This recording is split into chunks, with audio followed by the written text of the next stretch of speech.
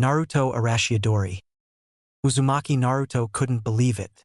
Down there in the pit, where he had fought and defeated Hyuga Niji number 2 hours ago, Uchiha Sasuke was fighting Naruto's worst nightmare. Sasuke, Naruto's rival, was fighting against the one person that Naruto was actually openly afraid of facing. Gaara of the desert. After the talk Naruto had with the red-haired Sand Shinobi yesterday, he discovered two things. They had been living a similar life and for a similar reason. Both had been hated and feared by their village because they had a demon sealed inside of them. But Naruto was scared of Gaara because, unlike Naruto, Gaara did not get out of the loneliness. Instead, he stayed in it and killed anyone that came close to him.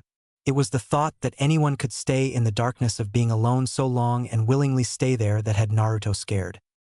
And now Uchiha Sasuke, Naruto's rival and teammate, was down there fighting him. After asking, almost begging even, Kakashi-sensei to interfere with the fight because Sasuke would lose, he pulls of a trick like that.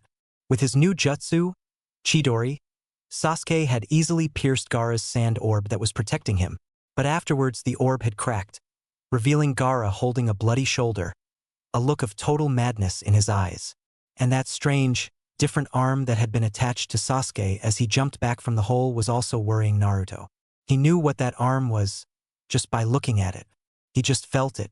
The combination of the chakra and the appearance left nothing to his imagination. That arm was from Gaara's inner demon, Shikaku.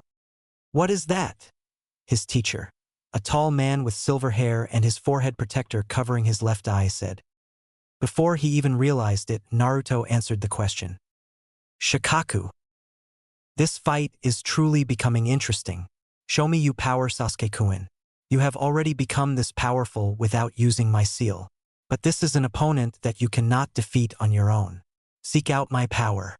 Orochimaru thought to himself as he watched the fight between the Sand's most powerful shinobi and the boy he had chosen to become his next container. Involuntarily, he gave a small chuckle. What's the matter, Kazekage-dano? The old Hokage asked. It's rare to hear you amuse yourself like that. It is nothing, Hokage-sama, he answered, assuming his role again. It's still too early. I want to see Sasuke-kun's potential. He didn't voice his thought though. Instead, he smoothly told his old teacher a lie. But it has been the first time that I have actually seen Gaara wounded, as should be expected from the famous Uchiha clan. But I fear that he has passed the border with Gaara. When Gaara becomes enraged, he stops at nothing but complete murder. If a shinobi of the sand completely dominates against even one of the Uchiha clan, it will improve our mission rate even more than I dared dream when I came here.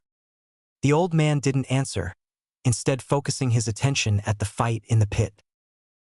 Uchiha Sasuke. What's with this guy? Sasuke thought. I've hit him with Chidori, but afterwards he nearly crushes my arm.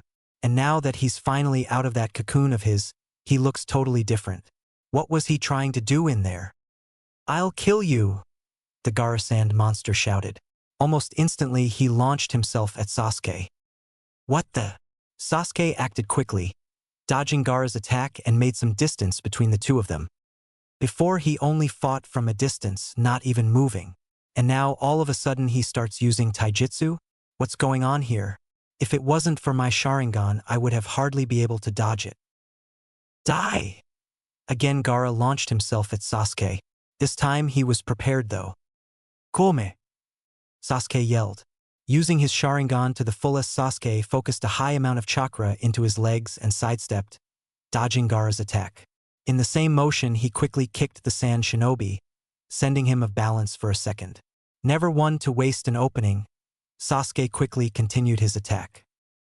Making sure his attacks were as fast as possible, he quickly punched Gaara in the guy, followed by an elbow to the face. Now, he thought, going for a neck chop to deal heavy damage. Arg! In his moment of attack, aiming for a critical area, Sasuke had opened his guard and Gaara instantly used it. With the giant arm of sand, he slammed Sasuke away, into a wall. A wall on the other side of the stadium. Sasuke's vision was swimming. He couldn't see straight right now. The punch Gaara had given him had hurt unlike anything he ever got hit by. Even trying to stand up straight was a difficult task right now.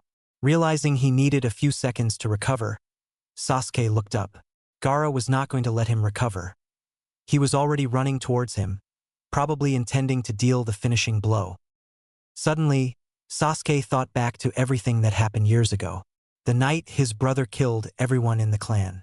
Remembering that his brother said that he should become the Avenger, destined to fight Itachi to the death, he felt hatred flowing over him again. And with the hatred came power.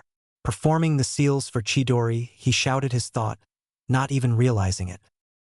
Itachi, I will become an Avenger. I will kill you.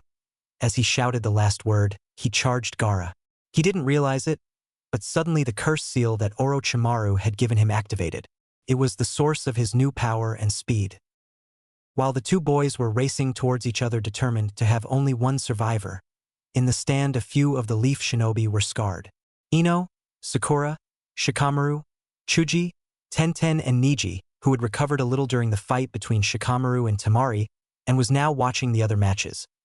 All remembered that instance in the Forest of Death when Sasuke had gained the markings on his body and crushed an entire team of shinobi single-handedly. Even Kakashi was getting worried, seeing how his seal was not helping contain the curse. It meant that Sasuke was experiencing great hatred and anger. What happened with Sasuke? Naruto asked. He, along with Kiba and Hinata, didn't have a clue about what was going on. None of the three had been present or awake last time Sasuke went berserk. Chidori! D! With those yells, the teenage boys clashed. Sasuke, using the Chidori, cut Gaara's sand arm off at the shoulder, but Gaara himself was left unhurt.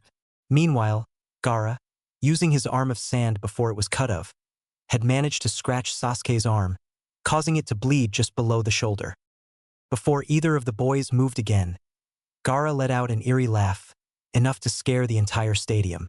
And even while laughing, the sand from his gourd reformed a new monster arm. But this time around it was on his other arm, his dominant arm. Suddenly, so fast none of the ordinary villagers, Lord and other non-shinobi could see, Gaara turned around and slammed Sasuke with his monster arm again. Not being able to react in time, Sasuke again went flying across the entire arena.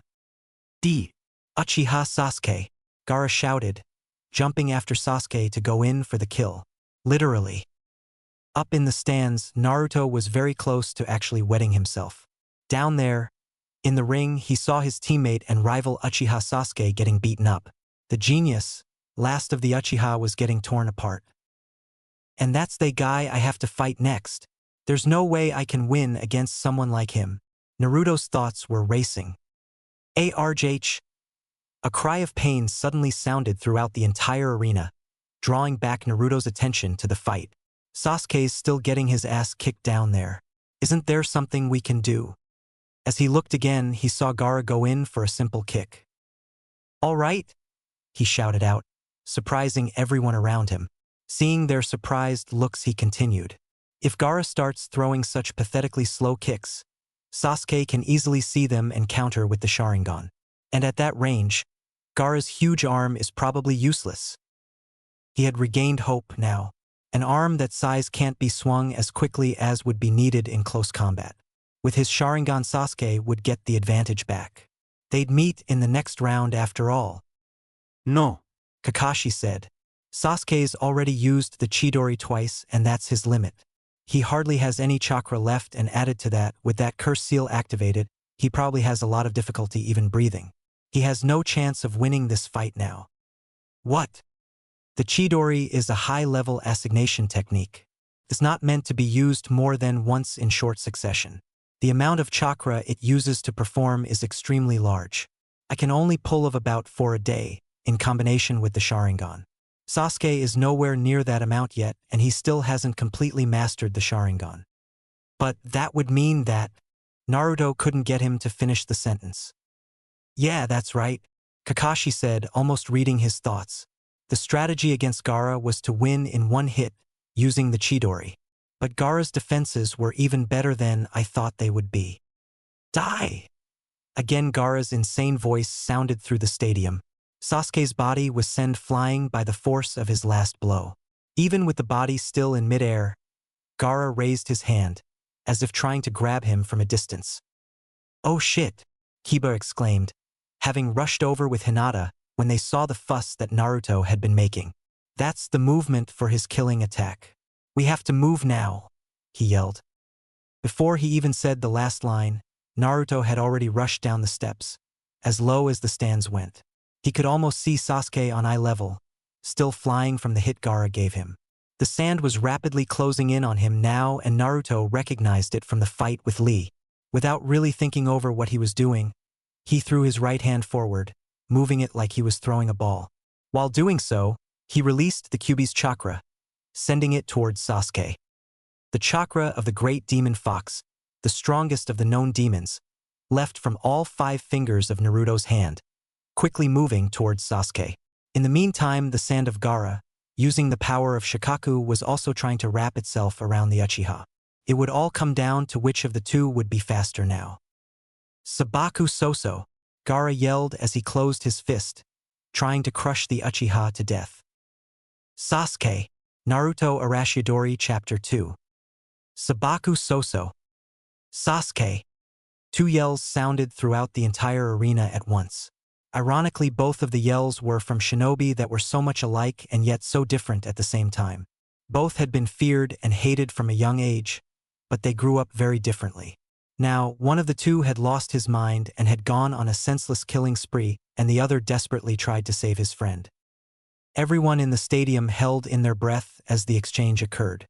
The figure that was once Uchiha Sasuke, the village's new hope as a genius shinobi, last of the Uchiha and the best rookie in his class, had been captured in what appeared to be a complete cocoon of sand, and that cocoon was crushing him at the hands of the young boy with a demon of sand sealed inside his body. But everyone could also see something else, even more amazing to the villagers.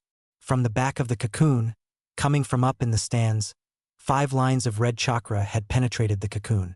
This chakra came from the one person every adult in the great village of Konoha had feared and hated.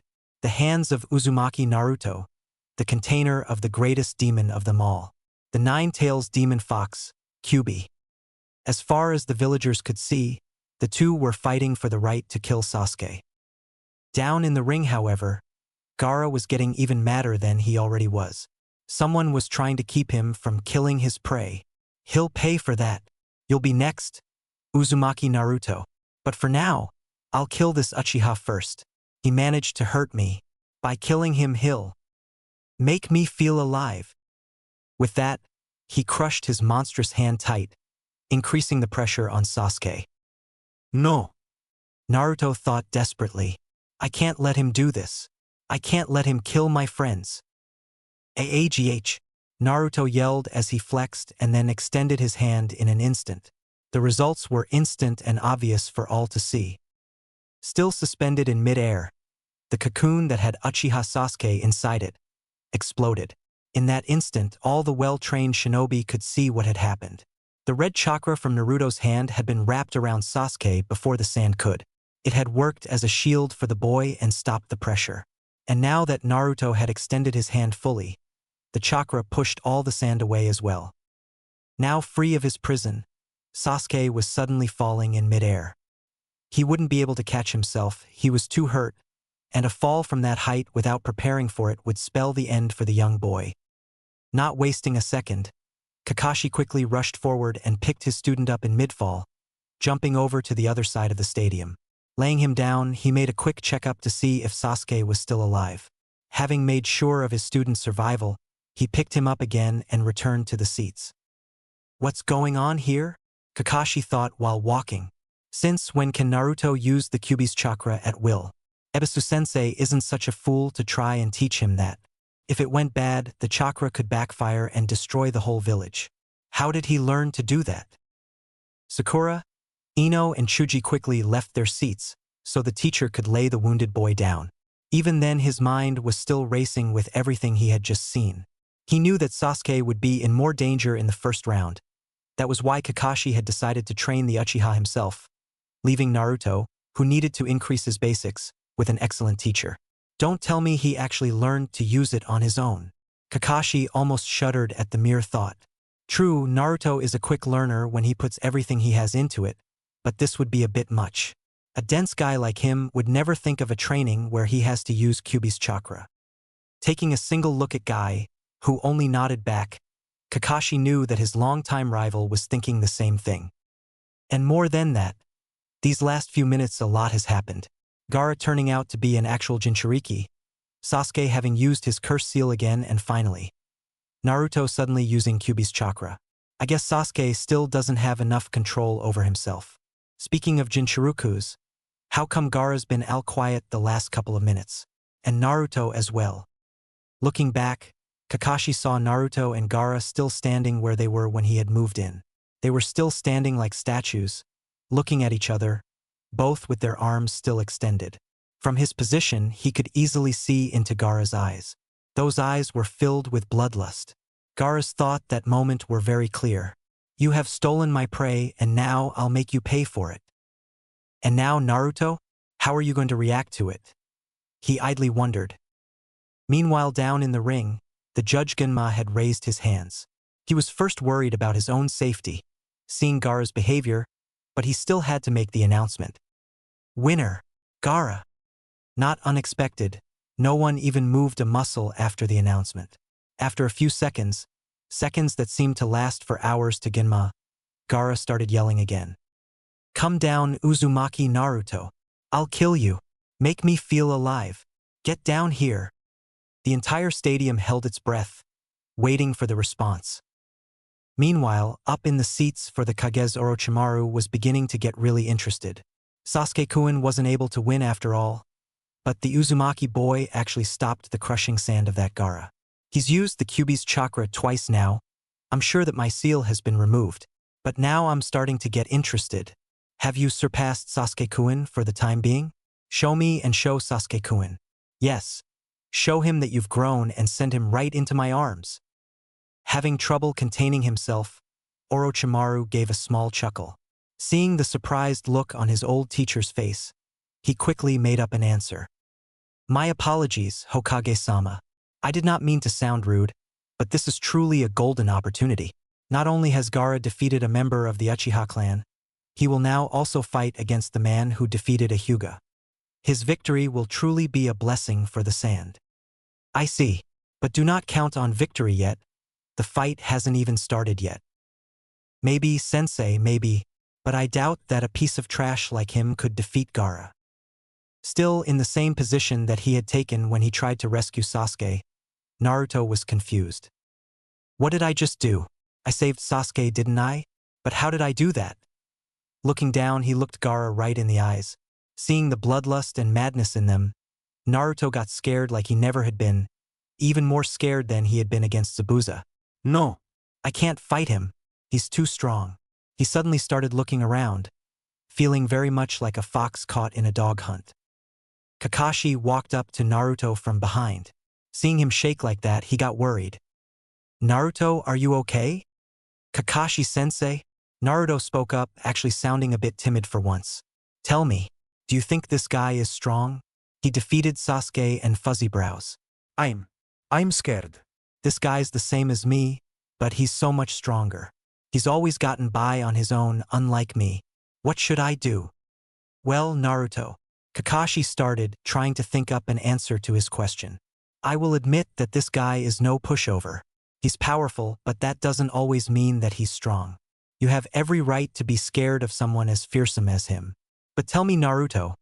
As they both turned and looked at each other again, Kakashi continued. Since when do you run from your problems? What happened to the brave and stupid shinobi that attacked a swordsman of the mist without fear? Wincing at the harsh voice of his sensei, Naruto tried to speak up. But, sensei, this guy You just said that he's the same as you, didn't you? Doesn't that mean that you're the only one that can fight him on equal grounds? Huh? No, I couldn't fight a guy like him. He's someone that has hurt your comrades, and right now you're the only one that can beat him. Are you telling me that you'll give up on them and let Gaara go unpunished? If so, you disappoint me. I guess you're right, sensei. I wouldn't make much of a Hokage if I did that, huh? Naruto answered half-heartedly. Turning around, Naruto walked towards the group of shinobi and Sasuke, who was still lying on the seats. Seeing the strange, almost grim look on his face, the group instantly went quiet. Sasuke stirred a bit as he struggled to see Naruto's face. He had already come to, and he had also heard Gaara's scream moments ago. "He Naruto," Ino said suddenly. "Don't tell me you're going up against that guy as well? He's a monster. Even Sasuke-kun couldn't defeat him." "A monster, huh?" he answered gloomy, almost whispering. "I guess you're right." Stepping past Ino, he walked up to Sasuke and spoke up. "Sasuke, I'm sorry, but it looks like," he struggled with his words suddenly, "we won't have our fight after all." I'm sorry. And with that, he suddenly turned around and walked down the steps that would lead him into the arena down below. Surprised by the dark tone in his words, all the other shinobi looked at his back as he walked down the steps. "What the hell was that all about?" Kiba said as soon as Naruto was out of their sight. Naruto-kun, yes. Hinata started. "He doesn't think he'll come back." Sakura finished for her. "What?" the others all shouted.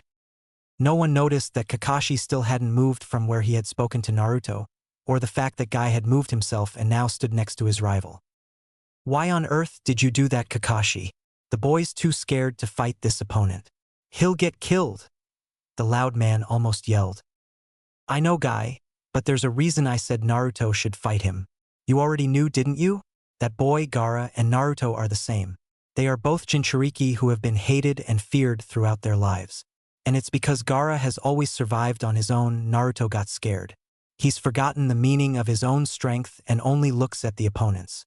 And right now, with the way Gaara is, Naruto is the only one who has the ability to defeat him. You saw it, didn't you? He used Kyuubi's chakra to save Sasuke. As he is now, he probably doesn't stand a chance against Gaara. But if he were to overcome his fear, Naruto would show him all the corners of the ring. I still think it's too much of a risk. There's too big a chance that he stays scared and can't fight at all. And if that happens, he'll be killed without a fight. Then you don't know Uzumaki Naruto, and I don't want to hear you about risky tactics." "Now then," Genma announced, as Naruto walked into the arena with his shoulders hanging. At that moment, he really looked like a person ready for his execution. Gaara turned around the instant the blonde had stepped in and never once stopped looking at him. "Now that both fighters are present, let the semifinals begin." Naruto Arashiodori. "Now then, Naruto-kun," Orochimaru thought, "show me what you are capable of. You could control Kyuubi's power to the point where even a Hyuga was no match and you deflected Gaara's attack. Show me if you are a threat to Akatsuki. Show me if you are a threat to me. It seems that this year will present a lot of opportunities for the sand. Do you agree, Hokage-sama?" he said to his old teacher, still in the act of being the Kazekage. "Yes, I myself am impressed by the power that your shinobi have shown today, as well as in the preliminaries. However, do not claim victory when the fight has not even started yet, Kazekage Dano. The fight has not even started yet, and his next opponent has defeated the greatest genius in the Hyuga clan." The Hokage answered. "Yes," he continued as if to himself, "it will be a fight between those that have defeated the bloodline limits." Only in his thoughts did he finish the line. It will be a fight between something far worse than bloodline limits. A fight between Jinchuriki. I'm not sure the stadium could hold a fight like this. Let's just hope that Naruto does indeed have control over the Kyuubi's power. Otherwise he'll certainly die. Let the semi-final battle begin. As soon as the words left Gunma's mouth, Gaara rushed forward, attacking for the kill right away. His sand arm hit Naruto before he could even react. Arg! Before Naruto had even realized it, he had landed, feet first, on the wall of the arena. The force of Gaara's attack had sent him flying all across the stadium, just like it had done with Sasuke. But Naruto, unlike Sasuke, could still move, and his reflexes, honed by months of training, allowed him to flip in mid-air, thus causing him to land on his feet and minimize the damage. As soon as Naruto looked up though, Gaara was close enough for their noses to be touching. Again, Naruto couldn't move before Gaara slammed him into the walls. And this time, Naruto had no way of reducing the damage. As Gaara drew back his arm to go in for a third strike, Naruto looked up at the stands. Kakashi was still standing there, just like how he stood during their talk. But now all the others, with Sasuke leaning heavily on Kiba and Chuji, had gathered as well to watch the fight. Seeing the look on his teacher's face, Naruto thought back to the words that Kakashi had said just moments before. Moments that felt like an eternity to him. You just said that he's the same as you, didn't you? Doesn't that mean that you're the only one that can fight him on equal grounds? I was right. He is too strong for me to fight with. I can't hope to defeat someone like this. Naruto thought as the giant arm slammed into him for the third time now. He could feel the walls behind him cracking under the power. Someone like this, he's too strong. He's always lived on his own. I know how terrible it feels, but he's always stayed there, never seeking the help of others. I can't hope to win against him. Before the monstrous arm slammed into him a fourth time, Naruto could feel himself being lifted into the air, and he was thrown around the stadium once again. As Naruto looked up, cursing the demon fox inside of him for its healing, he saw Gaara rushing out at him again. But this time, he also saw something different. Someone he had not seen in a very long time. Up in the stands, the people were in a variety of opinions for the fight. Sakura could clearly hear people shouting at Naruto to get up and fight back, while others were yelling with glee that her friend and teammate was about to be killed in this tournament. Yet a third group of people was yelling that he had to get up and defeat Gaara for the honor of Konoha and to avenge everything he's done to Sasuke-kun. And all of the shinobi that actually knew Naruto and had seen what Gaara was capable of were yelling at him to give up and surrender so he could at least survive. But why are some of these people so glad that Naruto is getting beaten by that thing? She thought. She had always known Naruto was not well liked. It was obvious for everyone from the way he was treated on the street, to the teachers in the academy, and even her own parents' reaction when they heard of her teammates. Why does everyone hate Naruto like that? What has he ever done wrong? Pranks don't earn you this kind of hatred today. Damn it, Naruto! Kiba was yelling beside her. This guy isn't normal, so just get the hell out of there. He'll tear you to pieces, you moron. I told you not to go against this guy, Ino added, and, like with Kiba, concern was evident in her voice.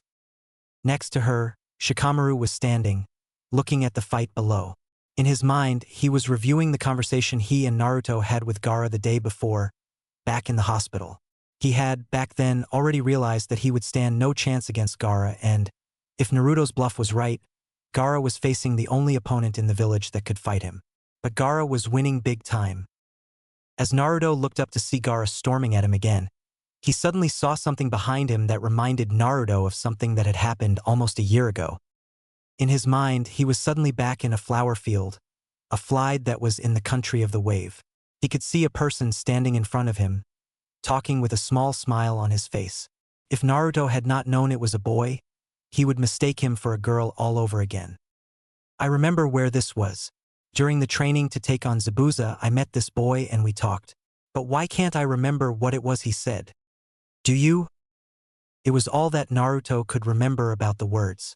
Before he had time to consider more words, Gaara attacked him again. Going for a different attack pattern this time, Gaara punched Naruto into the sky before jumping after him. He continued the attack by quickly kicking Naruto in mid-air.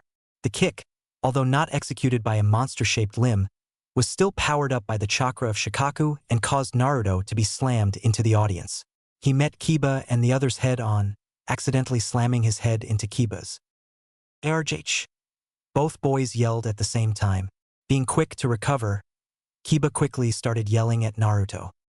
What do you think you're doing, you moron? Are you trying to freaking kill me? Before Naruto could give his normal witty response or someone else interfere, they were suddenly covered by a shadow. Looking up, they saw Gaara standing there, but the sand was starting to wrap around more of his body. When everything went silent again, the only things that were left normal of Gaara were his legs, his hair, and the tattoo for love on his forehead.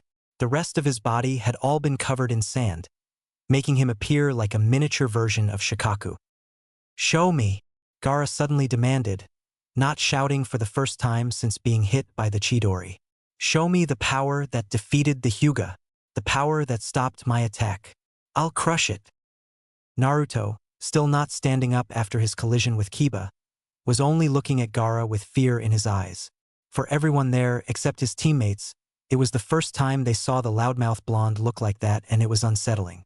If even Naruto, the idiot who they always thought was too stupid to even know what fear is, was scared of this guy, it could only mean real trouble.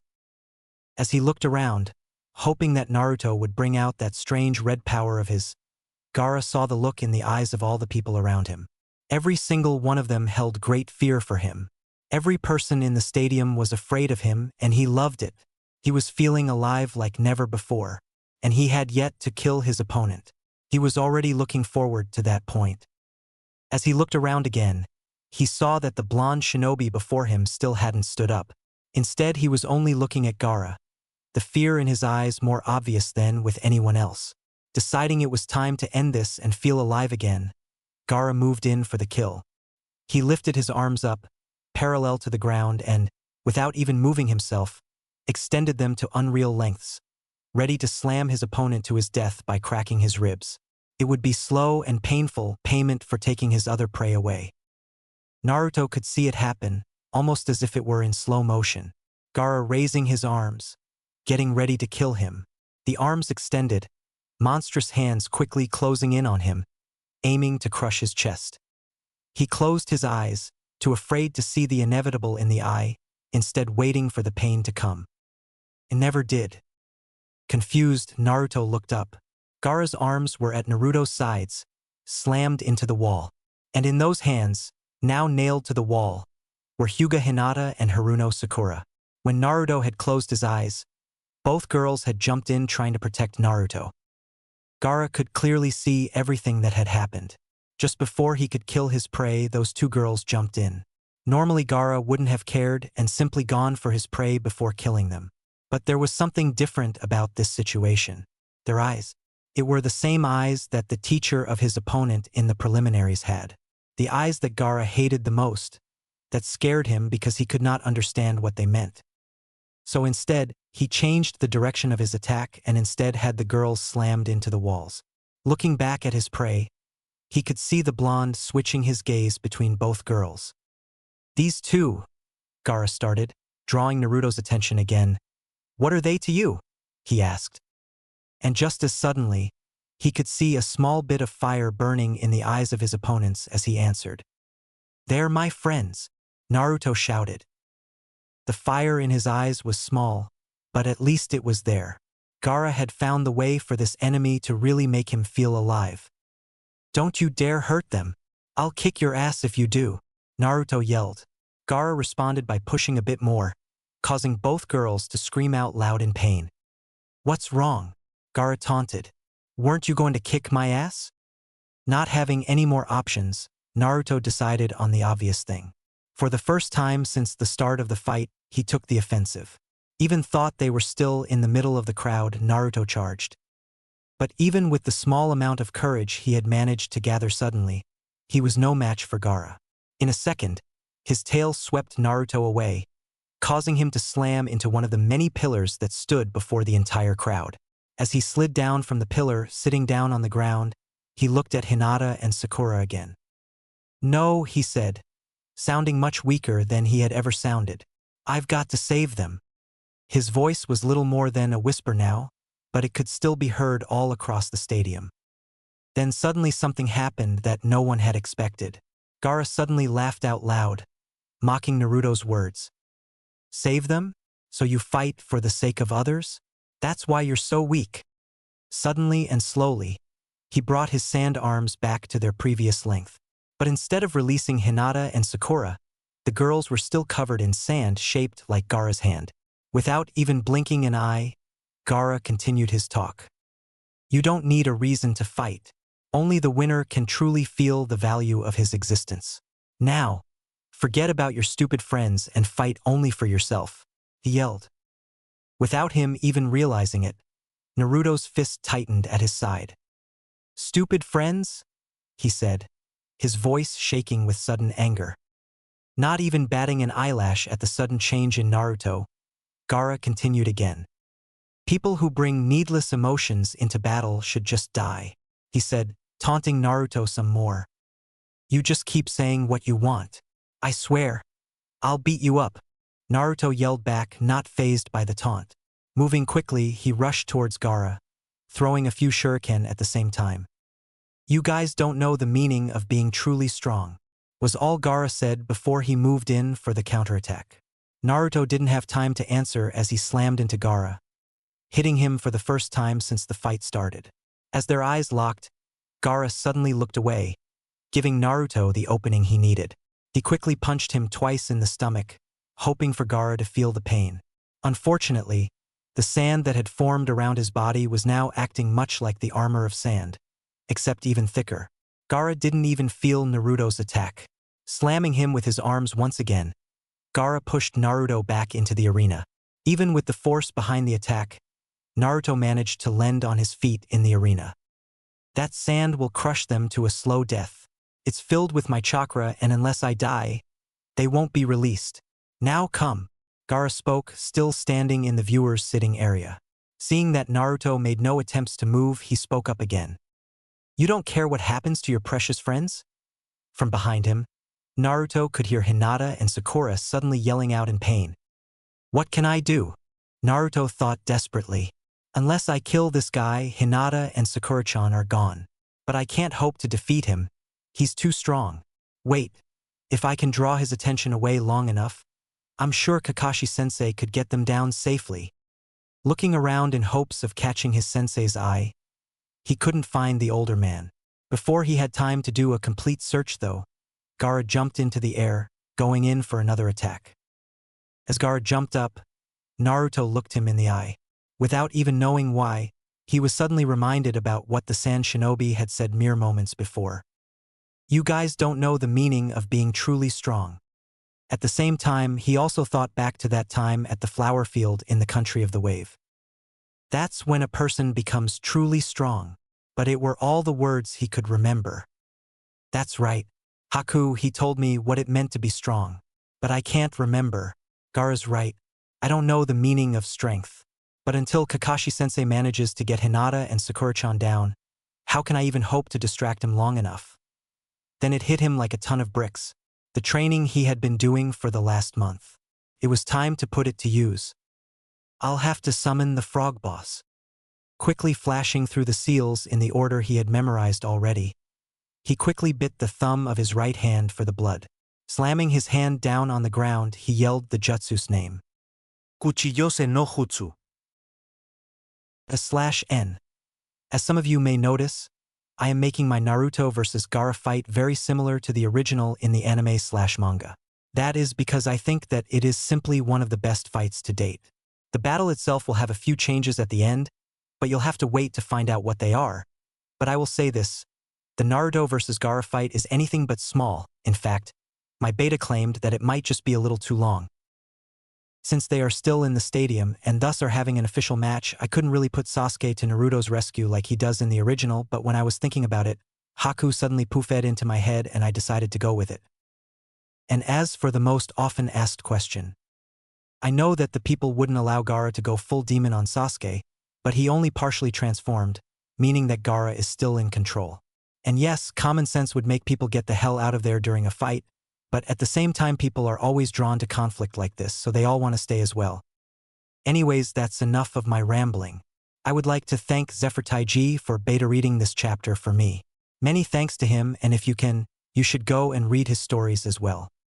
As always, reviews are very welcome. Kuchiyose no Jutsu. As Naruto yelled out his new jutsu's name, all the higher-ranked shinobi looked dumbstruck. It was quite common knowledge among the Jounins how a summoning technique worked. It required the writing of a contract with the animals you would be summoning as well as a mass of chakra. It was almost unheard of for anything below Chunin to be able to use a technique like that. But of course that was not what had most adult worried right then. Every single person that knew the truth, whether they knew Naruto in person or they had only heard the rumors about him, was thinking and fearing the same thing. Did he make a contract with the foxes? Meanwhile, back with the Rookie 9 minus Shino and Naruto of course, Kiba was about to use his claws to cut Hinata and Sakura free from the sand, when he suddenly felt a hand on his shoulder holding him in place. Looking up at the owner, he was looking in the eye of Hatake Kakashi. "What are you doing?" the boy yelled. "Now that the sand guy isn't here, we have to get Hinata and Sakura down." "No," was the simple answer. Before anyone could ask the copy ninja anything else, he quickly raised his hand in the air, a signal to the other shinobi present not to interfere unless ordered by a higher rank, preventing Gaara from getting disqualified even after endangering the audience. turning around and seeing the shocked faces that all of the shinobi had at him. Hatake Kakashi, the man who treasured teamwork more than anything, suddenly abandoning the two leaf girls, he continued. As soon as Naruto saw his two companions, his friends, in danger, he was able to fight back. Before that point, he could hardly move. I think that Naruto is capable of defeating Gaara, even as that boy is now. It all depends on whether or not Naruto can remember what his strength is. But Kakashi, Guy said, what if Naruto doesn't remember his strength in time?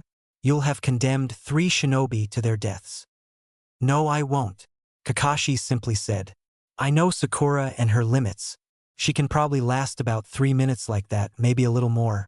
Hinata is physically stronger than Sakura, so she'll last longer. If Naruto doesn't remember in 3 minutes, I'll take them down from that wall and save Naruto if I have to.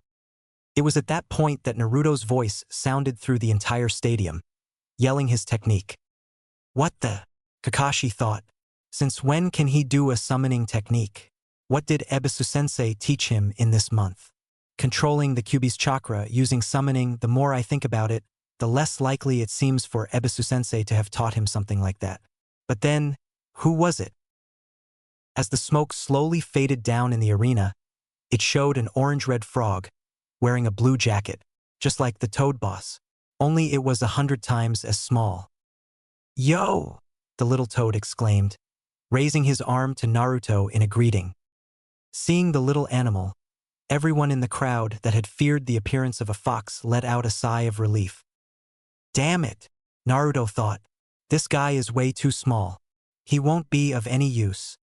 Haha, this is what you depend on. Pathetic. Now, Die, Gaara yelled, raising his arm in front of him and quickly swimming it forward. He sent out a large number of small sand bursts. Suna Shuriken, he yelled. Oh crap. Acting on instinct, Naruto grabbed the little frog and curled around it, protecting it from the hit. What the? Kakashi thought. I expected a lot of things to appear but not a frog. There's only one person that can give the summoning contract for frogs. Taking a quick look at Guy gave Kakashi all the info he needed. They were thinking along the same lines. It looks like Jiraiya-sama is back, Kakashi said. Yes, there's no other option. He's the only one who could give the summon contract for the frogs. Jiraiya? Kiba asked, a confused look on his face. Jiraiya-sama, Tenten said, having come over to check up on Lee mere seconds before. He's one of the 3 legendary Sannin of Konoha, she continued. He's the master of toad-like ninjutsu. But he left the village about a decade or 2 ago, right? Why's he back now? It is true that he left Konoha a long time ago, but he never became a missing nin. He has simply gone wandering, but never turned his back on Konoha, Kakashi answered. Only in his thoughts did he continue the sentence. But why would a shinobi like him suddenly return and take Naruto under his wing? He hasn't trained anyone since the 4th. Kakashi. Why do I have to mess it up now? A frog like this is useless, Naruto thought out loud. Hey, I'm not useless, the frog responded, his pride obviously hurt. I'll let you know I'm a powerful being, but I'm not experienced enough to fight against something like this yet. As he said the last part, the frog turned his head away, not daring to look at Naruto. So, in other words, you're useless, Naruto simply said. The frog turned around to retort when all of a sudden a shout sounded through the stadium again. The frog quickly leaped away from Naruto, trying to move to safer grounds. Naruto instead tried to launch another headfirst attack. Focusing some chakra into his legs, Naruto jumped up and quickly flashed through some seals. Kage Bunshin no Jutsu. Next to him, a dozen clones appeared in mid-air, all aiming for the sand monster that was Gaara. Gaara responded by taking in a large amount of air, all in one breath. As he exhaled it, multiple mouths appeared across his body, blowing back the air as Gaara shouted the technique's name. Mugen Sajin de Tapa. Arg! The force of the technique instantly dispelled all of the clones and sent Naruto flying across the stadium once again. As Naruto was still struggling to get back up, his entire body hurting and shacking, he heard Gaara yell out another technique. Suna Shuriken. This time, Naruto couldn't even react fast enough to curl himself up to reduce the damage. He took the full brunt of the attack and was slammed back into the walls hard. He's really strong. I can't win against someone like this. But what is this feeling? He thought to himself. For some reason, I really feel. Through his confusion, he looked up to see the figure of his attacker slowly approaching, an eerie grin of bloodlust on his twisted and changed face. Gaara launched yet another volley of Suna Shuriken, and again Naruto couldn't defend himself. He had lost count of the amount of times he had been slammed into the walls, but it had really started to hurt. If he had looked back instead of up, he would also have seen that after the last attack, his body had been sent back with enough force to make a vertical crater in the wall. Instead, he still looked at Gaara as he finally discovered what his feeling was.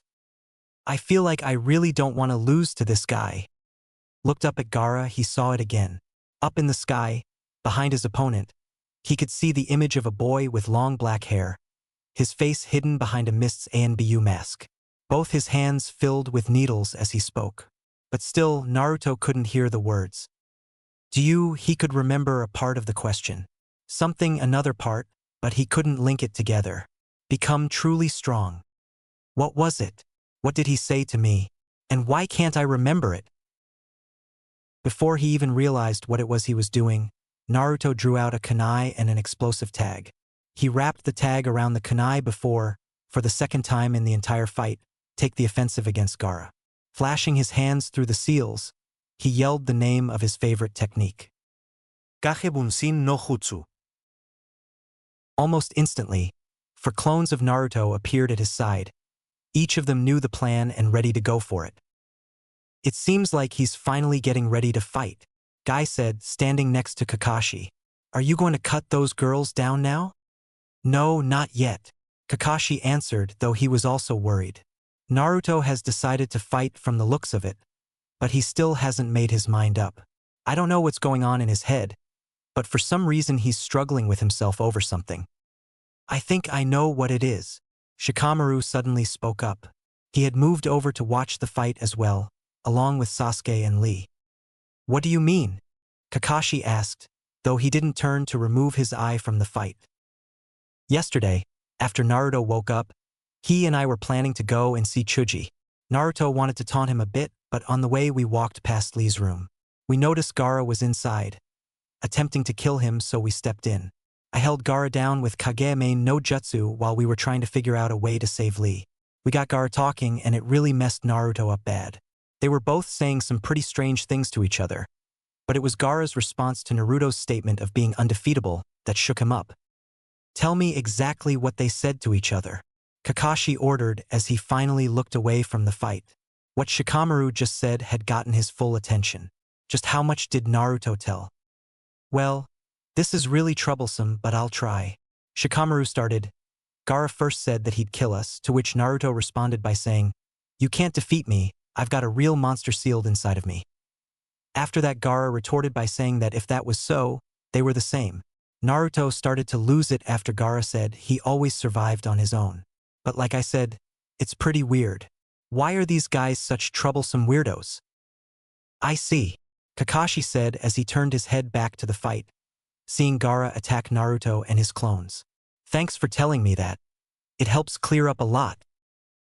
Well, Kakashi, care to share what you just discovered? Guy said, irritated that his rival again acted like he had all the answers. Well, Guy, Kakashi started as Naruto started a number of evasive maneuvers by using the Kage Bunshin. It's like this. Naruto has always been alone his entire life. In that regard, he's the same as Gaara. But the difference lies in the fact that Naruto has always tried to make others acknowledge him for who he is and eventually made friends, while Gaara always did everything on his own.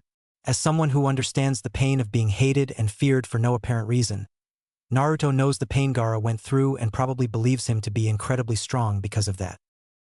Down in the ring, Naruto had managed, with the help of some maneuvering in midair thanks to his Kage Bunshin, to get behind Gaara, who was still in midair after his initial attack. He quickly formed the tiger seal with his hands, taking the kunai with the explosive tag around it in between his extended fingers. Take this, the taijutsu technique that Kakashi-sensei taught me. Konoha's secret taijutsu ultimate technique, 1,000 years of pain. He quickly extended his arms, shoving the kunai in the area where, with a normal person, their butthole would be. Unfortunately, Gaara was no normal person right now, so instead the kunai got stuck in the sand that was still protecting and changing Gaara's body. While everyone in the audience fell over backwards by the idiot technique, Gaara responded by hitting Naruto in the face with his tail. Hard. Due to the force behind the slam, Naruto went flying across the arena once again. Kakashi, don't tell me you actually taught him a move like that? Guy asked his eternal rival. Even he was a bit shocked by the technique and, though he could see that it would really hurt a human enemy, thought it was a weird move. No, I used it on him during the bell test. I can't believe he actually thought it was a real technique. Kakashi responded, feeling ashamed that Naruto had yelled who showed him the technique. As Naruto was still troughed the air, he said a single word. A single word completed his last attack sequence. Boom! Kaboom! Suddenly, without any warning, Gaara's body exploded from what looked like the inside. Naruto's plan had succeeded. Gaara had not removed the kunai that was stuck, and now the explosive tag had detonated, causing massive damage. Back up in the stands, everyone was flabbergasted. Naruto, you really are the #1 in surprising people. Kakashi thought to himself. You even managed to turn a joke technique into a deadly weapon. Even though it was obvious to everyone that Naruto had won the last exchange, when the smoke cleared and both boys were visible again, neither of the two was in a good state to continue the fight. Gaara had crashed into the ground after the explosion, and his sand body had well over half of its volume destroyed by the explosion. As it was, had lost his right sandarm and tail, as well as having a reduced movement speed. But on the other side, Naruto had been slammed into the walls again with such force that he had made a crater the department of his upper leg and had trouble getting back out. Still, despite being as hurt as he was, Naruto again looked around. The angle he was lying in made it possible for him to see his opponent, and he was feeling eerily content about the damage he had conflicted. He may not have been able to win, but he had at least managed to hurt the much stronger Sand Shinobi. As his gaze went up, he could see Kakashi-sensei standing next to Shikamaru and Fuzzy Brow-sensei. And behind those three he could see them. Hyuga Hinata and Haruno Sakura, both of them pinned to the wall because of him, slowly being crushed to death. Not even taking time to worry why his sensei hadn't freed them yet, Naruto's thought instead went on a different path. Why did they risk their lives to save me? Before he could begin to question it further, he suddenly saw Haku yet again up in the sky. Again he was talking. He could suddenly hear the words he said clearly. Because they are strong. Suddenly, without even moving his eyes away from the girls, Naruto started seeing events that had happened before, images from his previous missions. A large lake in a country far away, covered in an unnatural mist. Sasuke and Naruto felt afraid when suddenly Kakashi-sensei spoke up. Don't worry, I don't let my comrades die. Kakashi-sensei, Naruto thought as he moved one hand to grab the ledge of the crater. As Naruto opened his eyes, he could see Sasuke standing in front of him with Haku down on the floor. Suddenly, without warning, Sasuke fell backwards. As Naruto grabbed him, he saw all the needles sticking out of his body. Why? He shouted. I don't know. My body just moved on its own. Sasuke, his other hand had also grabbed the ledge, ready to pull himself out of the hole he was in. Showing the area of the Chunin Exams preliminary rounds. As Naruto was standing up in the stands, Hinata was fighting her cousin Neji.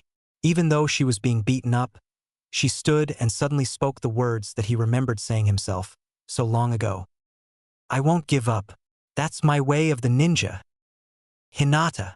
Now he had pulled himself out of the hole, standing in front of it, looking down at the ground.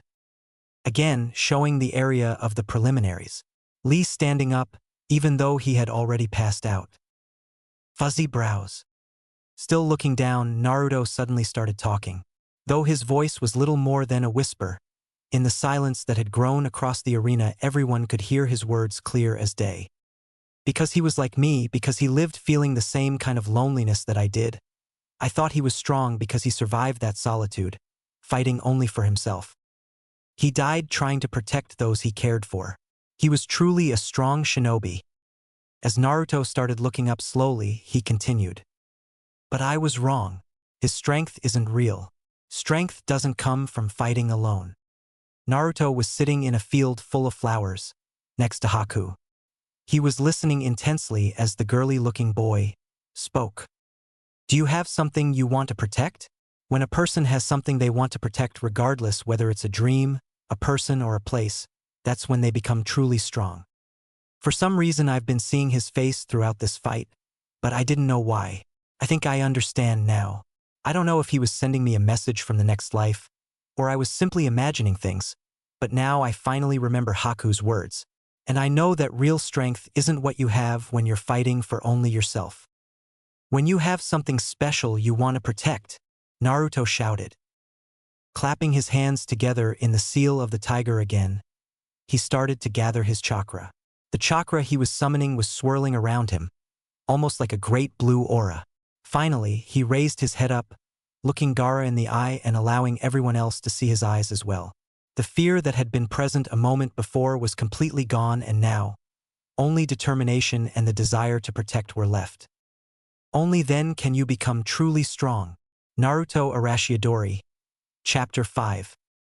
As soon as Kakashi saw the way Naruto was trying to pull himself out of the hole, he knew something had changed. The entire fight, Naruto's body had been shaking with fear and doubts, but now, as he was having trouble to get his feet on the ground, the shaking was being reduced until it stopped. Behold, Kakashi said to Guy and the others, knowing his student well enough to know the change that was coming in this fight. This fight is only just starting. Everyone except for Sasuke, who had seen the obnoxious blonde take on Momochi Zabuza head-on, looked at him like Kakashi had grown a second head, until suddenly Naruto spoke up. They immediately noticed his old confidence was back, even stronger than before, and he was speaking softly, only in a whisper to himself, but they could still hear his words clear as day. Because he was like me, because he lived feeling the same kind of loneliness that I did. I thought he was strong because he survived that solitude, fighting only for himself.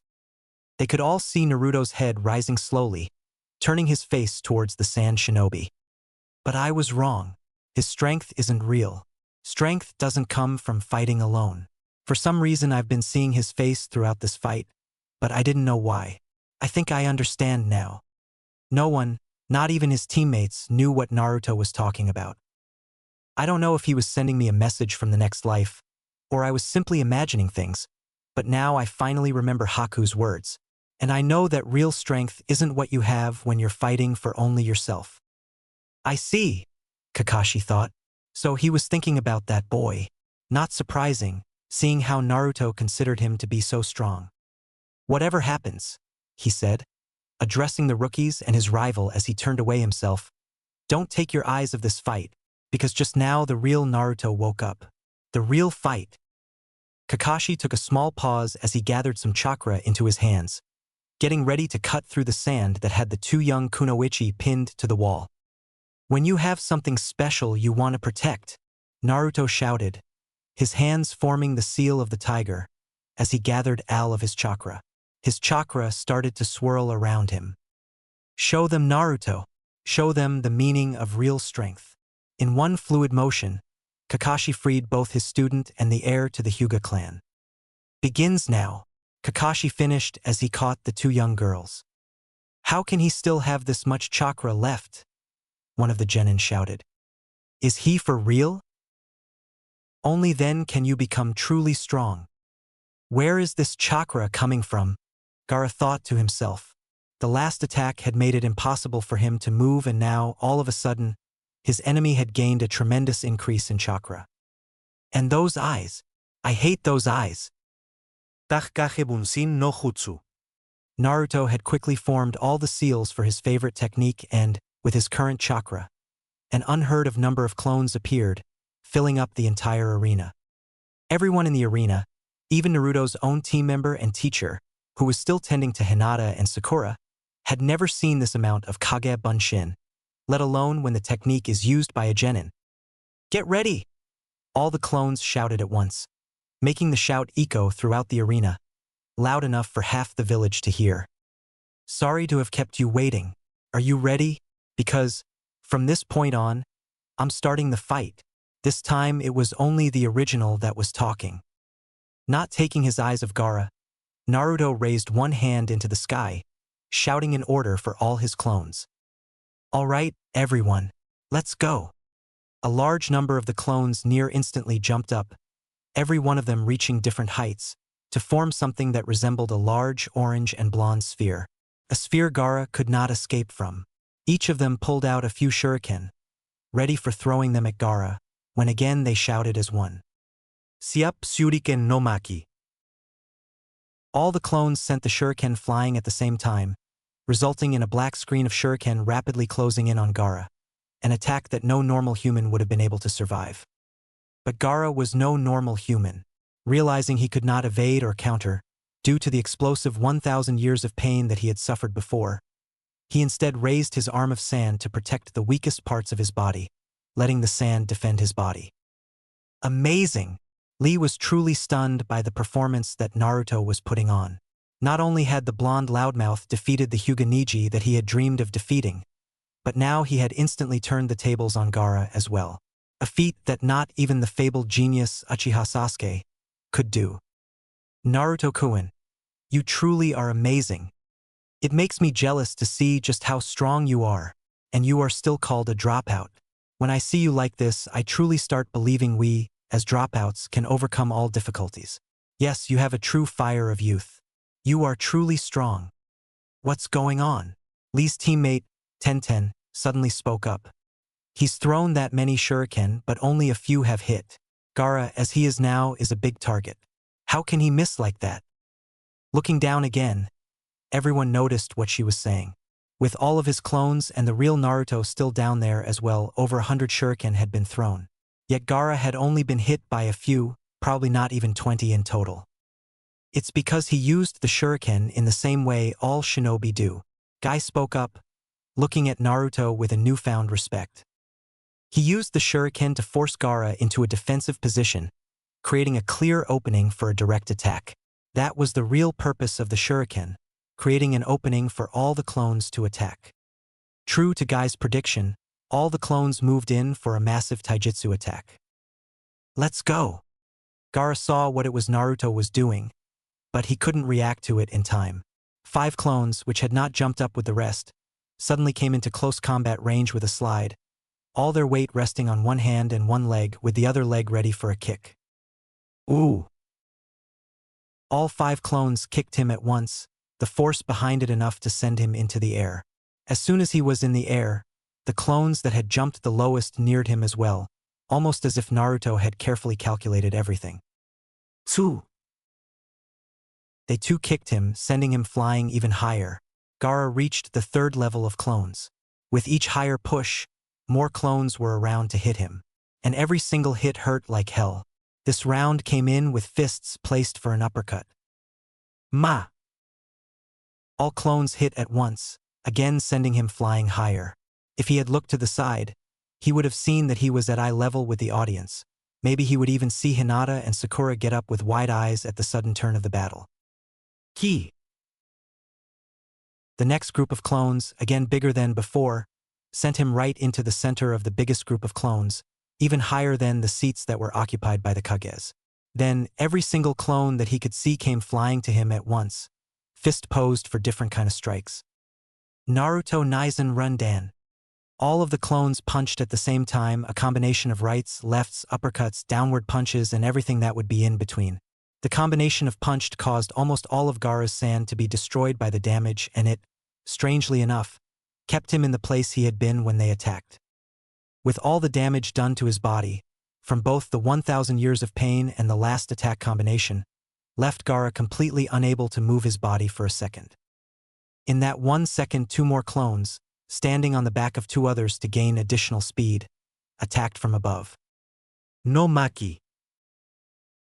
Without the sand to absorb the damage and the additional speed gained from standing on the back of other clones, the punch did a large amount of damage. The force behind it caused the last of the sand around Gaara's body to be blown away, leaving his torso completely unprotected, and sent him flying straight towards the ground.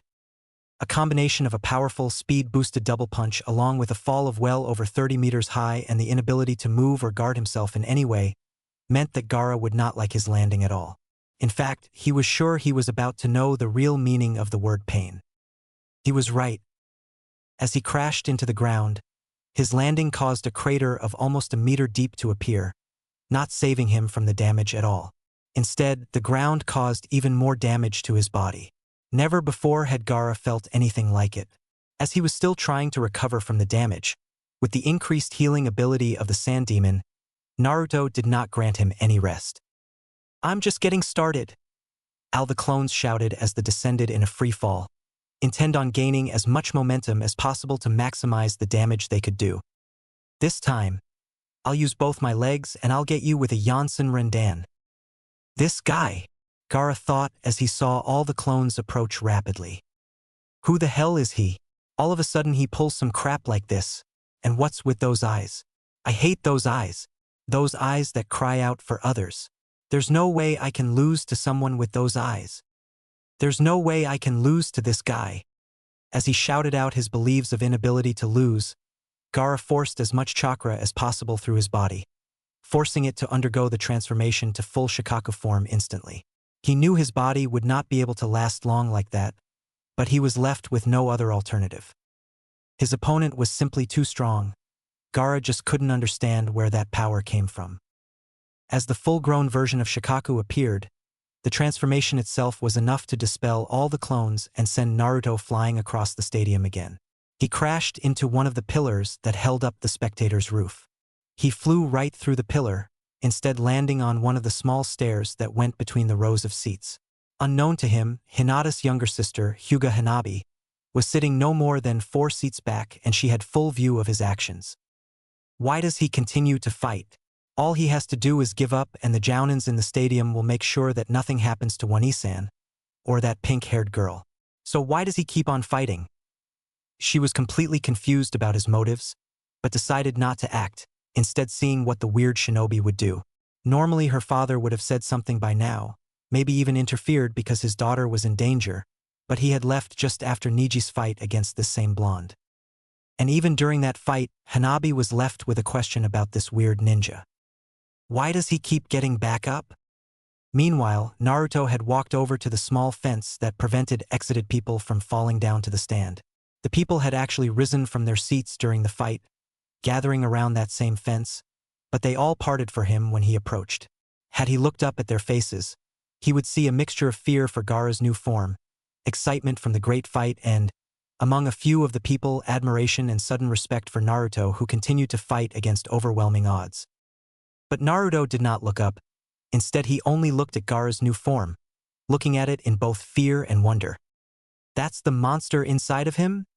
he questioned himself. "It's gigantic." The large sand demon, filling just less than a quarter of the large stadium, turned around to face his nemesis. As the giant of sand started raising his hand, Naruto realized that the attack was aimed at him. Intent on protecting the people all around him from Gaara's attack, Naruto quickly leaped forward, over the railing, towards the creature that was well over 100 times his size. To the people around, it looked like a heroic yet suicidal charge to victory. Everyone, the Rookie 9 included, held their breath as Naruto closed in on the Shikaku. For everyone, it looked like time was moving in slow motion, Naruto approaching the gigantic demon, while the sand was rising underneath him, attempting to grab him. The sand was quicker to reach Naruto and almost instantly wrapped around him. "This is bad," Kakashi thought as he saw the form of Gaara's inner demon. "I already knew that he was a Jinchuriki, but he also possees one of the tailed demons. I don't know if Naruto is capable of fighting an enemy like that on his own. He doesn't have the same level of control that Gaara does, but there is a possibility that the QB is forced out. Guy, we'd better prepare for the worst-case scenario," he whispered to the man in green, standing next to him, as he raised his forehead protector to reveal his Sharingan. "I know. Let's just hope it doesn't happen." Naruto-kun. Hinata said, breaking the silence of the children. Naruto had been wrapped in sand, and Kakashi recognized the stance as the same on that had destroyed Lee's arm and leg. The attack he had tried to use on Sasuke as well, but had been blocked by Naruto. Gaara's instant killing move. Sabaku Q. Sabaku Q. Oh no! I've used all my chakra with those Kage Bunshin. Naruto realized too late, already wrapped in the sand. I can't do any. Before he could even finish his though, an image of Hinata and Sakura, still pinned to the wall by the sand, flashed through his head. That's right. I can't give up. If I do, Hinata and Sakura-chan will die. They risked their lives to save mine. Now, I'll risk mine to save them. His resolve strengthened even more. Naruto drew out as much chakra as he could. In his drained state, most of the chakra was drawn from the Kyuubi to prevent him from draining his organs of energy and killing him. He didn't realize it because he didn't think about it, but it caused him to be much stronger than when he was at his limits. He swiped some of the blood that had dripped down from one of his many wounds of his chin and started forming the seals for the strongest ninjutsu that he knew. The only ninjutsu he knew of that could help him fight Gaara's new form. Inu, Tori, Saru, Hitsuji. While Naruto was busy forming the seals, Gaara decided to finish it. "This is it for you," he said. He extended the fingers on his monstrous arm a little, intent on crushing Naruto with the pressure. Following the path of his fingers, the sand loosened the smallest of nanometers. Sabaku Soso. But those few nanometers were all the room Naruto needed to unleash his strongest technique. Kuchiyose no Jutsu. Naruto Arashidori Chapter 6. Kuchiyose no Jutsu. In midair, suspended by the sand coffin around him, Naruto used his newest and most powerful ninjutsu. Unlike last time he used it, now a large explosion followed the shout, resulting in half of the arena being covered in smoke. Up from his seat next to his old teacher, Orochimaru could not help but be surprised. The frogs show that he has been training under that idiot of a Jiraiya, that much was obvious. But it's impossible that he has just summoned a frog that big. Don't tell me he's summoned. Before he could finish his thought, the smoke cleared and revealed Orochimaru's worry to be justified. "Gamabunta," the third Hokage said, surprise clear in his voice. He had also figured out that Naruto had been training under Jiraiya. He had been speculating it just after Naruto's fight with Neji because no sane Konoha shinobi would try to teach Naruto to control the Kyuubi. Jiraiya's sanity was always a point of debate and, unlike the villagers, he did not fear nor hate the boy's abilities. He had been proven right when Naruto summoned the small frog, but even he had never imagined that Naruto would have the jutsu down to the point where he could summon the strongest frog possible. A frog he had not seen since the night of the fourth's death. "What is that thing? It's huge," Kiba exclaimed, graping onto the fence in tension. "Better yet, how did it get here? Something like that does not just sneak in unnoticed." Naruto used Kuchiyose no Jutsu, Kakashi said, turning to the group of children. "It is a special A-rank ninjutsu that revolves around the manipulation of time and space. It sounds big, but in effect all you do is call a certain being that you have made a contract with to you, often to help you in a fight. It's a jutsu that some jounins and most chunins can't use, mainly due to its chakra cost. But if a person has enough chakra, they can call the king of the beings they made a contract with the strongest of them all. That's what Naruto just did." Seeing the surprised looks on each of their faces, he almost chuckled. What Naruto had done was extremely impressive, but it was nothing like the bomb he was about to drop on them. "There's more," he started, enjoying the tension he was creating.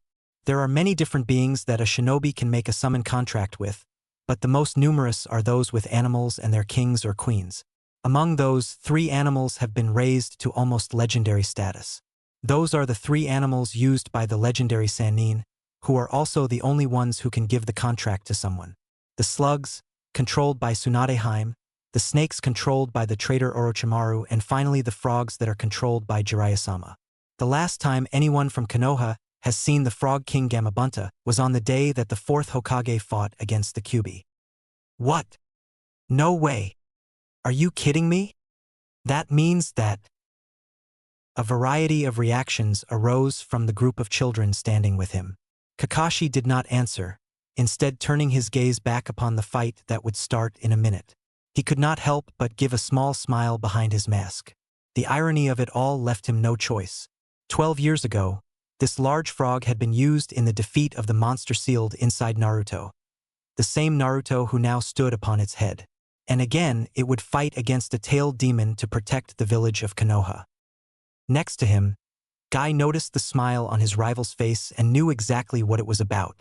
He had difficulty keeping a straight face himself.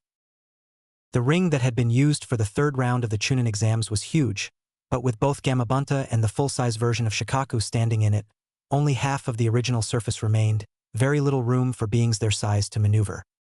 But none of that were on Naruto's mind as he stood atop Gamabunta's head, his hands still in the stance of the jutsu he just used. "No matter what, I'll defiantly protect everyone," he yelled out loud. His promise, shouted to no one but himself, was heard by everyone and everything in the stadium, leading to a variation of reactions. Some of the teenage girls thought he was a romantic hero. Some of the teenage guys thought he was acting far too cool. The elder villagers were surprised by his determination.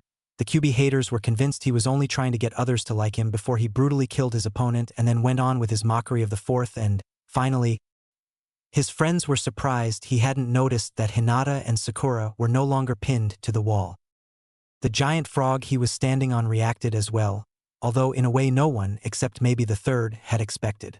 As the king of all frogs looked up to see who was standing on his head, expecting an explanation, Naruto's old confidence came back to him. "All right, the results of my training finally show. Now we're talk dash." "You again?" the frog interrupted, sounding annoyed. "What's with you? What do you want?" Before Naruto could answer, Gaara, in his full Shikaka form, moved his tail, earning him Gamabunta's attention.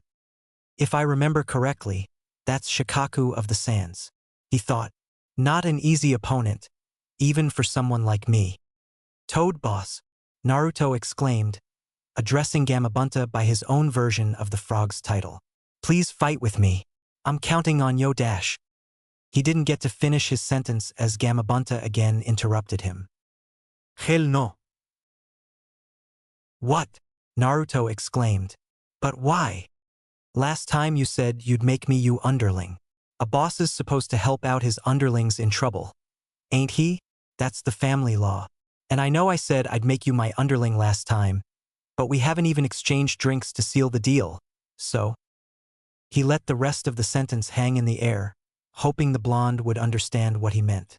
Meanwhile, his thoughts were on a completely different track. "Why should I have to do anything for the sake of this pain in the butt? No way. I'm not of age yet. I can't drink sake," Naruto exclaimed. Suddenly he felt a weight land on his head that spoke up. "Now don't go saying that." The smaller frog Naruto had summoned before spoke from his new resting place, sitting atop Naruto's head. "Will you listen to the fellow already? I was saved by this one Pops." "Huh? Pops? You mean that you're his son?" Naruto's question went unanswered as Gamabunta instead focused his attention on his son. "What are you doing here, Gamakichi?" "I was bored, so I came out to play," the small amphibian answered before pointing his hand towards Gaara. "But more importantly, that guy tried to bully me." "Say what?"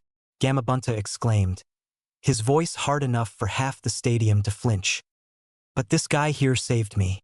He's pretty interesting," Gamakichi continued.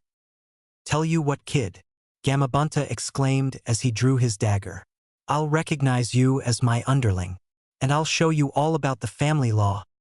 And as for you," he continued, pointing his dagger and the sand monster, "it's payback time, bastard." Gamabunta crouched as much as he could for a frog, ready to launch at his opponent. "Hold on tight now," he yelled before pushing of. Naruto only barely had time to gather some chakra into his feet to prevent himself from being blown away with the speed Gamabunta pushed of.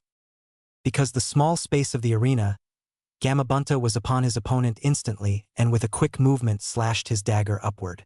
His sword cut through the monster's right arm, but the resistance of its skin prevented Gamabunta from keeping his blade in hand. The amount of force he had been forced to put behind it made the blade fly away at the same time as Gaara's arm. The large sand arm flew into a wall, its mass and force enough to make the entire wall crumble down, opening the arena. Meanwhile, Gamabunta's dagger was sent flying and crashed right into the building that previously all the participators of the third exam were standing. It cut through the building with ease, its hilt still sticking out of the roof. It was only because Shino had joined his teammates after Sasuke's fight that he had survived. Kankuro and Temari had been equally lucky because they had gone to speak with their sensei when the plan wasn't executed as they thought it would be. Nevertheless, the force of two giant beings, each weighing a few thousand kilograms at the least, clashing and landing on the ground was enough to knock every single person in the stadium back. Even the Hokage and Kazekage were pushed back by the sheer force of the exchange. Awesome! The single word was all Naruto could think of to describe the fight. He noticed the amount of collateral damage done after just one attack and quickly issued a warning to his giant ally. "He's Toad Boss. Sakura-chan, Hinata and the others are over that way," he yelled, pointing in the general direction of the crowd. "Don't go there. Lure him here, would you?" "Sakura-chan? Hinata?" the giant toad asked, unfamiliar with the names. "They're his friends, Pops," Gamakichi quickly explained to his father. "We have to defeat him. Otherwise we can't save Sakura-chan and Hinata." With some difficulty, Gamabunta could look up to see Naruto's face. He was looking at Gaara with the same determination that he gained after remembering what strength was. When he saw the look on his face, realizing he wouldn't back down no matter what, even the mighty Toad Boss was impressed. He couldn't help but grin as he realized that all three of the humans he had accepted as underlings in the last few decennia were so similar to each other, and, in a way, very similar to himself. "You're fun. Uzumaki Naruto," the giant abomination of sand suddenly spoke up. As he spoke, Gaara's body suddenly appeared on top of the sand monster's head. As he looked up, he clenched his hands in the seal of the tiger, indicating that he was going to use some kind of ninjutsu. "Oh no!" Temari exclaimed. She, like everyone else in the stadium, had been pulled into this fight as soon as Gaara had pinned those two kunoichi to the wall. She had never before seen anyone fight the way this Uzumaki Naruto did, and she had never, ever seen Gaara get pushed as much as he was being pushed today. "What's with these Konoha shinobi?" she thought. Never before has anyone been able to bypass Gaara's defenses, but in a month's time he has been hurt by an enemy attack, made to bleed for the first time in his life, and now he's being forced to use that jutsu. If those three are any indication of what all the Leaf Shinobi are capable of, we won't stand a chance even if we join up with the Hidden Sound. A look at her younger brother Kankuro showed her that his mind was working on a similar path. And why on earth didn't they start the plan already? With each passing moment, Temari became more nervous. Something was going on here, she was sure of it. Suddenly she heard Gaara's voice throughout the entire stadium, using the one jutsu she had feared more than anything else in the world. Tanuki Neiri no Jutsu. As he yelled the jutsu's name, Gaara's entire body fell over, indicating he had fallen asleep.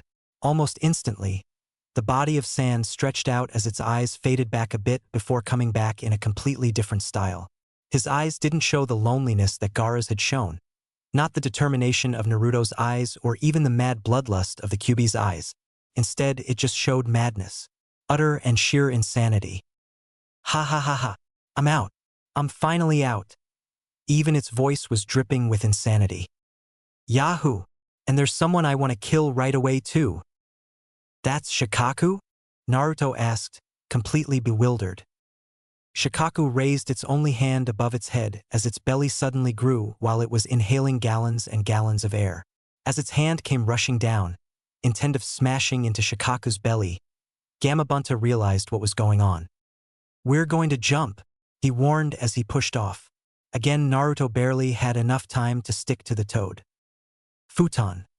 Rankuden Shikaku exclaimed as its hand slammed into its belly.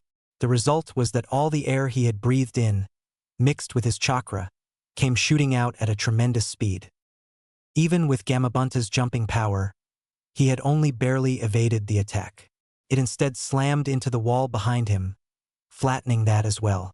The explosion caused by the contact between the solid wall and the powerful ball of chakra blasted away a large part of the forest and the road that led up the arena.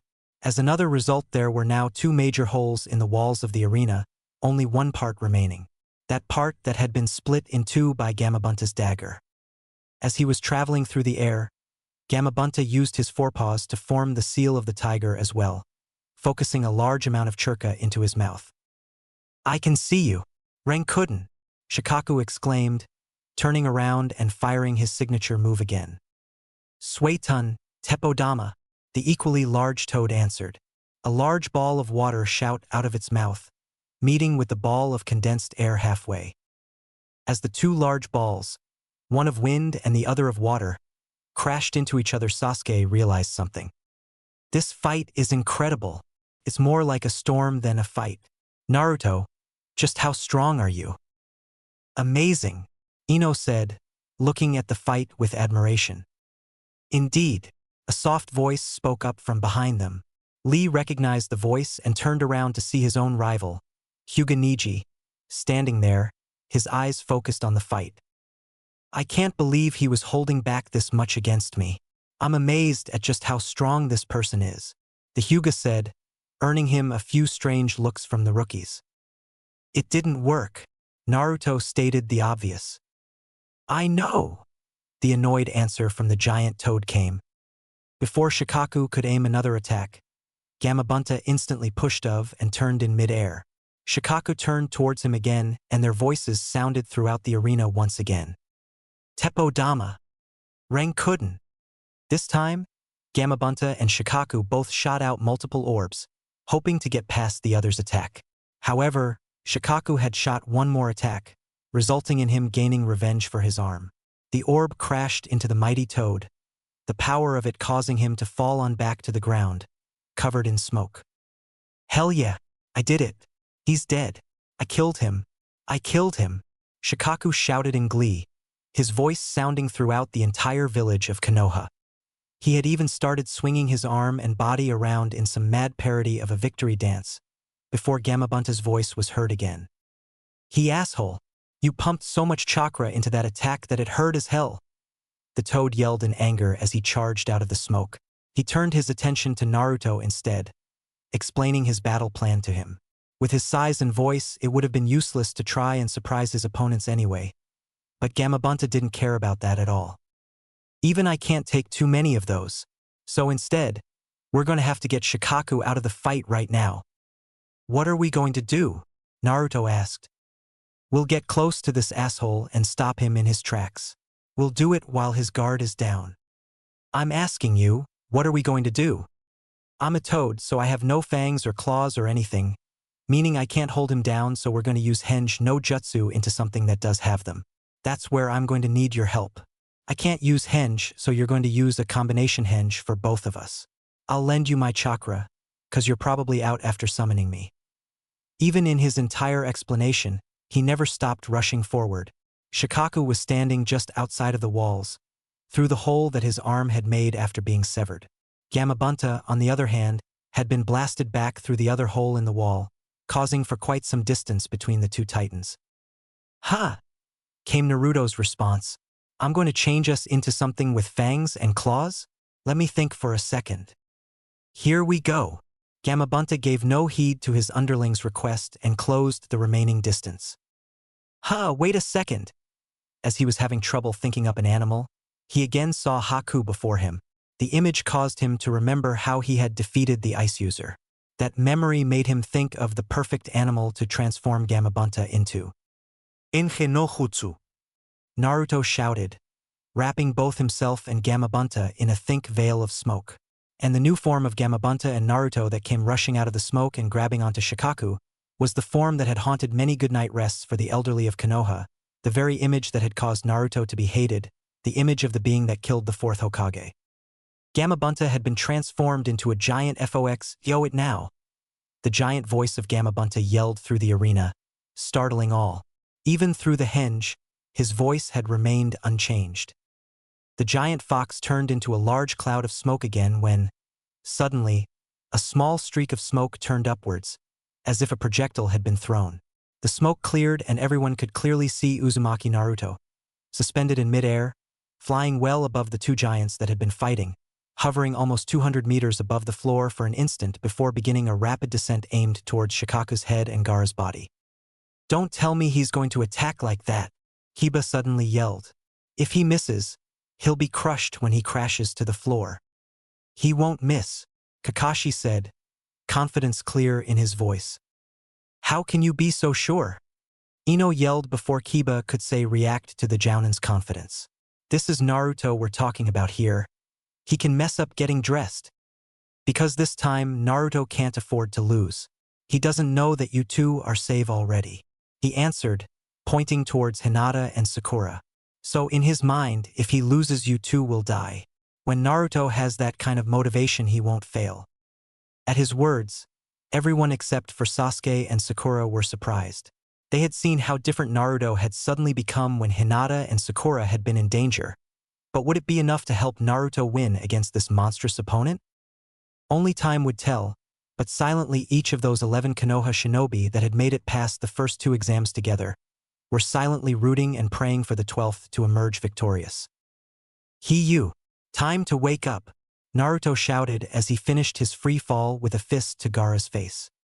The impact was strong enough to send the younger boy flying backwards, even though he was held solidly by the sand. Mimicking the movement of its host, the sand body also swung backward in pain. Shit! The voice of Shikaku sounded through the stadium, although it was fading quickly. I only just came out and now this is happening. Shit, sure. And with that, the voice of a mad demon faded and Gaara opened his eyes again, on the head of the body of sand. Looking back, Naruto saw the wall behind Gamabunta was still approaching them. The Toad Boss is still being pushed back? Then I got to take out Gaara now. It's my only chance.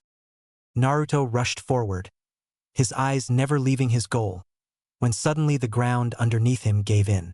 What's this? Looking down, he was given his answer. Quicksand. Oh no.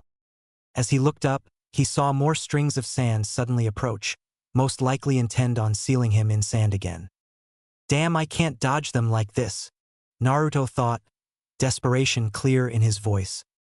Pops! Gamakichi's voice sounded suddenly, alerting Gamabunta to what was going on with Naruto. Mere second before the sand could wrap itself around Naruto to crush him. A thick wall sprang up around him, protecting him from it. Looking at it, Naruto realized it was Gamabunta's tongue. Don't underestimate me, Gaara shouted, still covered from the waist down in sand. Looking down, the sand Naruto had sunk in started to climb up slowly.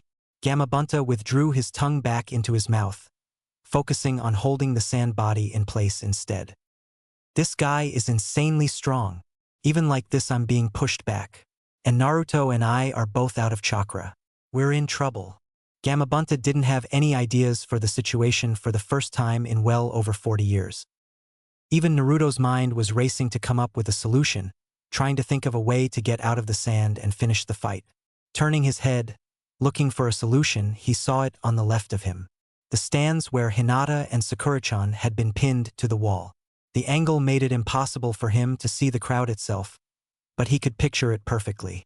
The image of those 2 girls pinned to the wall gave Naruto the determination he needed.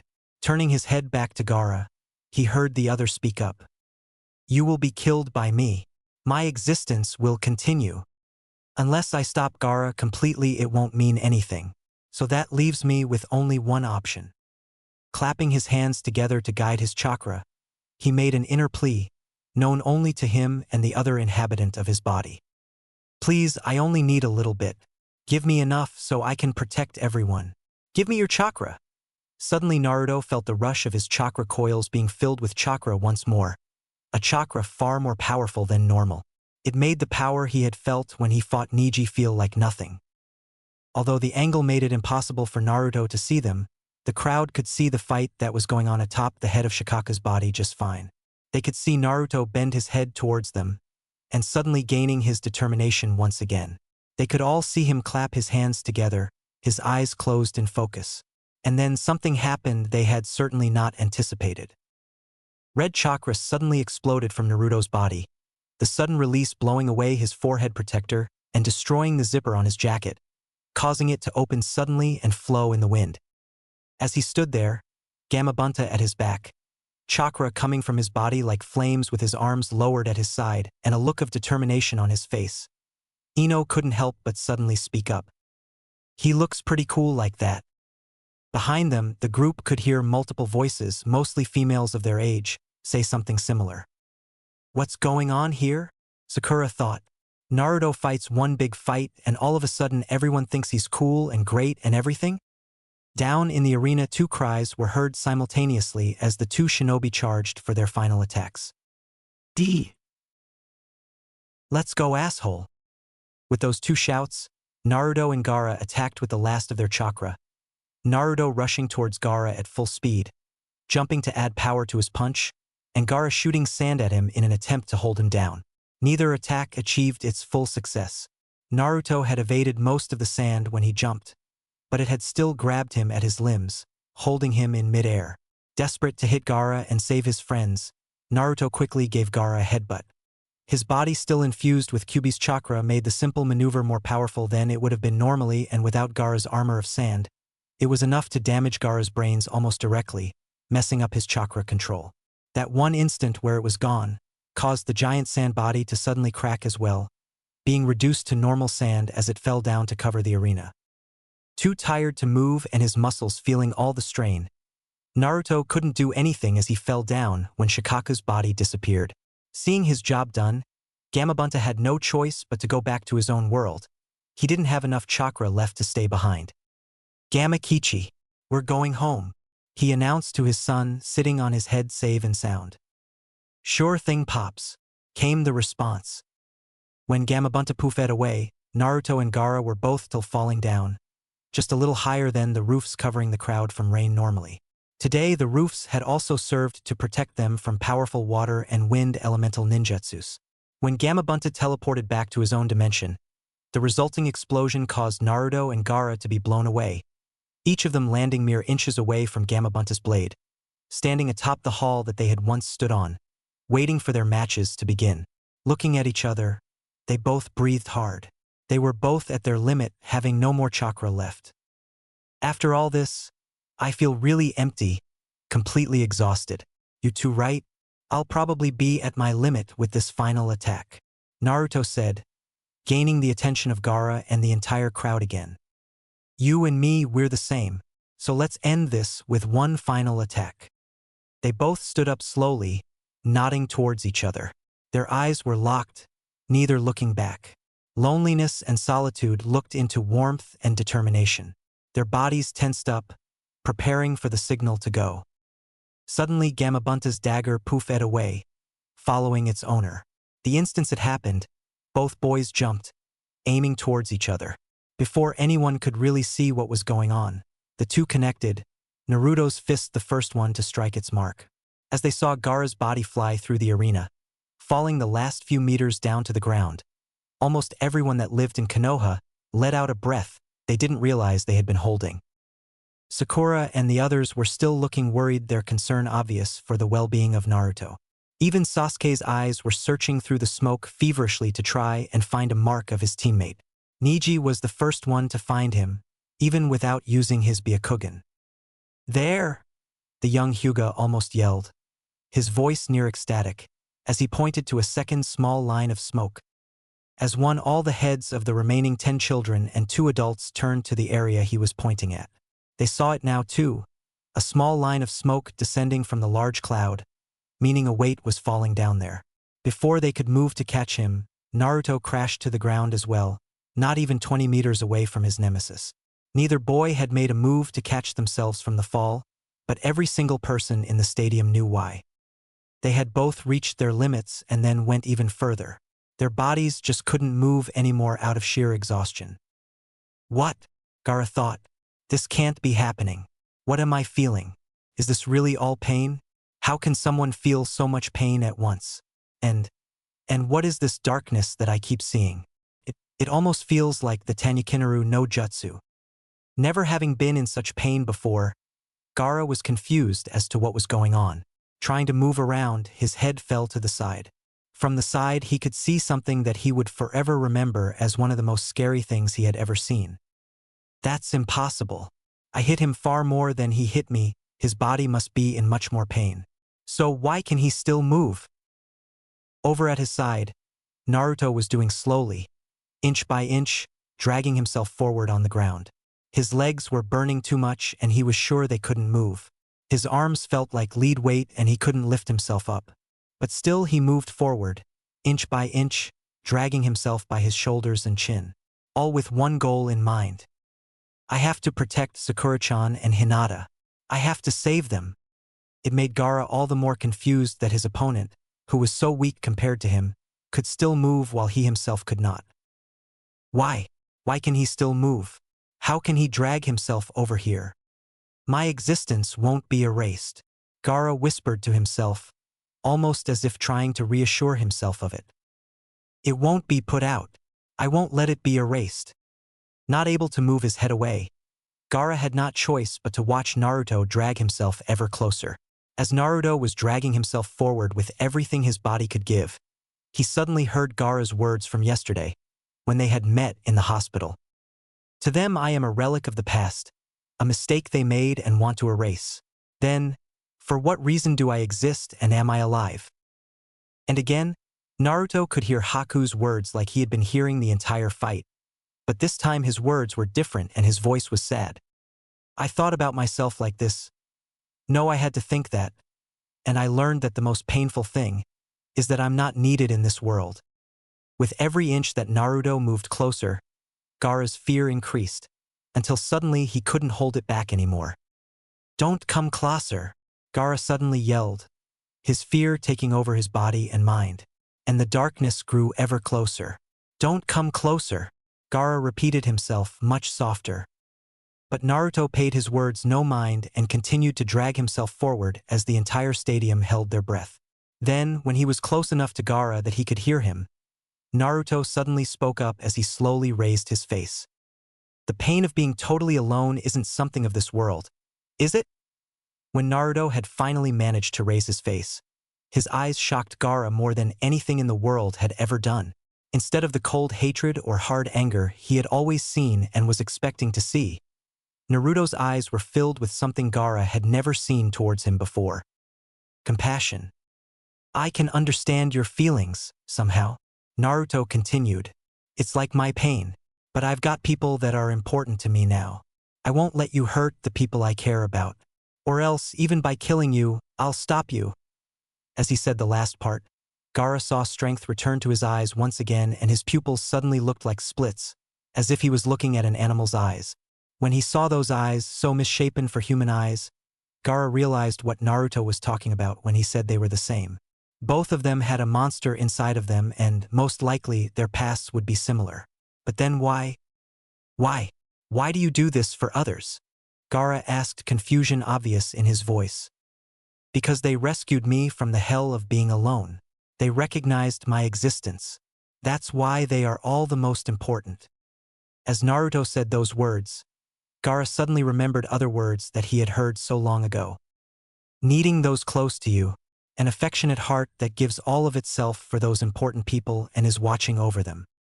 With a shock, Gaara suddenly realized why it was Naruto was so strong. Love, that's why he's so strong. He really did become this strong just for the sake of others. I was wrong. Compared to him who fights for the sake of others, I am weak after all. That is why everything keeps getting darker. Up in the stands, Temari, Kankuro and Baki had been through a series of things that they would have never expected to happen. Gaara had been defeated, brought up to the point where he could not move his body, and then suddenly Gaara had started shouting in fear of his opponent. And his opponent had simply raised his head and talked to him. Everyone in the stadium had heard the words that were exchanged, but the three Suna shinobi saw the change it gave on Gaara's face. Before they could even begin to identify what the change would mean, Baki shot up and yelled. Shit! He's going to pass out. What? Kankuro yelled. Looking down, they saw it. Gaara's eyes were closing as his head was falling to the side. Oh no. If Shikaku comes out when Gaara's asleep, he'll also come out when he passes out. Gaara's eyes fell shut as his head fell to the side, motionless. He stayed laying there for a second, before suddenly his eyes shot open with a look of madness and a mad grin spread on his face. As he spoke up, everyone in the stadium recognized the voice they heard, even though it was not from the Sand Boy. Ha ha ha, I'm back again, and now I'll kill you after all. Suna no Shikaku had been reawakened. Chapter 8. Ha ha ha, I'm back again, and now I'll kill you after all. What's going on here? Didn't he just pass out? And why's his voice like that all of a sudden? Ino yelled at the others. Didn't you listen? Sakura answered, her voice a combination of fear, worry, and annoyance. That big frog said that Shikaku would come out if Gaara was asleep. The same will probably hold true for when Gaara gets knocked out. Yeah, it seems so, Kakashi confirmed. He is truly a powerful weapon then. If he is near defeat and passes out like most humans, he'll become even more powerful. The sand knew what they were doing when they made him a Jinchuriki. Shikaku? Why are you out again? What happened to Gaara? Naruto asked as Shikaku tried to stand up in Gaara's body, only to fall down again. Dam beakling umans. Don't hold me back like this, Shikaku yelled as he began to force more chakra through Gaara's body. All the sand around him began swirling up again as proof, while Shikaku could slowly start getting back up. This pathetic body will move. The sand maelstrom devoured Gaara's body for a second before being blasted away. The chakra that was flowing through his body obvious for everyone to see, almost like a brown version of Naruto's chakra flames. Shikaku flexed his arms for a bit before laughing like a madman. Ha ha ha, see, now that this wimp's body is taken care of, let's move on to more important business. Killing you!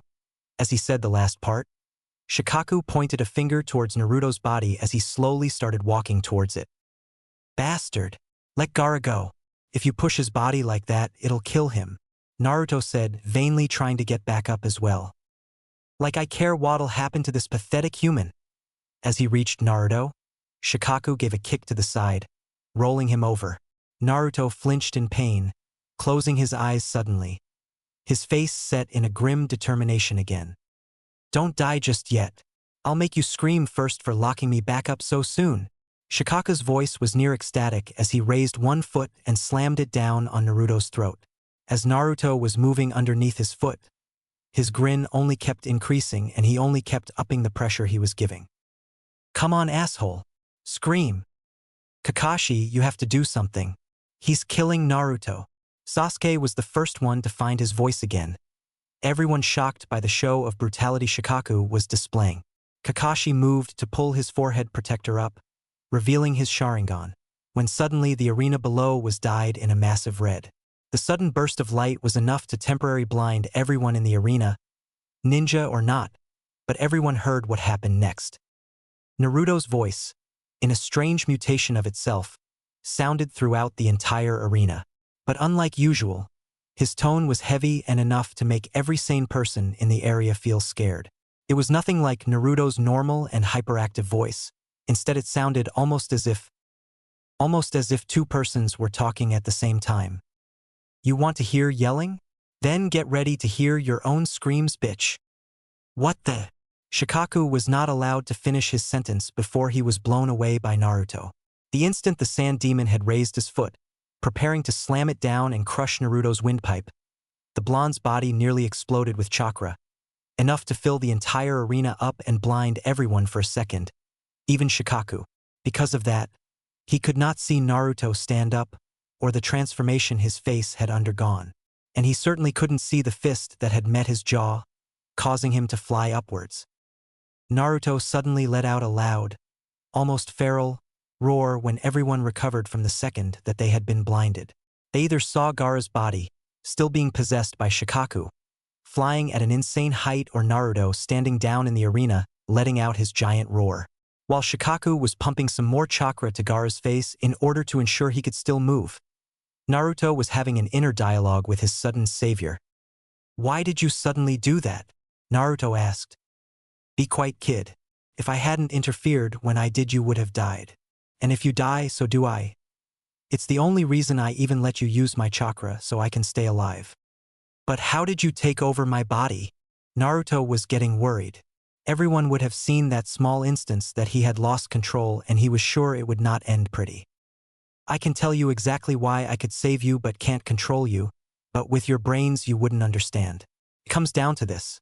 Because my seal is different from Shikaku's, I can't control your body, but you can use my chakra. But there's a fail-safe to ensure we both stay alive as long as needed. I can control the chakra I give out to your body for a bit, so if you're not conscious or are in extreme danger, I can move your body for a short time. Understand? I guess. so you can't control me as long as I'm conscious and not in any big trouble. That's reassuring to know. Naruto gave a sigh. He couldn't be taken over by the fox after all. Then his mind set back on the problems he was currently having in the real world. Oh yeah, hey fox, give me as much power as you can. What? The giant fox said, his voice giving away his surprise at the statement. I need to fight a bit longer against Shikaku to save everyone, but my body can't move on its own. I'll need your chakra so I can move, and I need to be as strong as possible. So give me all the power you can. Fine kid. Just make sure you don't die from your own actions then. You humans are so weak after all. Before Naruto could give a smart answer, his body was again wrapped in red churka, much like a few days before when he had first met the fox face to face. But this time he felt much more powerful. He could feel the demon fox's chakra coursing through his body, restoring some energy to his muscles and increasing the strength of everything in his body. From his fingers till his toes, his heart and even his brains were no exception. He could even feel the changes occur in his body, slight as they were. When Naruto opened his eyes, he was almost stunned by what he was seeing. Everything he saw was much brighter than before, and he could see much better. He could see the hairstyle from every single person in the crowd in detail. He could see every hair on Gaara's body, and he could simply see much further than before. Looking at his hands and feet, he saw the way his nails had grown to form a sort of claws out of his feet. Even through his shoes, he could feel every single grain of sand move underneath his feet. He could feel the direction of the wind by the hairs on his skin. Taking a deep breath, he smelled the different scents everyone in the immediate area was giving of. He could smell the fear everyone had been experiencing, the anticipation they had, and even that at least one person in the stadium had wet himself at one point.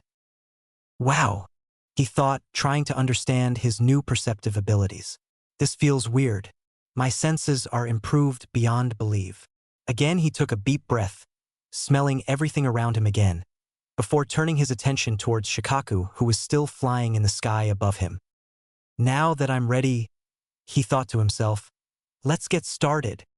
As soon as he finished yelling, Naruto pushed off. With Kyuubi's chakra the only thing in his circulation system, the force of the push-off was much greater than normal, causing the sand around him to be blown away as he closed the distance with Gaara's body in less than a second. Gwarg! Again Naruto let out a feral roar as he sent his punch to his opponent. Not assuming Naruto's strength to be as high as it was, Shikaku couldn't defend from the punch as it sent him crashing into one of the stadium walls, hard enough to create a crater he was stuck in. In response, Shikaku raises his arms, his palms going for the sky. At the silent command, a pillar of sand shot up from the arena and slammed straight into Naruto, causing him to be pushed up even higher into the sky. As the pillar fell back to the ground, Naruto came crashing down as well, although he was controlling his body's direction, aiming it at Shikaku.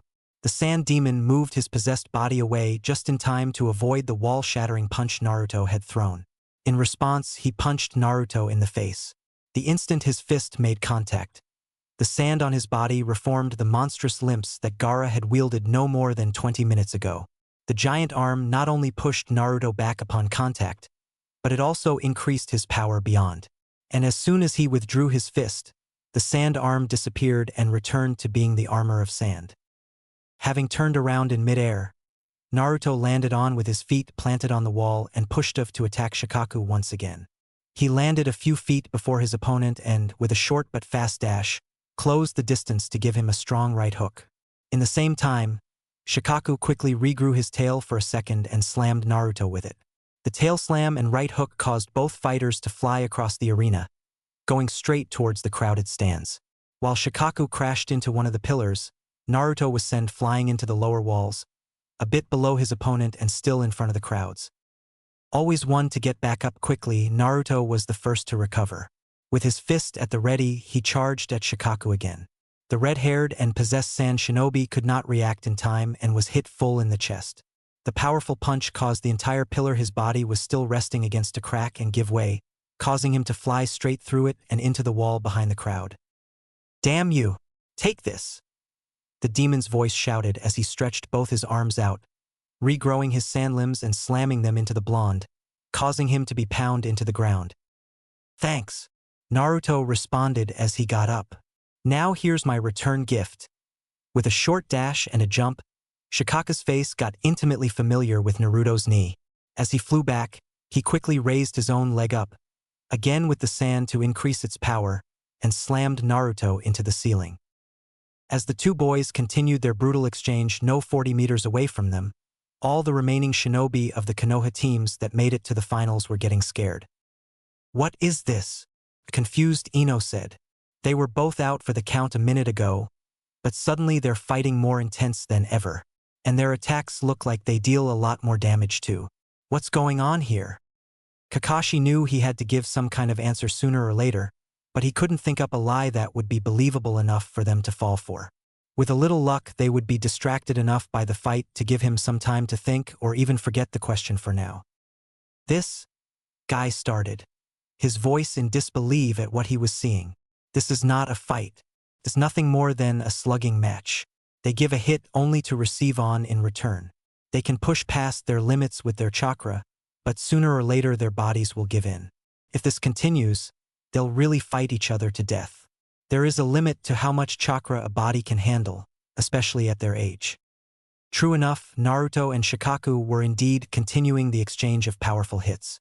Naruto slamming his fist into Shikaku's body only to be hit back by the sand. When Naruto rushed back, Shikaku evaded his first attack and quickly grabbed his arm.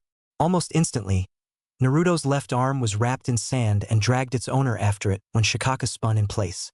The rotation ended with Naruto slammed into the back wall, only to have the sand relocate to his leg and swing him around once again. This time, Shikaku wasn't as kind to simply slam him into a wall. With another spin, the sand lasso increased in length and he slammed Naruto through numerous pillars across the entire stand, his head the part to hit and go through the pillars itself. That is not good. Even Naruto can't take that kind of damage without it really affecting him, Sakura said. "Everyone down!" Kakashi and Guy yelled at the same time. Guy quickly grabbed Lee and covered him with his body while all the other shinobi crouched themselves as Naruto flew over their heads and slammed into the wall right behind them, his head aimed at the ground. "Naruto," Sasuke slowly spoke a second later, as Naruto's body dropped down from the wall, not making a single move as it lay in the unnatural position. "Ha ha ha. See, you humans are all so weak. Now to continue where I left off. I'll kill you all." As most of the shinobi, with the exception of Sasuke, Hinata, and Sakura, turned around, they came face to face with Shikaku himself. Amazing. This is the kind of killing intention Naruto has been fighting this entire time. It almost reminds me of Orochimaru. Kakashi thought, "I'll have to take care of this as soon as I can. Naruto can't survive another barrage like that." But before Kakashi could even make a move, Sasuke suddenly rushed past him, rushing headfirst at Shikaku as he let out a scream of anger that Kakashi had never heard from the youngest of the Uchiha. Unfortunately, with the curse seal still affecting his body and the beating he had received still having its effect as well, Sasuke's rush was far too slow to reach Shikaku. He was met with a large sand fist and slammed back into the wall. "Pathetic. But if you want to die that badly, I'll gladly help you out." "Sasuke-kun." "Sasuke." He heard the voices of all those around him yell out in surprise before his hearing was cut, along with his eyesight, off from the world. For the second time that day, Sasuke felt the sand slowly climbing up his limbs with heavy pressure. "Is this it?" Sasuke thought as his body lost the ability to move. "Am I really going to die now?" "Sasuke-kun." Sakura yelled with even more fear in her voice than before. And then, without any prior warning, that strange dual voice that had sounded before Naruto got up could be heard throughout the entire arena again. "Let him go. This can't be good." The third Hokage was getting worried about the amazing, and almost inhuman, fight that was going on down in the arena. This is the second time that Naruto almost loses control. His body is nearing its limit. If this fight isn't concluded soon, I fear for everyone here. He closed his eyes in silent prayer of the loud blonde being saved or finishing this fight already. Because of that, he couldn't see the look in the Kazekage's eyes. That calculating look, mixed with fear, which destroyed everything for its own gain. The same look that Orochimaru always had on his face. Let him go. As soon as Sakura had yelled in surprise, Naruto's eyes had snapped open. Ignoring all around him, he saw nothing but the pile of sand about to crush Sasuke. Again, Naruto abandoned all kind of civil thoughts and acted purely on instinct. In his still upside-down position, he sent his arm out, a wave of chakra shooting out of it as he did. The effect was a blast of pure chakra, forcing everyone near it out of its way until it reached its target. When it came into contact with the sand coffin, a large part of it was blown away, allowing Sasuke to get out. The rest of the blast continued and hit Shikaku head-on. Not strong enough to send him flying back, it made him flinch and close his eyes nonetheless. In that 1 second, Naruto had managed to turn himself around, his head again pointing up, and push himself up against the wall. When Shikaku's eyes opened again, he could see nothing but Naruto's fist about to make contact with him. Arg! Shikaku yelled out in pain, but Naruto did not stop his barrage. With a newfound strength, he sent a left punch into the stomach of Shikaku's host, causing him to fly up. He continued with 2 more punches, moving his opponent almost half a meter up in the sky, before spinning around with the last punch and launching a powerful rising kick. The kick itself forced Shikaku to fly backwards rather than up and caused him to slam through the fences, having him in open air above the arena. As he looked up, again he saw Naruto coming at him, his fists joined together for a powerful jackhammer punch. As soon as the punch hit him, Shikaku's direction changed to vertically down and, in less than a second, he had slammed into the ground beneath him hard. Having used the momentum of his attack to bounce back to his old location at the stand's railing, Naruto turned around to see if Sasuke was alright when he noticed something. Hey! Hinata and Sakura-chan are supposed to be pinned to the wall here. Where are they? As he looked around, he suddenly saw them standing with the other shinobi, free from any kind of suffocating substance or bounds. You are okay after all, Naruto said, his voice almost ecstatic. Without him ever intending it, a sudden single tear slid down his cheek. You are okay after all. As Naruto saw all of his friends standing there, all still alive and not pinned to the walls by the sand, he felt so much relief wash over him that he couldn't stop a tear from falling down. As he slowly stood up and walked over, Kakashi suddenly realized that the Kyuubi's chakra was being greatly reduced by Naruto, changing his body back to its normal form. Step by step, almost as if he was holding a crutch, Naruto walked closer to Hinata and Sakura before placing his hands on a shoulder of each of them. And then he did something no one had ever expected. He suddenly drew them in a hug as he freely let the tears flow for what was probably the first time in years. I'm so glad you are all right, he said through his tears. He couldn't see it himself, but Hinata's face was quickly becoming the human equal of a tomato, while Sakura had no idea how to react to the sudden emotional outburst of her teammate. While Sakura was used to Naruto being loud and impulsive, she had never seen this side of him. Before she could try to hug him back, Naruto pulled back on his own accord before speaking up again. But how did you? I cut them free, Kakashi interrupted. Right after I saw you revert back to your old self. I see, Naruto said. Thanks for saving them, Kakashi-sensei. But why didn't you free them before? Because I want. Because it was the best way to motivate you, Sasuke said, interrupting his teacher. You always fight best when other people are in danger, but this time you were being too scared. That's why we didn't let you know they were safe. It would remove your drive, your motivation. I see. That's fine. As long as they are okay, I don't care, Naruto said, a small smile playing on his face. Goddamn you bastard, I'm going to fucking kill you. How dare you punch me like that? You'll pay, you pathetic human bastard.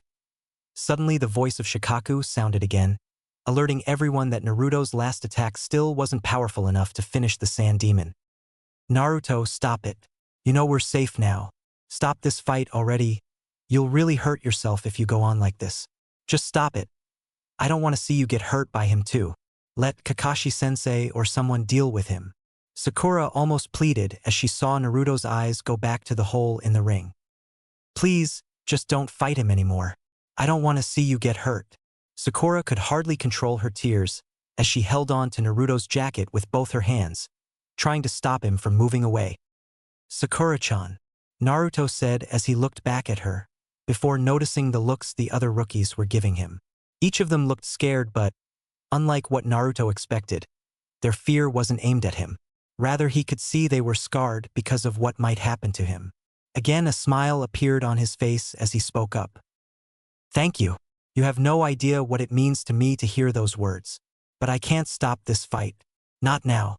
I'm the one who defeated Gaara, and it's because he passed out that Shikaku is now terrorizing everyone here. I have to stop him. I'm the only one who can. But still, seeing you two like this, I'm really relieved. Because, for a while there, I was afraid I might have to really kill him. I'm so glad I won't have to do that." With that, he kindly removed Sakura's hands from his jacket and turned around. But another voice suddenly spoke up. "Why do you continue to fight him alone, Naruto?" Sasuke's voice ringed through the stands. "Everyone is here. Together we can win this fight easily, even if my body is as damaged as it is now. So why fight alone? Didn't you just say it yourself, Sasuke?" Naruto asked him in return, his smile threatening to become a grin. "I'm at my best when other people are in danger. Sakura-chan and Hinata are safe now, so I don't have to worry about them anymore. But because of that, I now have another person I need to save." "Why do you go so far?" Another voice, this one new to Naruto's ears, asked. As he turned around, he saw a young girl of around Konohamaru's age with long black hair and the same eyes as Hinata standing at the top of the stands, where Naruto had been lying a few minutes before. "Hanabi-chan."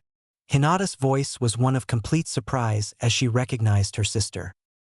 Unfazed by her sister's voice, Hanabi asked her question again. "Why do you go so far? This fight could have ended a long time ago if you let others interfere. Why do you insist of risking your life for something this stupid? Why risk your life for an enemy?" "Because I don't want to see anyone die," Naruto answered. "And besides that, he and I are similar. There is only one difference between us, and I want to see for myself whether or not I was right. That's why." Without giving further explanation, Naruto turned away before yet again a voice spoke up. "Wait, Naruto." This time it was his last opponent, Hokage, who had called out his name. "Will you people stop interrupting me already? I'm trying to finish a fight here," Naruto suddenly yelled, irritated. Stunned by the sudden outburst of Konoha's most unpredictable shinobi, it took everyone a few seconds to find their voices. It was Neji who spoke up first. "Just listen for a second. I won't tell you to stop the fight. I just want to warn you about something important. With the kind of chakra output you two are using, it won't take long at all for your bodies to be unable to keep up. I've been watching this fight since you and your frog sent a dagger flying through the infirmary, and with my Byakugan I can see that your body is at its limit. The same holds true for him. So what does that matter? We're already both passing our limits. Who cares if we go on a little further?" "You are an idiot," the genius Hyuga replied. "Your body has a limit for how much power and damage it can take. You can push yourself past those limits with determination and other similar things. But the fact remains that your body has a limit. Your chakra circulation system is closely intertwined with your organs. It's what makes the Jukin fight style so deadly. It deals damage to the organs." "Yeah, I know. I felt it firsthand, remember?" Naruto turned around, his face having a look of annoyance. "Then did you know that what you are doing right now is the same as fighting a Hyuga again?" "What?" Naruto turned around, the look on his face showing he didn't understand Neji's sudden question. "If I can damage your organs with attacks to the chakra circulation system, you can also damage them yourself by using too much chakra at once. Normally this isn't all that big an issue because a shinobi usually can't produce enough chakra for that, but for some reason, both you and he can surpass the limits of your body up to a dangerous point. If you guys keep this up, in a few minutes your hearts will be so spent with the continuous high usage that it'll shut down permanently. In other words, if you guys keep this up, you'll literally die from your own power. So give up while you still can, Naruto.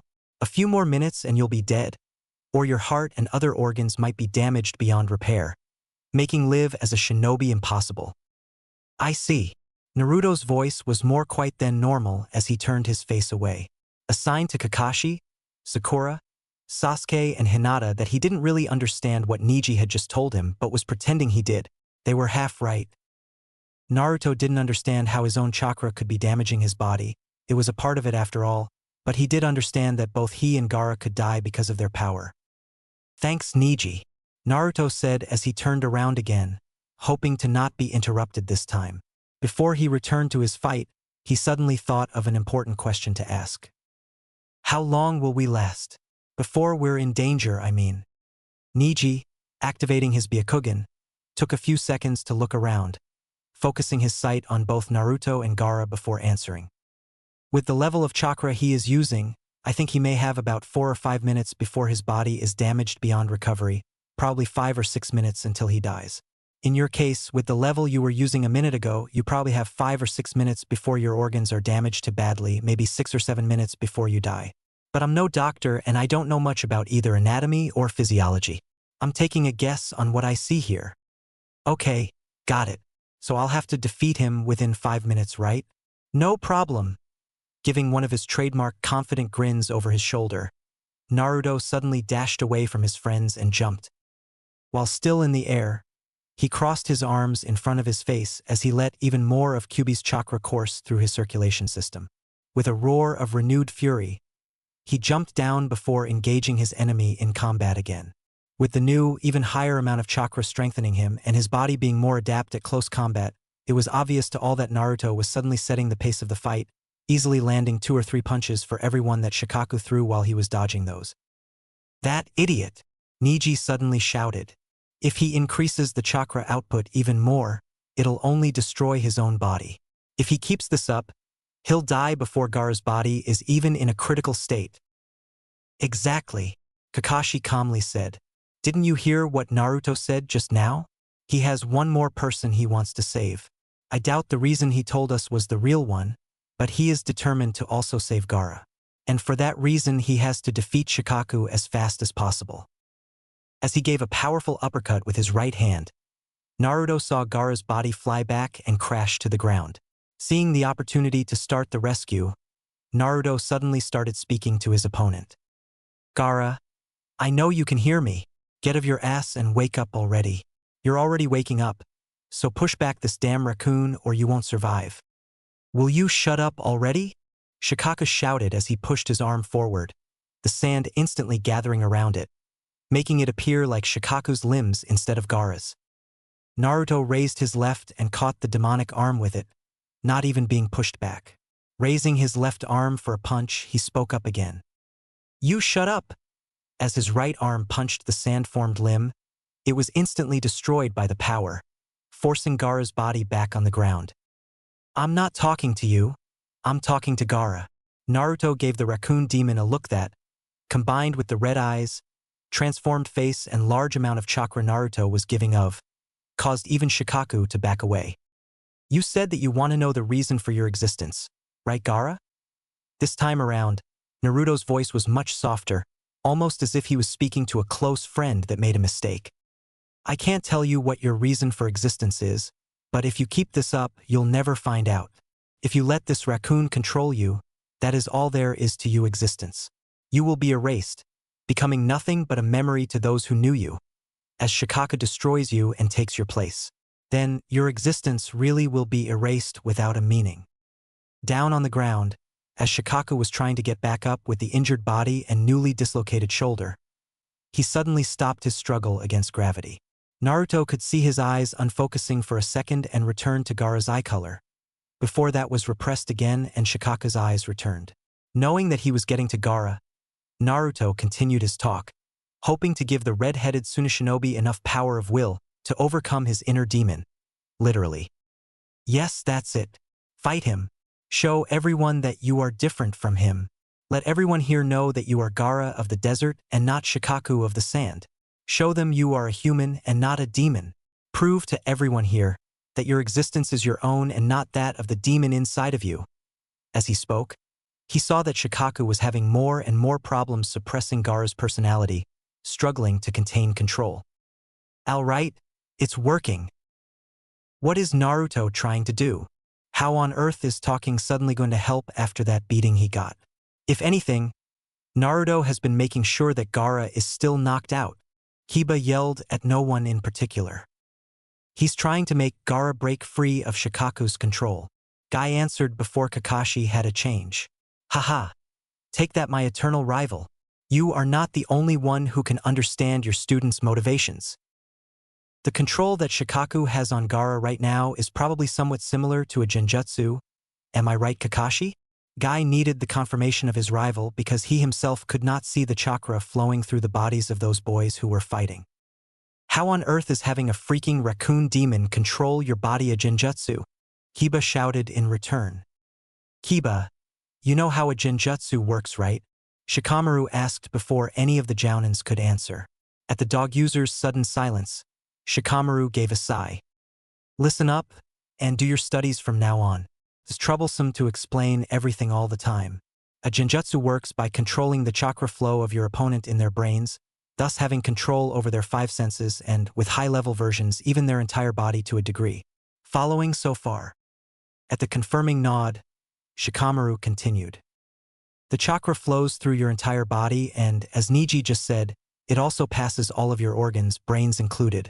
That means that with enough chakra you can influence your brain's capacity. And an enemy can control everything you think, see, feel, smell, taste, and whatnot.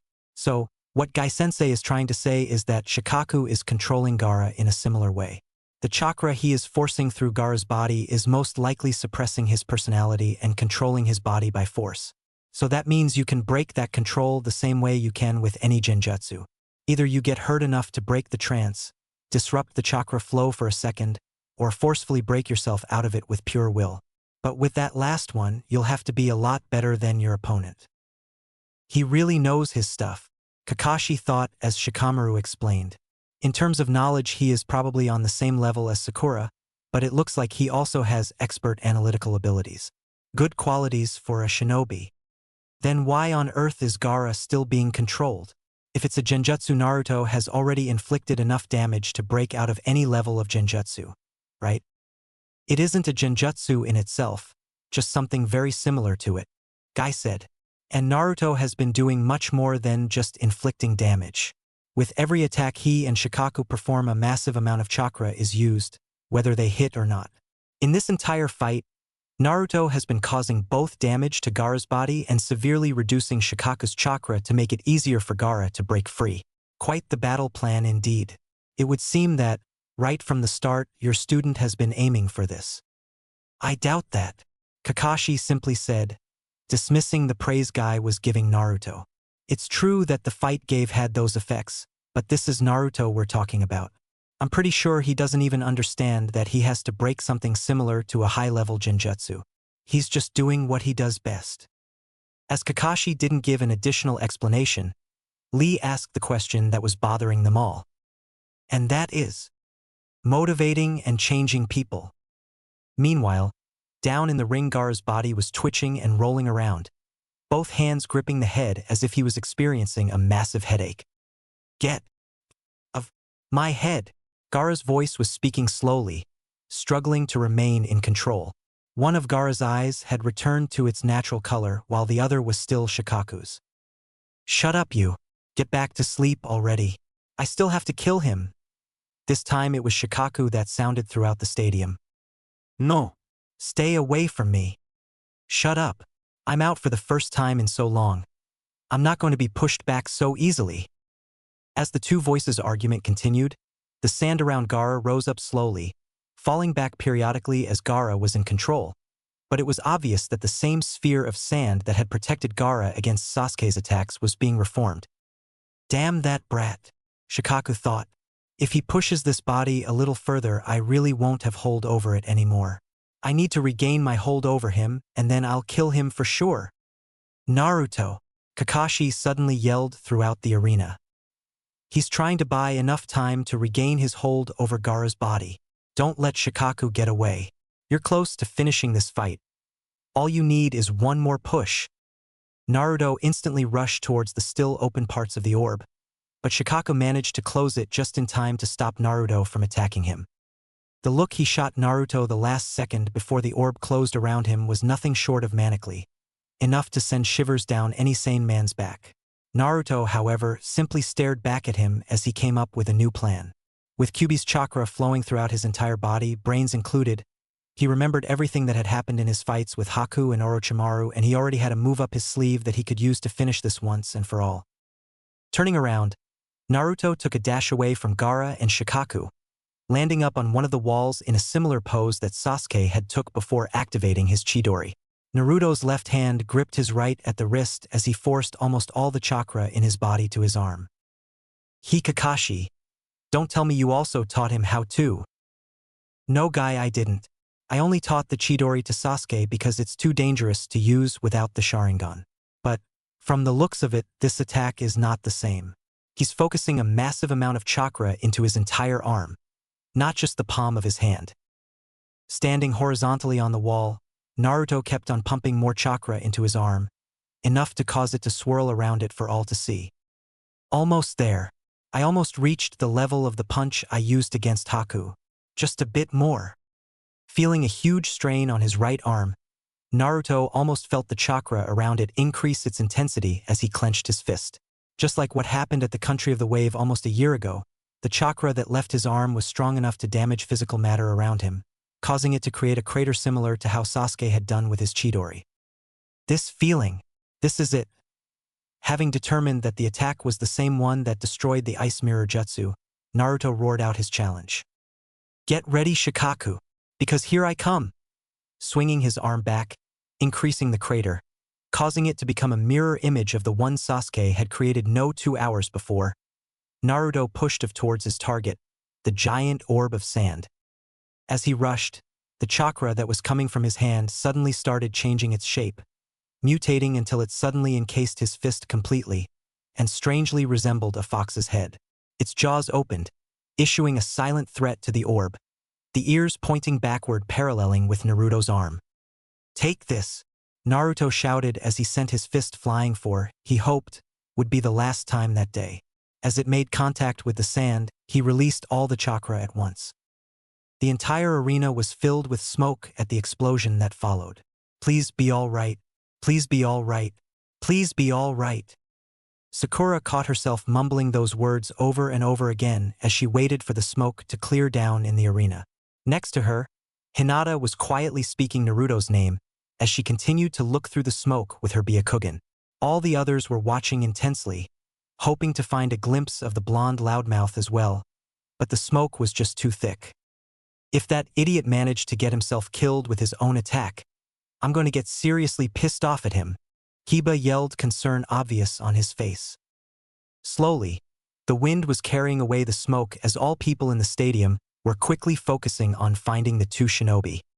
Where are they? Do you see him? What happened down there? All throughout the stadium various shouts were coming, most of them exited or concerned.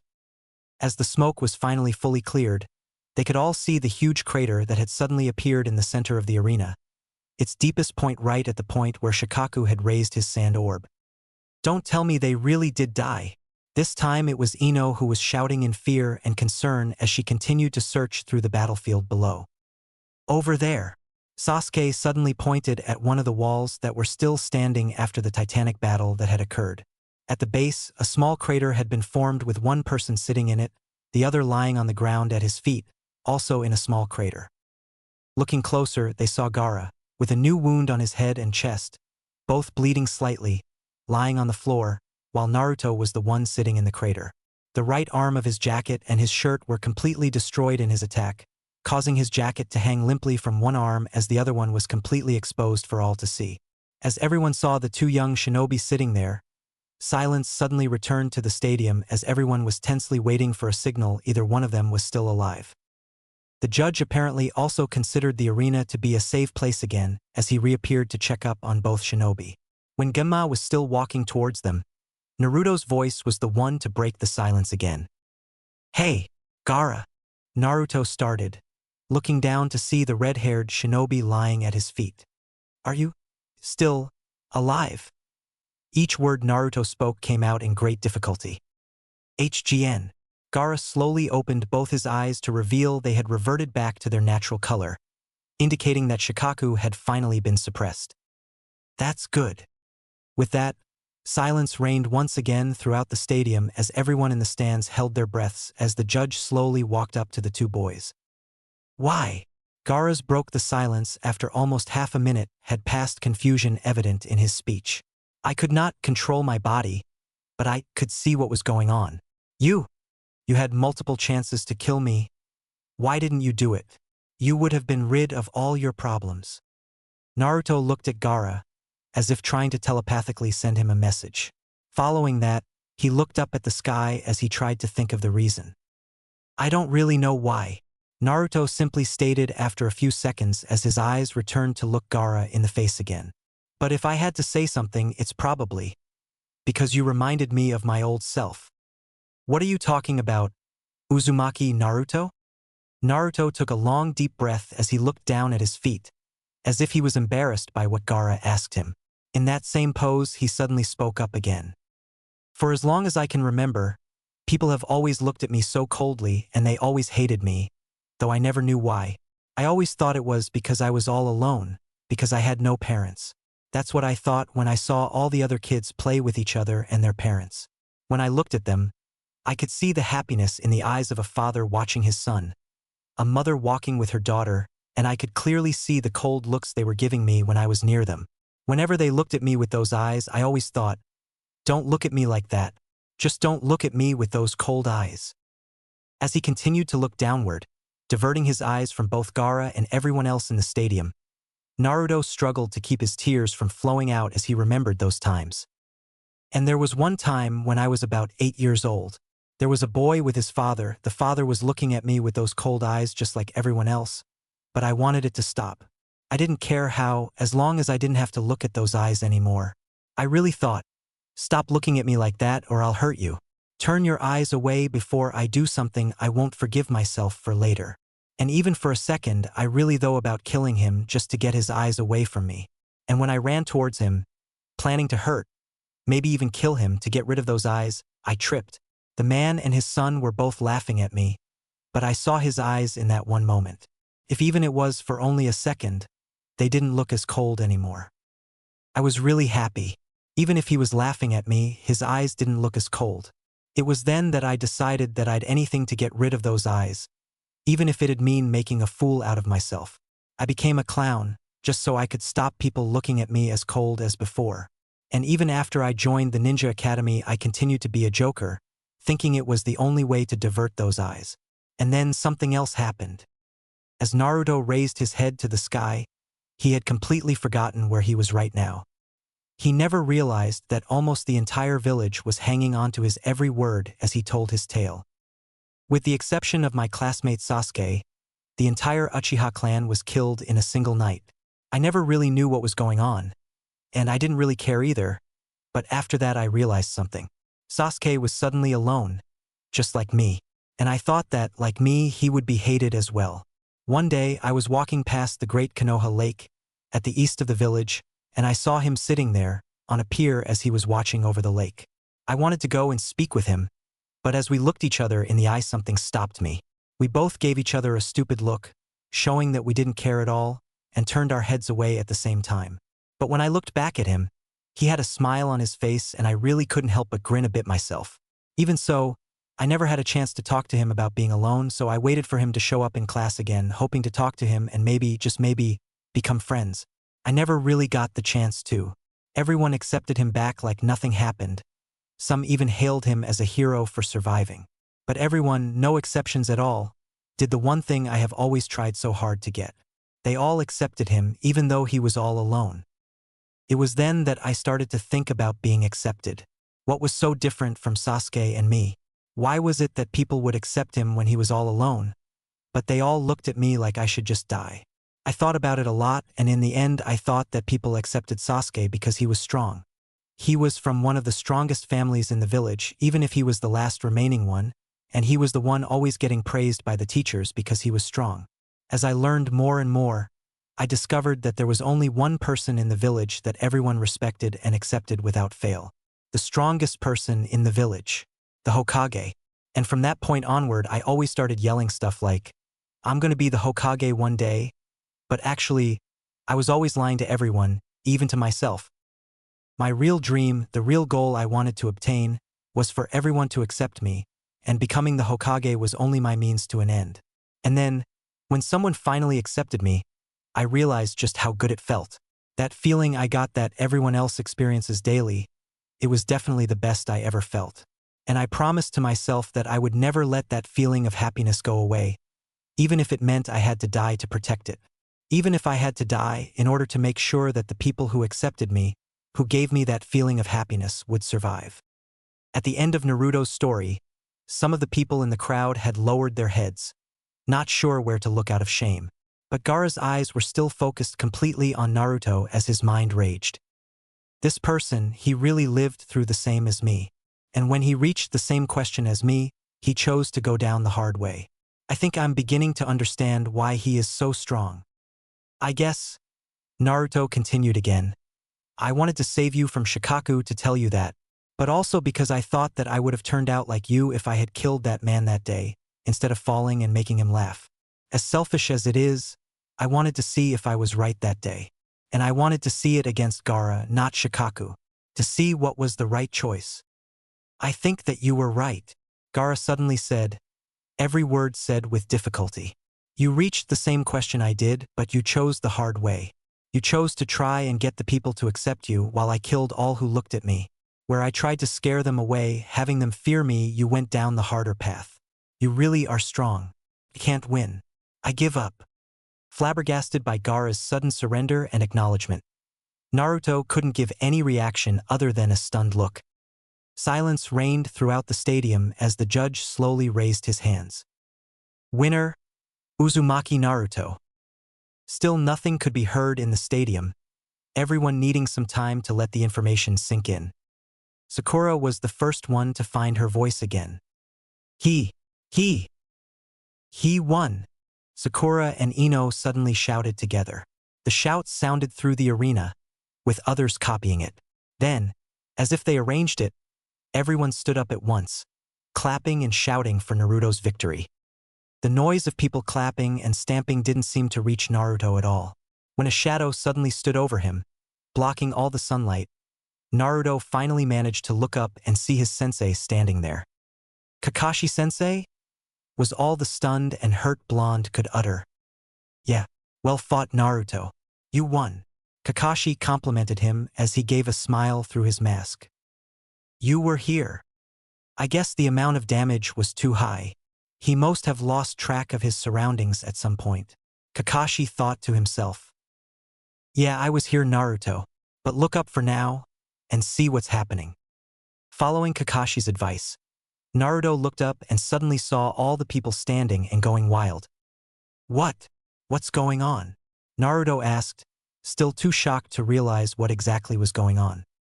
All these people are congratulating you. You showed everyone here today just what happens when they mess with Konoha Shinobi.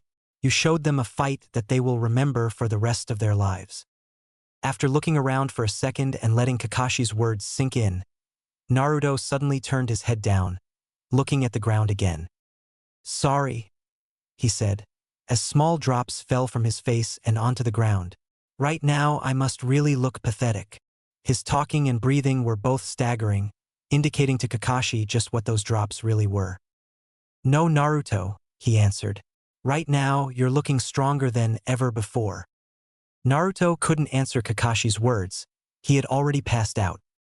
At the same time, Kankuro and Temari were rushing in to check up on their brother and teammate, concerned for his well-being for the first time in their lives. Hey Gaara, you okay? Kankuro asked as he leaned over his brother. Gaara was still looking at Naruto and Kakashi, who was bending down to pick the blonde up now, and waited a second before he answered. I'm fine Kankuro. I think that the pain has lifted a little now. He didn't react to the puzzled look his siblings gave him at his strange answer. Kakashi-sensei, how's Naruto? Sakura nearly jumped at the silver-haired teacher as he reached them with her teammate in his hands. It looks like he'll be fine with some rest. From what I can tell, no permanent damage has been done to his body, but I can't say anything about his chakra circulation system or his brains. With the amount of hits that he took, I'll have a medic look at him after this tournament is over. But let him rest for now, okay? Without anyone saying anything, Chuji and Ino also stood from their seats so that Naruto could be spread out on their positions. As Kakashi placed Naruto on the bench, Kiba suddenly took of his jacket and quickly folded it up before placing it under Naruto's head. "You'd better recover completely, you bastard," Kiba muttered to Naruto. "Because I'm so going to kick your ass for making us all worry like that. You have to stop trying to act cool like that, or next time I really won't forgive you anymore." As Kiba stepped back, everyone could see Naruto's condition after the fight. Kakashi and Guy took a look at Naruto before they both stepped back a little to talk without being interrupted, while everyone around Naruto started to make comments on his condition. "He's pretty cute as well, not just strong." Sakura heard the comment from the girl that had been sitting behind her all along, the same one that had also said he was pretty strong after Niji's fight. "Hey, Naruto is getting pretty famous suddenly. At this rate, I'll be the only no-name on the team," Sakura thought as she gave a small, but slightly sad smile. At the same time, Hanabi's confusion only grew when she saw the blonde's current state. Why did he do that? There's a limit to how stupid and arrogant you can be about your own abilities. That's meaningless. Before anyone could answer the young girl, she turned around and ran away. "Wait, Hanabi-sama. Niji tried to call her back, knowing full well that her father had left the stadium after their meeting. "Let her go, Niji and I-san," Hinata quietly said. "Hanabi-chan doesn't really understand Naruto-kun's actions and she's just confused about it. She'll be fine. She only needs some time to think about it." Meanwhile, Kakashi and Guy were still discussing what they had seen in the fight, talking about the level of demonic control Naruto had shown, as well as his new techniques. "True, Guy, there is no denying that he has been trained by Jiraiya-sama this last month. It's the only way Naruto could have learned the frog summoning technique and just about the only explanation I can think of that he can suddenly use Kyuubi's chakra like that." So far Kakashi and Guy had only managed to confirm each other's theories. "But Kakashi, what about those weird moves he used? I know Jiraiya-sama is one of the legendary Sannin, but even he has limits to the control he has over chakra. Naruto has used nothing but bare chakra to guard Sasuke twice, and when he punched that sand earlier, the chakra wave that followed it were enough to completely dislocate Gaara's arm. You can't just ignore the possibility that the fox has influences on him." Checking to ensure they wouldn't be overheard, Kakashi took a few seconds to think before answering the green-suited man, his voice no more than a whisper. "No, I think that Naruto remains in control unless he is in some form of danger, mentally or physically. And when he uses Kyuubi's chakra too much he does lose his control a bit. It was obvious from the way he fought after Shikaku had awakened again. Naruto's normal fight style is to use Kage Bunshin a lot to trick the opponent into showing an opening. But after that instant, when Naruto's appearance actually changed, his fight style was completely different too. He attacked continuously with a fight style that most likely comes from his basic instincts. Listen, Guy. Naruto is an idiot and that's the reason he always fails test. But Kakashi turned around so he could look at the sleeping face of his student before continuing. When it comes to pure battle instincts or improvising on the battlefield, Naruto is nothing short of a genius. His mind is not the sharpest around, but I have never seen anyone with a body that remembers so quickly. After trying a technique just once he can improve considerably. You can say the only thing that prevents him from being a true genius on the level of people like Itachi or Orochimaru is his mind. I think that everything that Naruto did after Shikaku awakened and he got up was because he was acting mostly on instinct with no thoughts included. Because if Naruto was being controlled by the Kyuubi, he would have killed Gaara and everyone else as soon as he had the chance. Instead, Naruto fought on and on to prevent anyone from interfering and killing Gaara. So most likely those moves he did were also pure instinct. I see, the black-haired, thick-browed man answered, lost in thought. I did notice the large difference between his fighting style against Kiba and now, but I couldn't really judge it all that much on one fight. But that still leaves the attack he used at the end, to destroy that orb of Sangara was hiding in. There is no doubt he copied it from Sasuke's Chidori. So what is that? Like I said, Kakashi started as he turned his head to the sky, a sign he was thinking everything over some more. Naruto is a genius in improvising. He created the Naruto rundan he used against Kiba on the spot, based on Sasuke's lion combo. He probably did something similar today with that fox fist or whatever you want to call it. He saw the Chidori and heard the explanation, so basically he knew all the theory to creating a Chidori-like attack. But if you look at all the details, you'll see the huge difference between them. Sasuke's Chidori made a small hole on the sand orb and cut Gaara through it, while Naruto's Fox Fist caused some kind of explosion strong enough to overpower it. And if you look at Naruto's condition, it would seem that the attack is not without danger to him either. Taking a good long look at the young ninja, Guy suddenly saw what Kakashi meant. "Of course," he exclaimed. The attack destroyed a part of his clothes, which means the feedback he gets from it is strong enough to deal actual damage to him. So if he uses it too much, he may just deal too much damage to himself, like with the Lotus technique. Exactly. I have no doubt that Naruto created that attack as a copy of the Chidori, possibly basing it on an attack he had previously used when using Kyuubi's chakra, but if you compare it to the Chidori, it's like comparing a sword and a bomb. The Chidori is a precision attack meant to pierce through anything, instantly killing enemies when I hit their vitals. Since the jutsu itself doesn't deal a lot of damage, the feedback I get from it is very small. The power comes from the thrust before it. But with Naruto's Fox Fist, he doesn't pierce through anything at all. He deals damage by explosion. As a result, it is much more destructive and can kill, or at least severely damage an enemy as soon as it hits, but in return the feedback is much greater and rotationally dangerous to the user. It is both the same and the complete opposite of the Chidori. Kakashi gave a small laugh as he mentally added something. They are kind of like the users in that regard. Naruto and Sasuke are both the same and complete opposites in one. Kakashi was stopped from discussing the matter any further, because he suddenly saw a golden feather drop down near him as civilians all around fell asleep without reason. "It's a genjutsu. All shinobi, dispel it at once," he yelled, as he formed his hands in the seal of the tiger and quickly dispelled the jutsu around himself. Just in time too, because no more than a few seconds later, an explosion rang sounded from the Hokage special box as all hell broke loose around them. Kakashi could only reach one conclusion. War had broken loose and the battlefield was the village of Konoha. "Hey Inazaka!" Neji yelled out to Kiba as he was busy fighting two of the sound ninjas in close combat. "Throw me one of your soldier pills." Neji quickly ducked low, dodging the high kick one of his enemies had sent out, and gently ticked his fingers at the man's other knee. With his knee suddenly giving out thanks to the Jukin, the shinobi instantly fell backwards, giving Neji enough time to eat the soldier pill that Kiba had thrown at him. With the new chakra burst going through his body, Neji could finally go all out in his fight.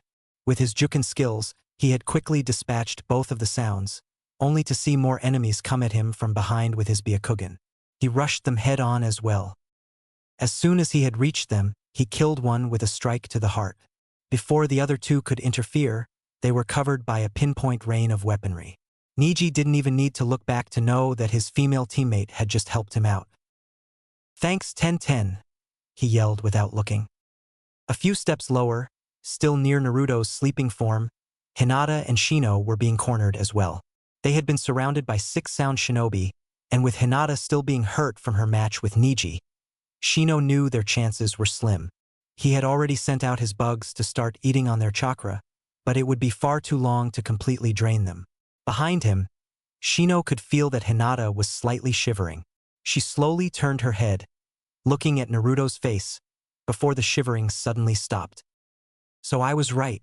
It is Naruto that has this effect on her," Shino thought as one of the sound shinobi tried to attack his female teammate. She quickly blocked the attack with one arm before stepping in and finished the attacker with her family's special style. Now it would be stupid to attack her. When Hinata has confidence, she has outstanding fighting abilities that she worked extremely hard for to obtain. Shino thought as he punched one of the sound ninjas in the gut, pending him over in pain, before finishing it with a sudden chop to the neck. The other 4 tried to attack as well, but they were suddenly knocked back when Guy jumped in and spin kicked them all away. 19, 20, 21, and 22. "I'm in the lead, Kakashi." With that, he quickly moved on to the next few shinobi. "Don't count your victory yet, Guy," the silver-haired shinobi responded from somewhere in the middle of a fight. Meanwhile, Shikamaru had tried to fake his sleep, hoping to avoid fighting, until Sasuke woke him up with a weak kick in the gut. "Hey lazy ass, wake up already. This is no time to be sleeping. I don't want to fight. This is way too dangerous." As if to confirm his words, a sand shinobi suddenly came out of nowhere with a kunai at the ready. "Damn it!" Sasuke said as he jumped away and threw a few shuriken at the man. Shikamaru quickly backflipped to evade the dagger stab. Sasuke rushed in, hoping to stop the man from attacking the lazy shinobi before it was too late. Strangely enough, the sand ninja didn't move at all, making easy pickings for a kick to the temple to knock him out.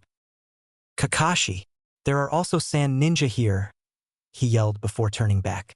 He suddenly saw Shikamaru's shadow withdrawing itself from the sand shinobi, explaining to him how his victim couldn't move anymore.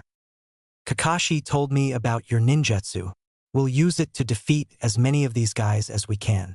Trap the maximum number you can. I'll finish them off, Sasuke ordered, an idea having spawned in his head. You don't have to give orders. You sound like Ino, the pineapple-headed genius answered. He quickly formed the seals needed and moved his shadow out, trapping 10 shinobi, both sand and sound, for Sasuke to finish off. The Uchiha also quickly formed a few seals and grabbed his left wrist. Come on, this has got to work. The second time I used it was with the Curse Seals chakra, so my body should still have enough power left to use it without the Sharingan. Sasuke's thoughts were racing as he gathered chakra for his strongest ninjutsu. Chidori! The lightning-like chakra gathered in his palm as Sasuke pushed of and rushed towards the immobile ninja. Each of them was killed near instantly, a palm-sized chunk of flesh, bones, and whatnot removed from their bodies in a single strike. Oh shit! Shikamaru suddenly shouted. Sasuke quickly turned around, only to see him being ambushed by another sand ninja, grinning evilly at his chance to kill the lazy kid. Nakuden Sensha. Just before he could land his stab, the sand ninja was crashed into the wall by the destructive force of Chuji's special attack, crushing most of his bones. You okay, Shikamaru? He asked, still in his large shape. Yeah, I'm fine. Thanks, Chuji. Chuji only gave a small nod before turning around and starting to roll once again. Kakashi, what is that? Guy pointed at the large purple box, for lack of a better word, as strange trees, plants and roots suddenly filled the entire space. It can't be. Only the first Hokage was able to use wood ninjutsu. What is going on up there? Before he could analyze it more closely, Kakashi quickly dropped himself to the floor, evading the fire ninjutsu one of the sound shinobi had tried to use, and quickly threw a few shuriken at the attacker. 32. Think we should go take a closer look? Kakashi blocked and countered another attack aimed at him before continuing. 32 as well. They seem to be holding their own good enough anyway, Guy said as he pointed towards the young ninja all fighting and defeating different shinobi from the two attacking countries. It would seem we've fought off the main attacking wave anyway, and there are plenty other shinobi around to support them. Can't hurt to take a look now. Let's go, Guy. With that, both high jounins jumped off, rushing towards the Hokage and his current fight. No one noticed that back in the seats, Naruto had slowly started to open his eyes. What's going on? There's so much noise everywhere. Naruto was still busy trying to discover what exactly was going on around him, when he suddenly felt a sharp stab of pain in his chest. Arg! I can't believe it, even simply breathing hurts. I can feel everything in my body stinging and screaming. Everything hurts, but I have to find out what all the sounds and screams are about. I have to open my eyes. Slowly, against all wishes of his body, Naruto managed to open his eyes slightly, only to be blinded by the sudden sunlight in his face. What happened? My memory is kind of foggy. Did I win the fight? Are Sakura-chan and Hinata all right? The last thought, restoring the image of his friends to his mind's eye, forced Naruto to finally open his eyes again, just in time to see a kunai flying just past his face. Wah! His sudden cry of surprise left his mouth before he even realized what had been going on. It was that sound that suddenly alerted every shinobi in the immediate region to his awakening. What the hell is going on here? Naruto demanded, yelling into the sky. The village is under attack by enemy forces, Naruto. But you? Kakashi stopped his sentence, turned and slashed the throat of the sound shinobi that had tried to attack him in the back before continuing. You have already done more than enough. You defeated Gaara, and it looks like he was a major factor in their plan. Now take another pause, and this time a sand shinobi had fallen to the small dagger in Kakashi's hand. A small break. You're exhausted. In your state, you'll only put yourself into the way of more danger. 39. Kakashi had kicked another shinobi, this one obviously from the sand, in the neck. Before Naruto had the time to interfere or stand up, his vision was suddenly blocked. The only things he could see were the outfits his friends wore, now standing in front of him. Seeing them standing there, guarding him, Naruto could hardly hear what they were saying, as he felt an unfamiliar warmth spread through his body. But even though it was unfamiliar, he knew just how to name the feeling. Friendship. As he lay there, silent and stunned, Naruto tried to say something, but the words would not come out of his mouth as he looked. Hinata, Sakura, Sasuke, Ino, Kiba, and Chuji all stood in front of him, and they were still fighting with the enemy as well. And then, suddenly, something caused every single leaf shinobi to turn their heads. An explosion had sounded from the Great Purple Barrier. As Naruto was trying to figure out what that was, Guy suddenly yelled out, Hokage-sama. Kakashi, we have to get over there. Hokage-sama is in danger in there. Calm down. The ANBU are still there as well, and we can't get into that barrier from the outside. We'll have to deal with the enemies down here first, and then we can try and break through to save Hokage-sama. But focus on the here and now. The old man is in danger? Was the only thought that was raging through Naruto's head as he slowly stood up and, amidst the chaos of the war, slipped away from his friends. 41. Guy's scream was unmistakable as he kicked yet another enemy shinobi to his doom. Hey Kakashi, that glasses guy who was imitating an ANBU is down in the arena, along with a few sand shinobi. Let's go. Looking around, Kakashi found that the attacks in the enemies in the arena were already under control by all the other present shinobi. After slashing his 42nd opponent down, he jumped down after the green beast of Konoha. Unfortunately, he had failed to make a last check for Naruto. Otherwise, he would have seen the chairs that the blonde had laid on previously were now empty. What are you doing here? The white-clothed ANBU, obviously the leader of the bunch, asked as he saw the exhausted form of Uzumaki Naruto crawl up on the roof. You can't be of any help here, and if you are even capable of fighting, you should be down there, fighting the other enemy shinobi. But Naruto, beat up, exhausted, bruised and bloody, didn't listen to him at all. Instead, it looked like he didn't even know the ANBU were there at all. Instead, he just slowly stumbled his way over to the nearest of the four corners, which held the six-armed man, while continuously muttering a single line. Gotta help the old man. Gotta help the old man. As he had finally walked past the ANBU, who didn't even try to stop him, Naruto managed to get near the corner. Hey, what's a brat like you going to do? You can't interfere. It's game over for that old wimp. Don't. Naruto had suddenly fallen down on the ground as he tried to step forward. Trying to lift himself up again, Naruto tried to speak to the sound ninja again. Don't insult him. With obvious great effort, Naruto had finally managed to raise himself to stand on his legs again. His knees were still shaking and he had trouble keeping his balance. This kid is insane, the ANBU captain thought. He suffered a hell lot of damage from the fight before, and it looks like he broke his left leg. As he attempted to step forward again in an attempt to stop the blonde from doing something foolish, an explosion of red escaped from the boy. For a second, the ANBU captain had forgotten that he was dealing with the Kyuubi's vessel. Don't you dare insult him in front of me, Naruto shouted, a newfound power in his voice as he steadied himself. Again he focused all the Kyuubi's chakra into his right arm, and again it warped and wrapped around it to form a fox's head at the fist. The grin that had at first spread on the six-armed man's face had suddenly fallen as almost all attention in the arena was drawn upon Naruto once again. Warg! With a near-primal grunt, Naruto stepped forward, onto his left leg, and swung his right in a full arc, slamming it right into the purple barrier. Right before everyone's eyes, Naruto's fist turned completely red as it slammed into the barrier. The fox that had surrounded it easily broke through and destroyed the purple barrier it had come into contact with. The explosion blasting Orochimaru's guard away, instantly canceling the barriers that had been put up by the four of them. The six-armed shinobi had been sent flying and crashed into a large wall, leaving a deep impact where he landed.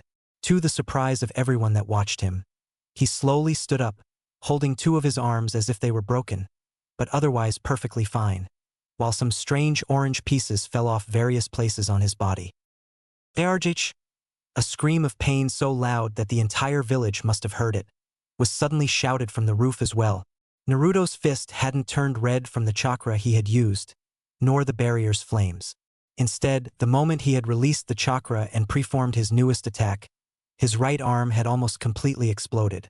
Bloodshot, along with the still present red chakra, mingled with Naruto's natural blue chakra, shot out of various places. Naruto had barely grabbed his right arm before he crashed to the floor. His face still set in terror and extreme pain. He had passed out at last. Not letting them set up another barrier, 3 members of the ANBU squad quickly engaged the other shinobi before they could get anywhere near Orochimaru, while the captain himself stood for a moment and looked at Naruto. Bending down, he picked up the blonde, letting his arm bleed all over his cloak, and moved away from the fight at the rooftop. The fighting all over the arena had come to a temporary stop when Naruto had yelled out in pain, so the captain had enough time to safely bring the young shinobi down to the stands. Moving to the place where he saw the other genin that were partaking in the exam fighting of the last of the invading sound and sand shinobi, he still carried the boy with a strange softness, as if he were holding a valuable treasure. This boy has done enough. If he had not defeated that sand demon, he would have been in serious trouble. And now he has broken through the barrier, enabling help to arrive for the Hokage. Rest for now, boy, knowing you have done more than enough already. The ANBU captain gently placed Naruto down on the chairs he had laid on before, pulling a jacket from one of the seats and placed it over him to serve as a blanket. He looked up into the faces of the young genins to have made it all the way to the semifinals. Inuzuka Kiba, Hyuga Hinata, Aburame Shino, Hyuga Niji, Tenten, Akamichi Chuji, Yamanaka Ino, Nara Shikamaru, Haruno Sakura, and Uchiha Sasuke. He has done enough. Let him rest. They didn't respond in words, but each of them quickly nodded before the captain left. Oh no! Kabuto's voice bore clear distress. His eyes focused on the location where the barrier should have been. But it was too late to cancel the jutsu now. He would be transported to a location a few miles away through the earth. Canceling it now would result in disastrous effects. But Orochimaru-sama can take care of himself just fine. And he's still got the Sounds 4 with him as well. But what he saw, just before his head would be warped away through the earth, still made him worry. Hatake Kakashi and Madogai were hurrying to the aid of the third Hokage. I still can't believe just how sudden that attack was, Sakura said to the others. The Konoha one-day war had been finished some days before, with serious damage done to both the village and the amount of shinobi.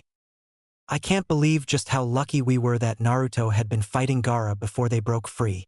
Ino returned. All of the Konoha shinobi who had participated in the Chunin Exams, minus Naruto and Lee, had gathered in the hall of the hospital. Lee was having a checkup on his arm and leg, and Naruto had yet to wake up from the fight. Do you know what could have happened if the Shikaka guy were let loose in the middle of the arena? He'd have destroyed half the village before anyone could have fought him off. She continued. Ever since Naruto had defeated Shikaku, Ino had spoken of him with a lot more respect, as if he was suddenly not just an idiot dropout. But what I'm wondering is, Niji said, thinking out loud, where on earth did Naruto learn a jutsu of that level? I knew he could do Kage Bunshin without problems, but using a summoning is something else. And why didn't he use it against me?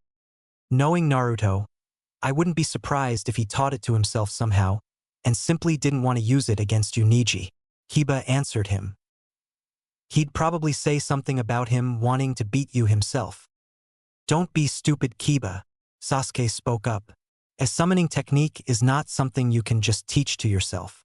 It requires the signing of a contract with the type of animal you'll summon. And besides that, didn't you hear what Kakashi said? Naruto must have learned it from that toad shinobi, Jiraiya of the legendary Sannin. He was in the village after all. But, Sasuke continued in his thoughts, why would a legendary shinobi like that take on Naruto as his apprentice of all people? There are so many others here who he could have taught. Why did he choose Naruto? And if this is how much Naruto has made grow in just 1 month, then he really deserves the title of legendary shinobi. Just how much would I be able to grow under the guidance of a legendary Sannin? But I wonder what happened to Naruto-kun, Tenten said. Like Ino, her voice had gained a degree of respect and worries that had not been there before. He really pushed himself past his limits, and with everything that happened to his arm, I hope he'll be all right. Some rest and plenty of nutrition can do wonders for him, Tenten, Chuji assured her. He was carrying a basket of fruit with him, but he himself hadn't even taken a single bite yet. It probably won't be that simple, Shikamaru said, looking at his hands while he was sitting down. His body was overstrained. That'll heal with some rest and good nutrition like you said. But what about his arm? After everything he did, it looked like it was in a seriously bad condition. It won't heal that easy. But how is it that his arm was able to sustain so much damage? He thought, as his friends all became quiet at his announcement. I know that every punch, kick and ninjutsu inflicts a minuscule amount of damage to the body. That's how you have limits, and you know that you're used an attack or jutsu. If your fist hurts after a punch, you know you've hit something. But there's a limit to just how much damage you can inflict upon yourself in that indirect manner. How is it that Naruto managed to go so far over that line that his entire arm suffered the consequences? How did he manage to surpass his limits so far? Does this have anything to do with what happened at the hospital before the Chunin exams started? Arg, too many questions. This is troublesome. But for once I want to discover everything that has happened. Hey everyone, why are you all sitting here? Lee's voice suddenly rang through the hall. I thought you were all getting back to your missions pretty soon? We're going to give Naruto, Kakashi-sensei, and Gai-sensei a visit as well. They have only today been cleared for visitors. Shino answered, his voice the same monotone as always. Really? Then let me go with you. I want to see Gai-sensei as well. Let's see him first. As good as was humanly possible with only one functional leg, Lee dashed out of the hall to run towards the room of his sensei. Hey Lee, Tenten called after him. Wait for us. Do you even know what room Gai-sensei is in? No idea, but with the power of youth I'll find it before long, he yelled back over his shoulder. So, what exactly are we going to tell our students, Kakashi? Gai asked as he lay in the hospital bed next to his rival. After the battle, many shinobi had been injured in some way or another, but the only ones to have been given a normal room were Kakashi, Gai, Naruto, and the third Hokage. Kakashi and Gai were given a room due to their status as the strongest jounin in the village, having defeated the most enemies of everyone else, 51 for Kakashi and 50 for Gai, and having taken most of their damage in a heroic battle to save the Hokage. The Hokage had been given a special room because he was the Hokage, no strings attached. Naruto, however, had been given a room for other reasons. To the people it was told he had been given a private room due to the effort he put into defeating the enemy and being a key point in the survival of the Hokage. The truth, however, was that he had been placed in a single room to ensure here would be no danger of the Kyuubi appearing and taking control of him. No one would soon forget the fact that he had almost been possessed twice in a single day.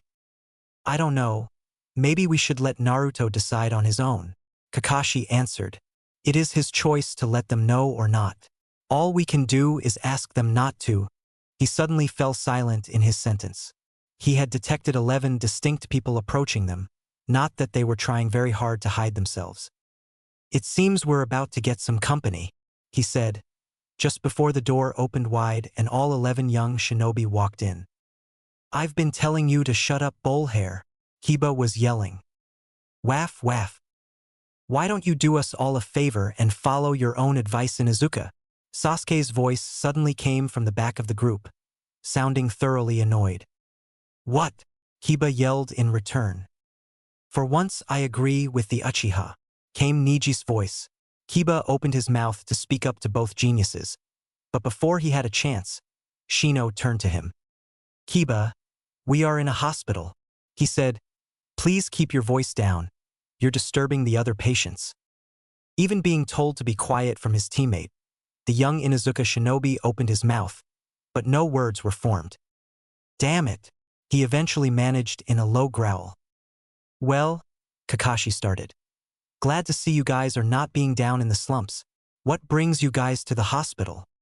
We wanted to see you guys, of course, Tenten said with a bit of a sad smile. Had to make sure you guys were not tearing the room to shreds with some new rival competition match, or Gai-sensei wouldn't anyway. And we also came to see Naruto after you, Ino added. Well, our injuries are nothing to worry about. It's mostly just exhaustion and overexertion, Kakashi said, looking at the young shinobi. Yes, all we need is some rest and good food and we'll be back in no time. But in the meantime, you should all continue your trainings, even if we're not there. Do not let our injuries stop your youthful growth, Guy quickly added, his teeth suddenly sparkling. Before you guys run out of the room, Kakashi said, seeing that all the genin, except for Lee, had instantly turned to leave. Did you hear anything about how the others are doing? And what is the state of the village? We were given only minimal information. The ANBU were too busy with other things. Well, let's see. Sasuke started. The villages of the Sand and the village of the Sound had attacked us. We won the fight. Seeing the defeat of Shikaku and the death of the Kazekage, the Sand has surrendered and submitted to Konoha, reinstating them as our allies. The village of the Sound is still our enemy, but for the moment they can't make any threats to us. Orochimaru is badly hurt and most of his attack force has been killed. He'll need all of them to defend himself, so we won't have to worry about an attack from him in the near future. Yeah, but there's more to it than just the enemy, you human ice cube, Kiba said, taking a seat and continuing the report on the war. As it stands, the village itself has suffered minimal damage. Most of the damage is inflicted on the stadium and the northern wall. The enemy shinobi were dealt with before they could inflict major damage on the village itself, but that wasn't their objective. According to what I've heard when we were helping some of the rebuilding, in about 3 months the village will be back to its old looks. However, the number of shinobi that have fallen in this battle provide us with a great handicap, Shino said, adding to the report. The force of Konoha shinobi has been reduced by at least 40, if not more. As it stands, we have a very weak position with the other great shinobi villages, even with the Sand on our side. If we were attacked by another village now, it is possible that we would not be able to defeat them. Kakashi had listened most intently as they brought the report. So, with Hokage-sama in the hospital in a coma, our forces weakened, part of the village damaged, and an ally that has been significantly weakened, we don't stand at too much of a good point. Maybe, but you're forgetting about Jiraiya-sama, Guy pointed out. He is a shinobi on the level of the Hokage, one of the legendary Sannin. His mere presence will make other countries hesitate to attack. As long as he stays in the village, we can focus on rebuilding and reinforcing the village. If you mean that man who defeated those giant snakes that broke through the northern walls, we have no idea where he is or anything else. Sakura spoke, worry in her voice. From what they're saying, it's like we'll be attacked any moment now, she thought, panic rising in her. True, but we're also forgetting one other important factor, Shikamaru said from the back of the group. He too had managed to grab a seat and had made himself comfortable, looking at the ceiling rather than the rest of the group. Naruto will invoke some worry in the other villages as well. Not only was he able to defeat Gaara, who had quite a name even with other villages, he also defeated the demon Shikaku in a one-on-one fight, and it's because of him that the Hokage survived the fight. Add to that the fact that he could use a summoning technique that was only used by a legendary Sannin, combined with that weird red chakra of his, and the other countries will think we have a super shinobi hiding in this village. At least until they can figure out just how much Naruto learned from this Jiraiya, they'll be hesitant to attack. The only thing that answered Shikamaru was blank stares. Naruto? Scaring other countries away? Him? They'd sooner die of laughter. I see, Kakashi thought. True, with the performance Naruto gave at the Chunin Exams, the other countries will be wary to invade us. Especially if they think the level of combat shown by Sasuke and Naruto is the standard for our village. This guy really has more brains than he lets on. Talking about Naruto, Sasuke began after a few minutes of silence. Does anyone know exactly what it was that he did in the stadium? I know he just learned that summoning technique, but what about all those other things he did? All the genin suddenly exchanged surprised looks. Most of them hadn't even thought of it anymore after the war. The Jounins exchanged a quick dark look. Well, we'll be going to see him next. Why not ask him about it? Ino suggested. Don't, Kakashi suddenly said, before anyone could agree with the blonde. Don't push Naruto for answers. he said, seeing their surprised faces. It's his choice whether to tell you of his power or not, so for now at least don't ask him about it. First, let him recover from his injuries. Have you heard about that Naruto? No way, he fought off Orochimaru? The Orochimaru? I heard he'd gone completely ballistic. They could only barely stop him. I'm telling you, I saw him totally tear that sand guy to pieces. Seriously, I've never been more scared of him than now. You can't deny he is the fox anymore now, can you? I think he's able to control it somehow. If that's true, then he's far more powerful than everyone thought. Don't you think that Naruto is the coolest guy? I mean, he almost single-handedly defeated the most dangerous of the enemies that were in the village. I wonder if he has a girlfriend already. Hanabi heard pieces of conversation like that as she continued her work at rebuilding one of the restaurants in the village. People were walking past and talking away with each other, but no matter who it was, their prime subject of conversation always appeared to be the loud, obnoxious, stubborn, stupid, and thick-head blonde moron that had fought against that sand shinobi. Everywhere she went, everyone was talking about Uzumaki Naruto and his remarkable fight against Gaara of the Sand. Her teachers had ordered the academy students to help out with the repairs that were needed all throughout the village, claiming that it would be good training and that the teachers were too busy to fill in the hole of shinobi that had been caused by the recent war. Hanabi's father had agreed and told his youngest daughter to help with the restore of the village. He had said it would help her understand the rest of the village's population and show that the Hyuga clan did indeed care for Konoha. The Hyuga grounds had suffered almost no damage, apart from some upturned gardens, due to the heavy guarding of the branch house of Hyuga. The rest of the village had not been so well off. Hyuga Hayashi had left the stadium after the fight between Neji and Naruto. It was all he had come to watch. Afterwards, he went to the southern side of the village and had played a crucial role in the protection there. And I wasn't able to do a single thing in defending the village. My sister, my cousin, and my father, they all did fight. My entire family fought in that war. I'm the only one who didn't do anything but sleep. That's completely unacceptable. For the last week, she had been feeling angry with herself. She had been present at the center of the fighting, where the battle began. The strongest of the enemies had gathered, and she had been unable to so much as see who the enemy was. But she had seen how the second most dangerous enemy had been defeated, right in front of her. How was Naruto able to fight like that? Everyone always calls him a loser and a dropout, but how could he be if he's that strong? And why would he not just let others finish the fight for him? He had already won, didn't he? "Hey Hanabi-chan!" A cheerful voice suddenly yelled in her ear. The sudden sound, along with her surprise, had caused the young Hyuga to drop the tool set she was using to repair the roof and slip, resulting with her sliding of the roof. "You were really far away, weren't you?" The triumphant face, complete with evil grin, of Konohamaru looked down from the roof at her. "You've never let me sneak up that close before." He quickly jumped down from the roof to offer his classmate a hand. She promptly ignored his outstretched hand as she pushed herself up, giving him a glare all the while. "What were you thinking about?" "None of your business," was the angry retort. "But man," the brown-haired boy said, "I never thought people would be talking about Nichan this much. I've heard about 20 different versions so far, all of them more incredible than I can believe. Arg. I can't believe that Nichan was holding the fight of the century and I wasn't there to watch." As he said the last bit, he grabbed his hair in frustration.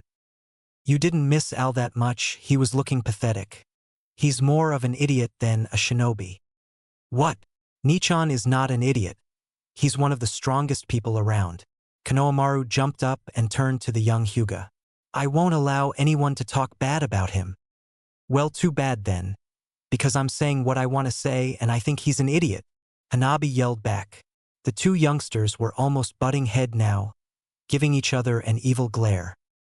"Hey, Konohamaru-kun, Hanabi-san, stop it. We still got some work to do," one of Konohamaru's friends, Moegi, said, pushing herself in between the two hotheads. "If Irika-sensei finds you two fighting instead of helping with the repairs, he'll get angry again." Ever since the battle, Irika-sensei had been on an unusually short fuse and had been giving out harsher punishments than ever. "He misses Nichan as well. And he's probably worried because nothing's been said about Nichan or Grandpa yet. Konohamaru thought. Well, fine, he said. I'm already done with my chore. But Hanabi-chan has been daydreaming too much. She'll never finish it in time. So I'd better help her out a bit. He knew that calling her Hanabi-chan would anger her almost as much as saying that she couldn't finish her mission on her own. I just love getting under her skin. Now you listen up, you annoying little snot-nosed brat, she started. But Konohamaru had already jumped up to the roof and had grabbed some of her tools. Hurry up or we'll never get it done. And you know how angry Sensei would be then. He shouted back at her, a grin on his face. Don't talk to me like that, she shouted back as she also jumped up the roof. Now, I would like to ask all of you to be a bit quiet while you're in the room with him. He's only just woken up and his body is still recovering, the nurse said, as she guided the large group to a room at the back of the hospital. Here we are, she said as she pushed open the door. The room inside only held one bed and there was a single person sitting on it, looking out of the window with a weird look in his eyes. He didn't even seem to notice everyone coming into the room until they spoke up. Hey Naruto, how are you doing? Sakura began. Naruto turned around, surprise visible on his face. As he turned around, all the other genin saw that his right arm was completely in bandages and strapped up and placed in a sling around his neck. It wouldn't be able to move even an inch. I'm doing fine, Naruto replied after a few seconds. But I can't seem to remember anything that happened after I punched Gaara out of the air. I'm fine, Naruto said. But I can't seem to remember anything that happened after I punched Gaara out of the air. An uncomfortable silence answered these words. Kakashi's warning was still fresh in the heads of the 11 youngsters. You mean you don't remember anything at all? Ino asked, her voice uncharacteristically weak. You have to remember at least bits and pieces or something? No. Naruto answered simply, looking a bit confused. I remember that I was talking to Gaara after I punched him, but I can't even remember what we were talking about, he added with a weird look on his face. Okay. A sad smile so does not suit Naruto, Sakura thought as she looked at her teammate. So, Naruto said, as he quickly reverted to his normal persona. What happened? I heard Kakashi-sensei did something really great. Too bad I wasn't there to see it. Let's hear everything. For a few seconds everyone was silent, not knowing how to explain to Naruto what happened without mentioning his own actions in it. Let's see, Tenten started. After the war broke out, the Kazekage revealed himself to actually be Orochimaru in disguise. He attacked the Hokage, being protected by some weird shield. She stopped, not being sure how to continue. As someone managed to break through the shield with a very powerful ninjutsu attack, Hinata spoke up, twiddling her fingers together again. The attack removed one of the casters of the shield, so it was completely broken. The ANBU quickly engaged with the shinobi who had put up the guard, while Kakashi-sensei and Gai-sensei entered the fight against Orochimaru. I bet they really kicked his ass, Naruto suddenly interrupted while grinning. Kakashi-sensei on his own is already good enough to beat anyone, but with Fuzzy Brows Sensei there as well. A sudden uncomfortable silence followed Naruto's outburst. For a few seconds no one spoke up and they exchanged significant looks with each other. It was Sasuke who finally broke the silence. Actually, Kakashi and Gai could only barely fight Orochimaru off. What? It's true, even combined with Kakashi-sensei. Gai-sensei could not fight off the greatest enemy of Konoha, Lee confirmed. How did it happen? How was their fight? Well, let me see here. Kiba started, a thoughtful look on his face. It was just after the initial 2 waves of the attack had passed. Akamaru and I had just drilled our way through a sand shinobi when we noticed that the large purple cube was being dispelled. Almost instantly, Kakashi-sensei and Gai-sensei rushed to the aid of the Hokage. Since most of the fighting had stopped by then, we could get a clear vision of what was going on. But even though I saw it, I don't really know what went on. Their chakra levels went sky high, but I couldn't really follow everything that was going on. They both opened several of the celestial gates. Niji spoke up. He, Lee, and Tenten were the most familiar with the gates and the opening of it. Most of the others present had only learned of their existence during Lee's fight with Gaara.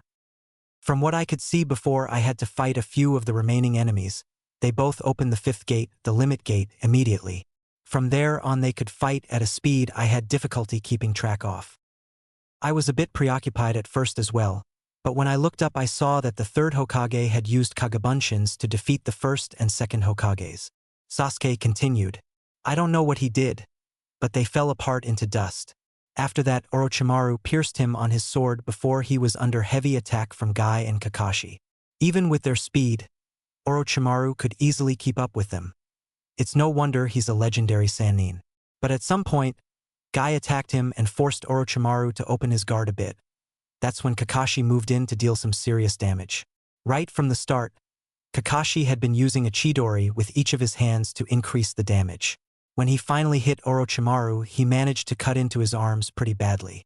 Afterwards, Orochimaru had to withdraw. It looked like he was completely incapable of using his arms anymore. He lost, but nonetheless, he fought against the Hokage, Kakashi, and Guy on his own and stood his ground. His power is incredible, he added in his thoughts. Almost as soon as he fled, Hokage-sama, Kakashi-sensei, and Guy-sensei had passed out. They are in the hospital as we speak, being tended to by the medics. Shino concluded. And what about the old man? Naruto asked after a second. Is he still alive? The others looked at him a bit nervously, before Sakura finally spoke up. Look, Naruto. Jiraiya, we would like you to take the position of the fifth Hokage. Udatain Koharu spoke towards the back of the Sannin in front of him. No thanks, I'm not interested, the white-haired man replied. Just wait for the old man to wake up. He'll be able to continue his work just fine. We don't know when he'll wake up again, if ever. Mitokado Hamura spoke up. The medics are doing all they can just to keep them alive. The injuries he received from his fight with Orochimaru are near fatal for a man his age. He might never wake up from his comatose state. Then the answer is simple, isn't it? Jiraiya spoke, finally turning around.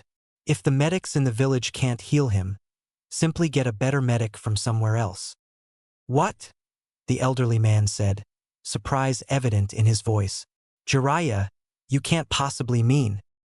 I think it's about time that Tsunadeheim brought a visit to her hometown. Don't you agree? Jiraiya answered. Perhaps. The old lady intervened. And maybe we can ask her to stay behind. It will certainly help with the village's current status. We're severely weakened. Other countries might think we will make easy prey now. Yes, I quite agree, Hamura said. Perhaps we can persuade her to stay while you become Hokage. The mere presence of two of the legendary Sannin will scare many enemies away. I thought I just said I don't want to become the Hokage. The old man can still do his job or otherwise ask Tsunade for it. I don't want to be tied down. I still have a lot of research to do. As soon as he mentioned research, Jiraiya's eyebrows began to strangely wiggle.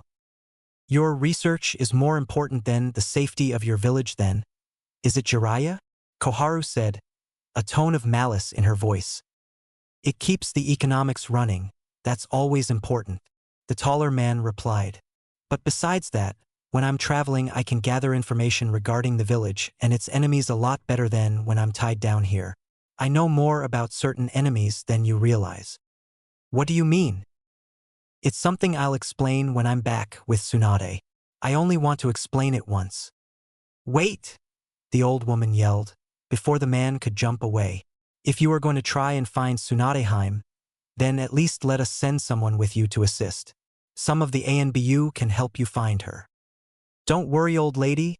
Jiraiya turned his head and grinned at her. I don't need someone to ensure I return to the village. I'll bring back Tsunade. The ANBU would only get in the way. There is, however, one person I would like to have with me. An interesting egg I found here in the village. Uzumaki Naruto is still far too injured to go on any sort of wild goose chase, Hamura said, before his old team member could even speak up. He has done a great deal of damage to the enemy forces and paid a heavy price for it. We need to ensure he is fully healed before we can let him out of the village. You mean you want to ensure he isn't possessed by the Kyuubi? Jiraiya bit back at the elder man. You don't have to worry about that, he continued. That kid won't be possessed so easily. and he'll play a key part in persuading Tsunade to return. He waited for a few seconds to see the shock on the faces of the old shinobi. One more thing before I go. How are Kakashi and Guy doing? When I'm gone, they will be the most important factor of the defense of this village. Their injuries were minimal. They have only sustained a lot of strain on their bodies. The medics think they'll be out of the hospital in 2 days. Koharu answered. Good. Then, the day after tomorrow, Naruto and I will leave to find Tsunade. With that, he jumped and instantly disappeared from sight. So, the old man is barely alive. Naruto spoke up into the darkness of his room. His friends had left a few hours ago, after being ordered to do so by a medical ninja. He had been left alone with his thoughts since then. And unless we do something, he'll stay on the edge. A different, but very familiar voice suddenly answered. What the? Naruto yelled in surprise. Ero-sennin? What are you doing here?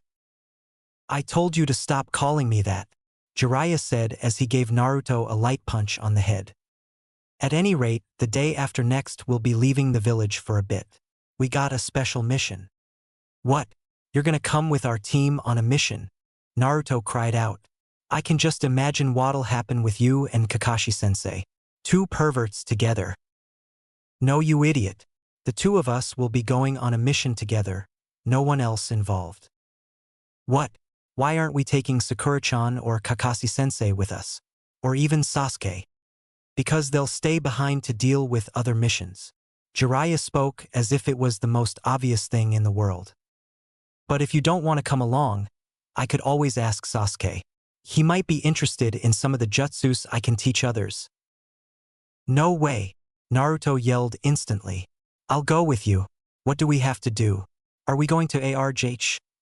In his eagerness for information, Naruto had rolled onto his right arm. Instantly he felt a pain more intense than anything he could remember shoot through it. In the darkness, Jiraiya's eyes suddenly thinned. Relax for a bit more. I'll explain to the medics here that you have to be ready to travel for a decently long period. Tell your friends that you'll be gone for a few days. I'll come and pick you up at dawn. Why at dawn? That's too early. Naruto whined, but no answer came. As Jiraiya turned to leave, Naruto suddenly remembered something else. Wait, Ero-sennin, he yelled. What is it, brat? You said we leave the day after tomorrow, right? We can't leave then. And why not? The older man asked with surprise. The day after tomorrow is the funeral service for everyone that died in the fight. I want to attend it. I can understand. We'll leave in the evening then, after the service is done. Thanks, Ero-sennin. Naruto grinned at where he figured the Toad Ninja would have been standing. But Jiraiya had already vanished. This is strange. Jiraiya thought to himself as he sat down on a roof near the hot springs. At this time of night, there would be no one in the springs, but for some reason he could always do his best thinking on locations like these. His arm completely exploded, and from what I heard it was his chakra circulation that did the actual exploding. But in that case his nerves, which are heavily intertwined with the chakra system, should also be severely damaged. Then how is it he can still feel pain in his arm? Not even the Kyuubi's healing should be able to fix him now. The chakra can't reach his arm anymore. Or maybe I'm underestimating both that kid and the fox. Tsunade will know what to do anyway. What? Naruto, you're kidding me, right? Sakura spoke up in disbelief. You can't possibly go on a mission with your injuries. Well, Ero-sennin says he wants me to go with him, so I'm going. And he's going to teach me some awesome new moves as well. Naruto was nearly jumping at the last part, even though he was packing a bag with only one hand. After hearing that Naruto had to go on a mission so soon, Sakura had offered to help him pack, knowing that he would have trouble with it since he only had one arm. Who is Ero-sennin? Sakura asked in surprise. Naruto suddenly stopped jumping and looked up at the ceiling, deep in thought. What was his name again? I think Toad Boss called him Jirami or something. Jiraiya? Sakura asked in sudden surprise. Yeah, that's him. How do you know his name, Sakura-chan?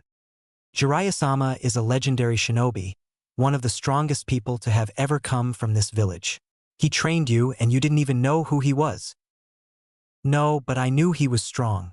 He knocked out the closet pervert in a single attack.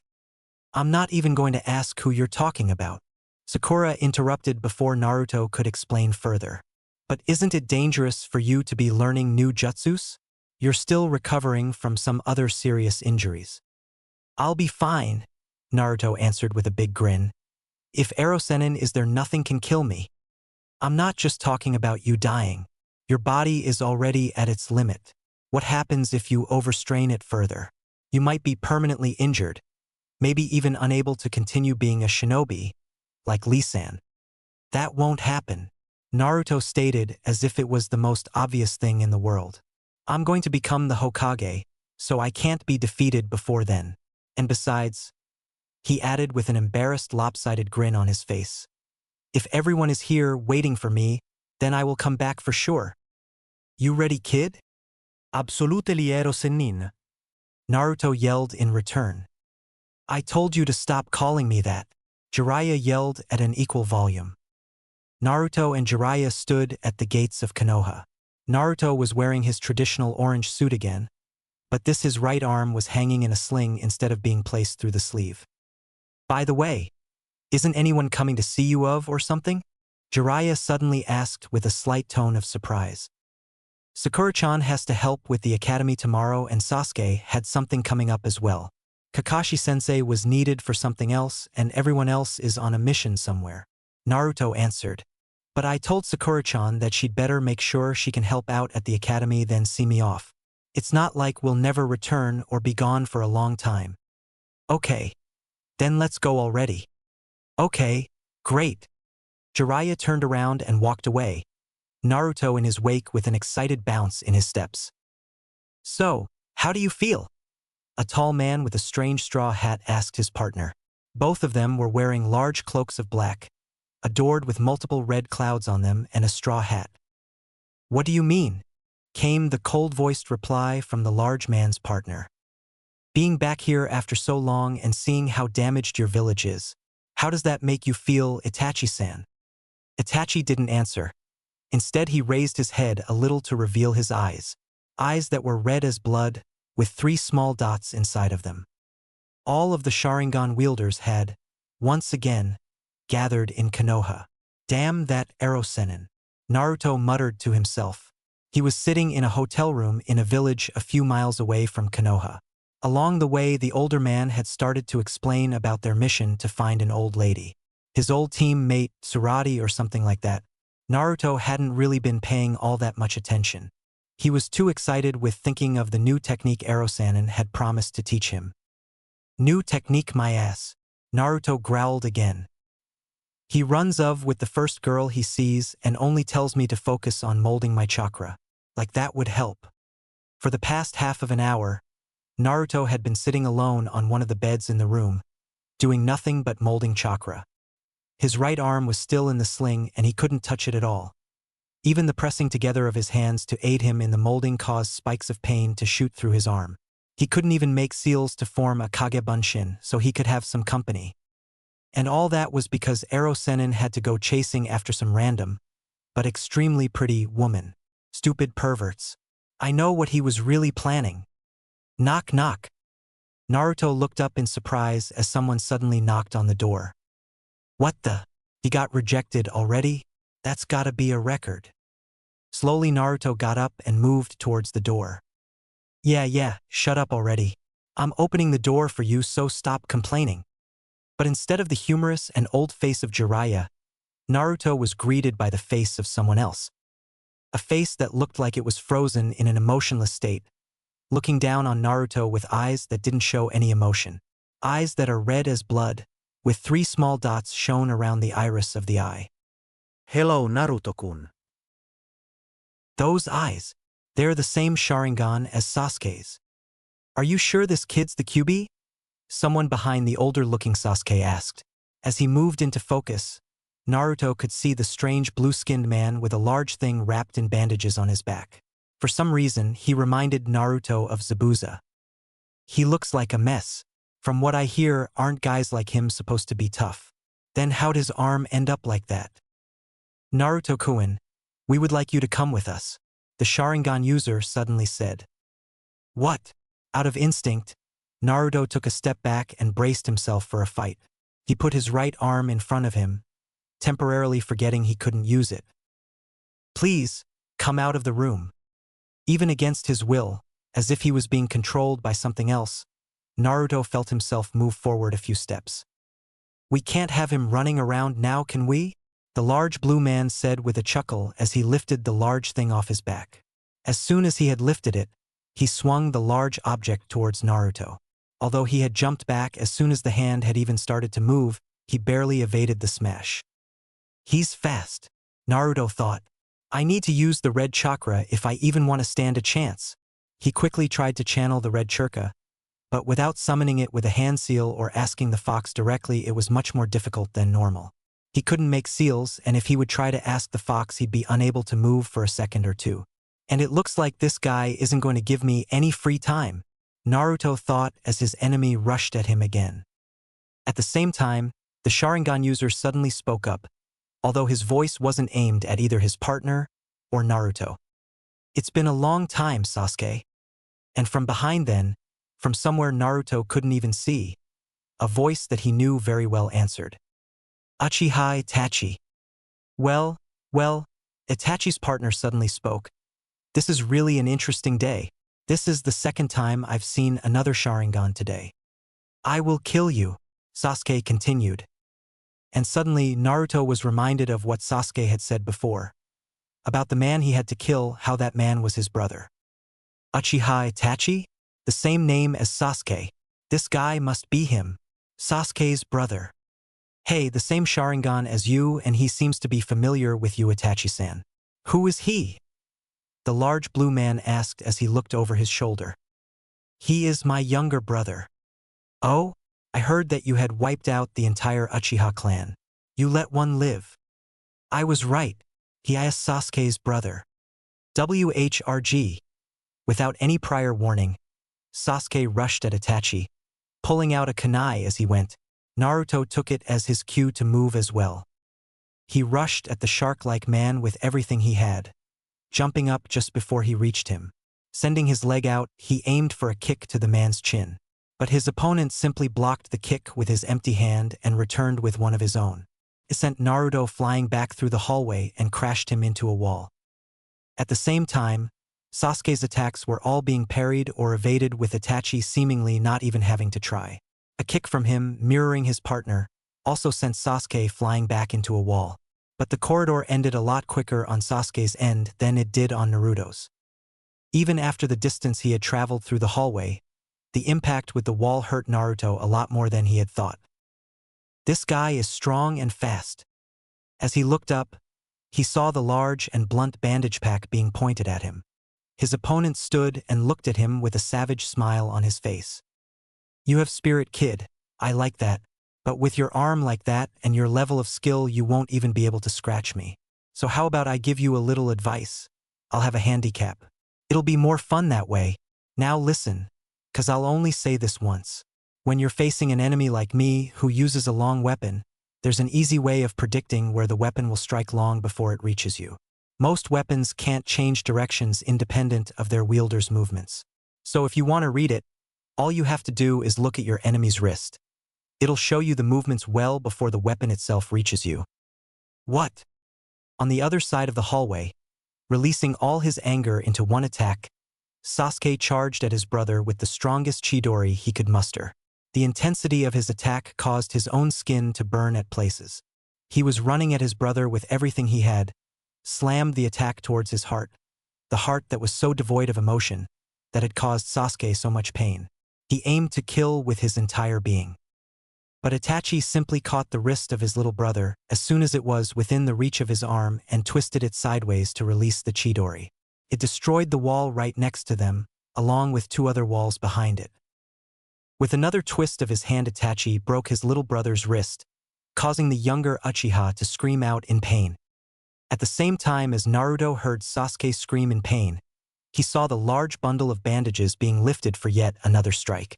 He only just managed to jump to the right to evade the attack, but some of the debris from the attack still cut into his legs and arms.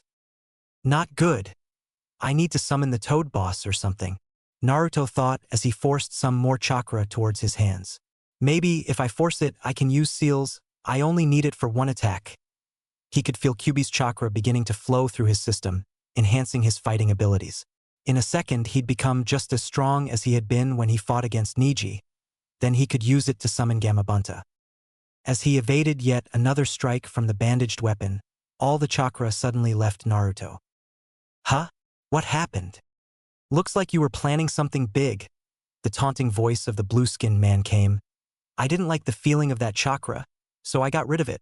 You see, my Samahata can eat chakra. But now playtime is over. He continued. You're coming with us now. He raised his large weapon to strike. Naruto could see that Sasuke was being held up to a wall by his neck on the other side, but he was powerless to save him. He could do nothing as the white bandages came closer and closer, but the impact never came. As Naruto slowly opened his eyes to see what was happening, he was looking at the back of a large red frog in battle armor, blocking the attack with both paws. A second later, he also noticed that Erosenin was standing behind the large blue-skinned man. You guys don't seem to know a lot about me, the white-haired ninja said with a look of confidence. I'm better at getting girls than they are at getting me. Even though it may not look like it, it's one of my many specialties. I, Jiraiya, he continued, am the epitome of manliness. I will fall for no feminine wiles. Because when you're someone like me, you only have to flash your sexiness to have the ladies falling at your feet. Silence suddenly ruled over the demolished corridor. Oh yeah, Naruto suddenly yelled from behind the frog. That girl just winked at you and you were chasing right after her. So stop trying to look cool and classy, Erosenin. Will you stop calling me that in public? Jiraiya yelled in return. Whatever, we need to deal with these guys right now. Heh, aren't you an amusing duo? Itachi's partner interrupted. You are one of the legendary Sannin, the great Jiraiya, aren't you?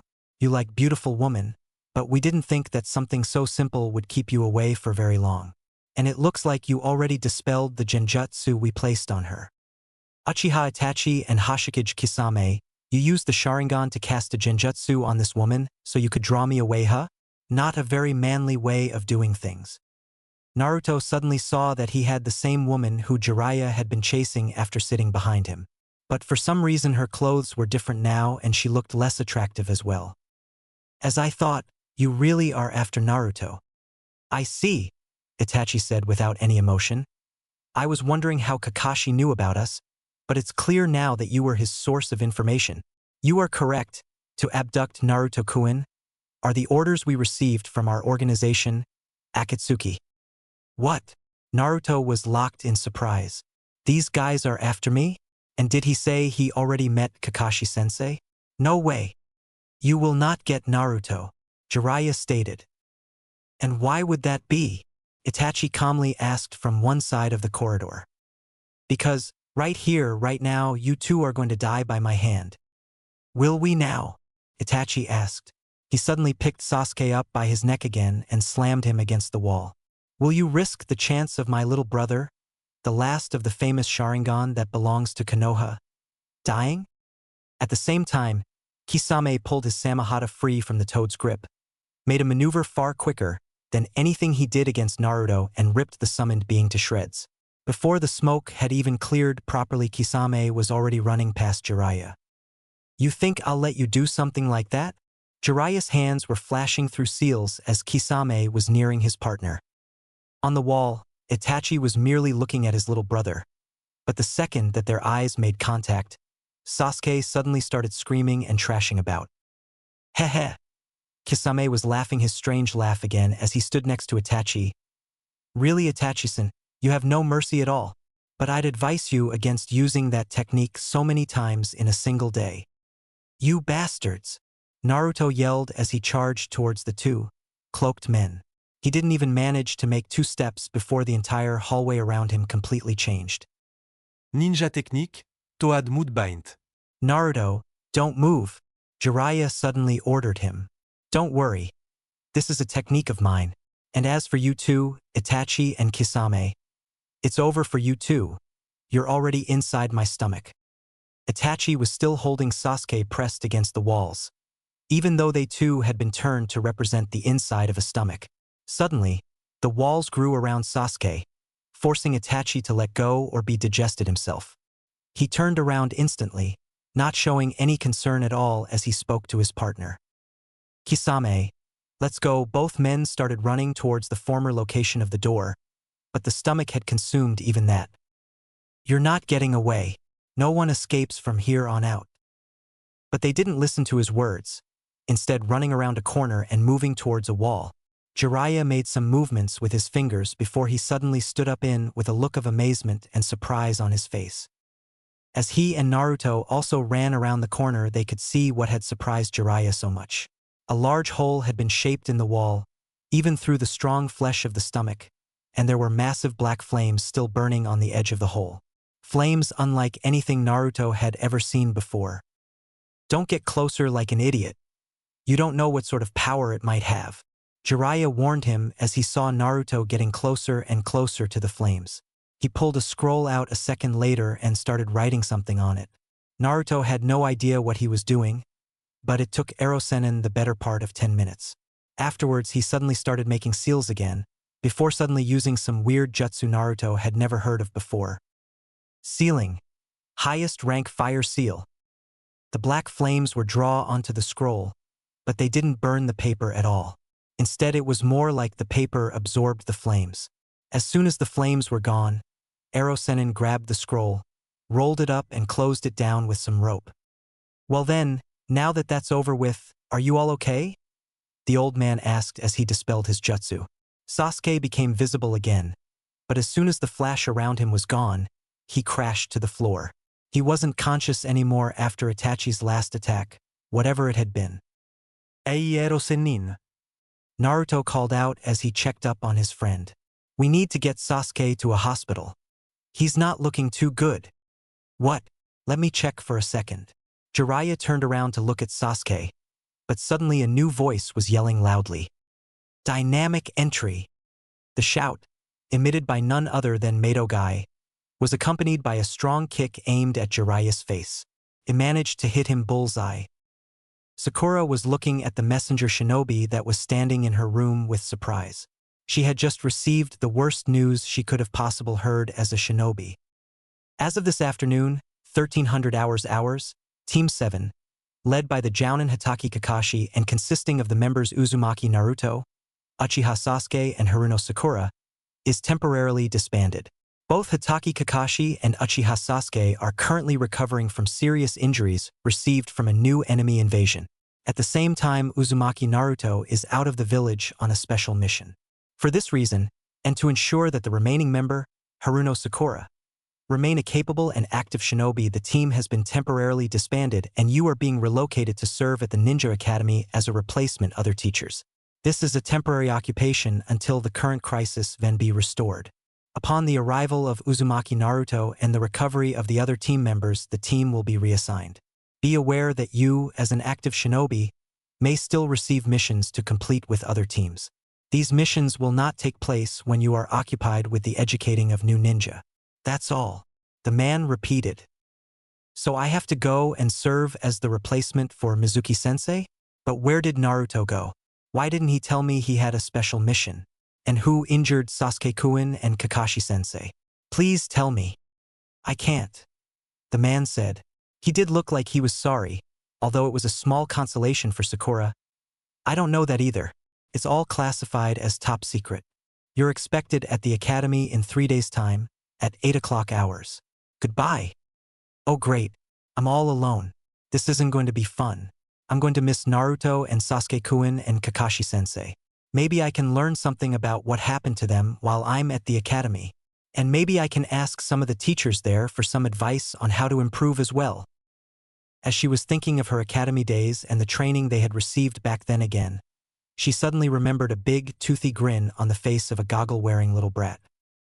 And maybe I'll be teaching Konohamaru's class. That would be trouble. But as the thought entered her head, she couldn't help but give a small smile. Are you sure it's completely okay to leave the village like it is?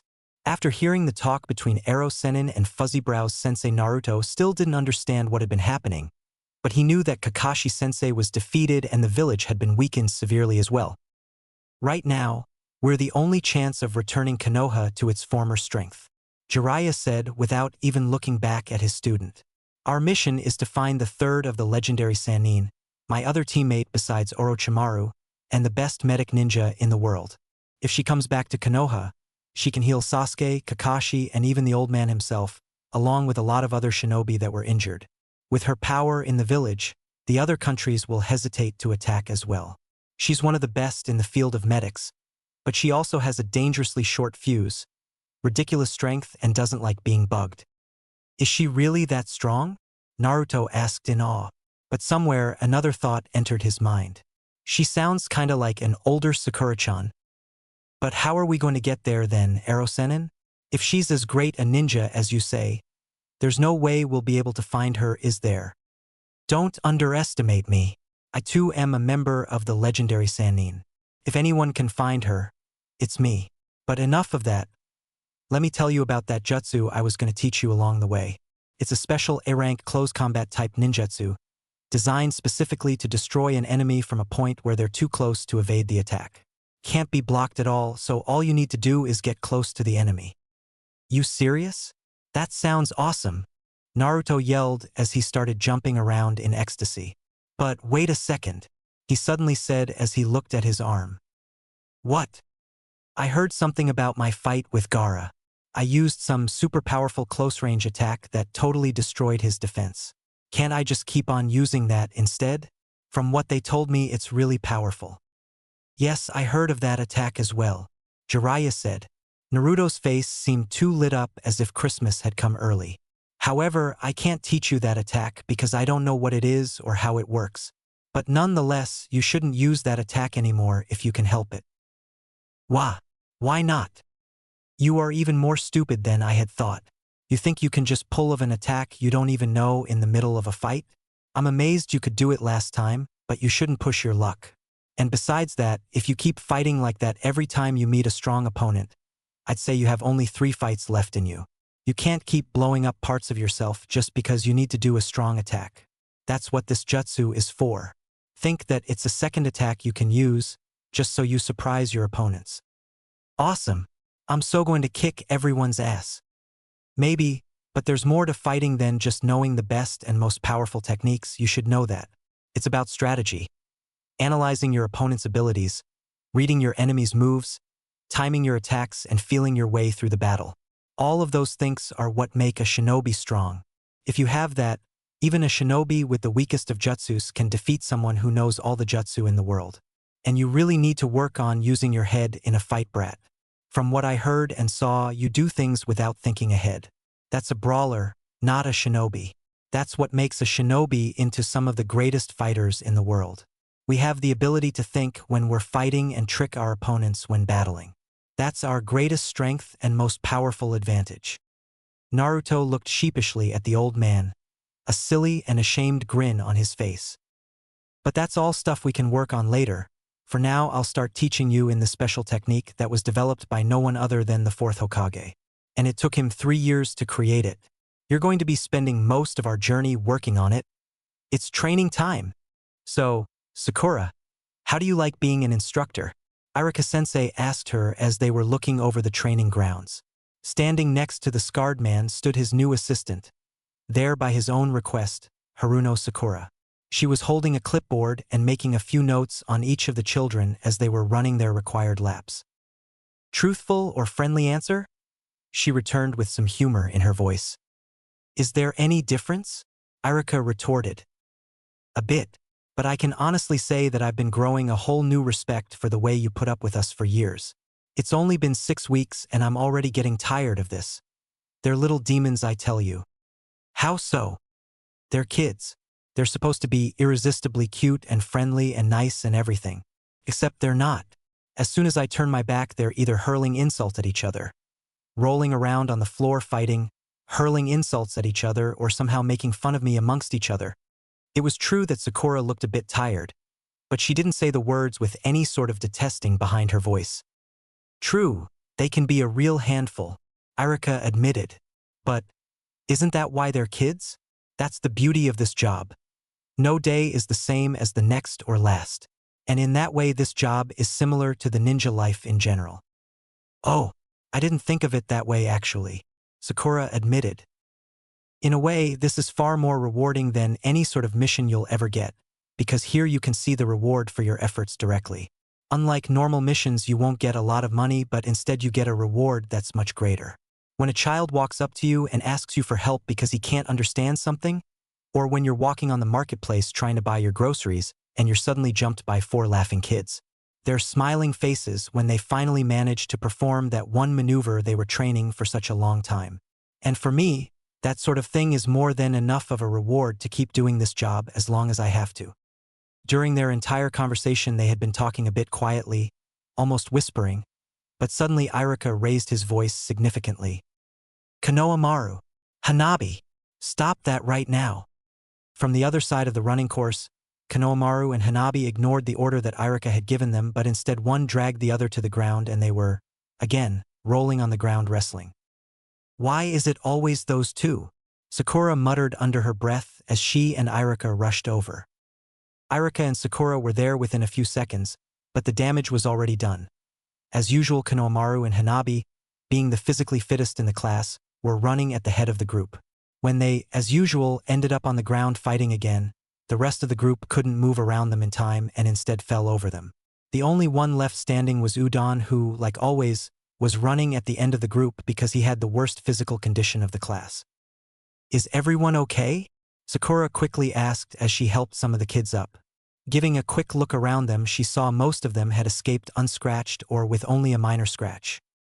Irika-sensei was already holding Konohamaru and Hanabi and, none too kindly, asked a question to which Sakura had only heard 2 different answers so far. This evil girl said bad things about the boss. Again? Hanabi, why don't you stop provoking Konohamaru all the time? You both get in trouble for it. I didn't start it, the black-haired girl responded. This stupid shrimp said that my entire clan was weak compared to that orange-clad idiot. Wow, I heard both excuses at once, Sakura thought as her face fell. Again. You'll both be staying after school today for detention. You've both been causing far too much trouble, Irika decided. Now all of you finish the next 2 rounds and then we'll move on to the class tournament for this month. As the kids all turned around, Sakura noticed that Hanabi and Konohamaru were both giving an almost evil grin behind Irika's back. Oh, and Konohamaru and Hanabi, he suddenly continued. You 2 will be running 5 more laps. That's for messing up the running schedule. Now all of you get moving. Konohamaru and Hanabi suddenly had dropped their heads to the ground. 5 more rounds means that they wouldn't have any rest before the tournament started. Oh yes, I almost forgot about Hanabi's tournament. Thank you for reminding me, Niji. Hyuga Hayashi looked at his nephew while he took a break from the work he had on his desk. This very afternoon Hanabi would have her first class tournament. The event itself was small and hardly worth mentioning, but it was the first time for shinobi in training that they could fight each other. For many it was the first combat experience, and it also helped to decide who would be the leading characters in the class. The strongest would often be obeyed. Father, another voice suddenly spoke up from behind Niji. Shouldn't you go? Titu Hanabi-chan's tournament, I mean. His oldest daughter, Hinata, spoke up, timid as always. Perhaps I shall, but this requires my immediate attention. The tournament is not scheduled to begin for another 15 minutes. Why yes, father, I just thought that, since it was Hanabi-chan's. Never mind. I must go now, we have a new mission. Good day, father, Niji and I-san. With that she bowed to both men, turned and left.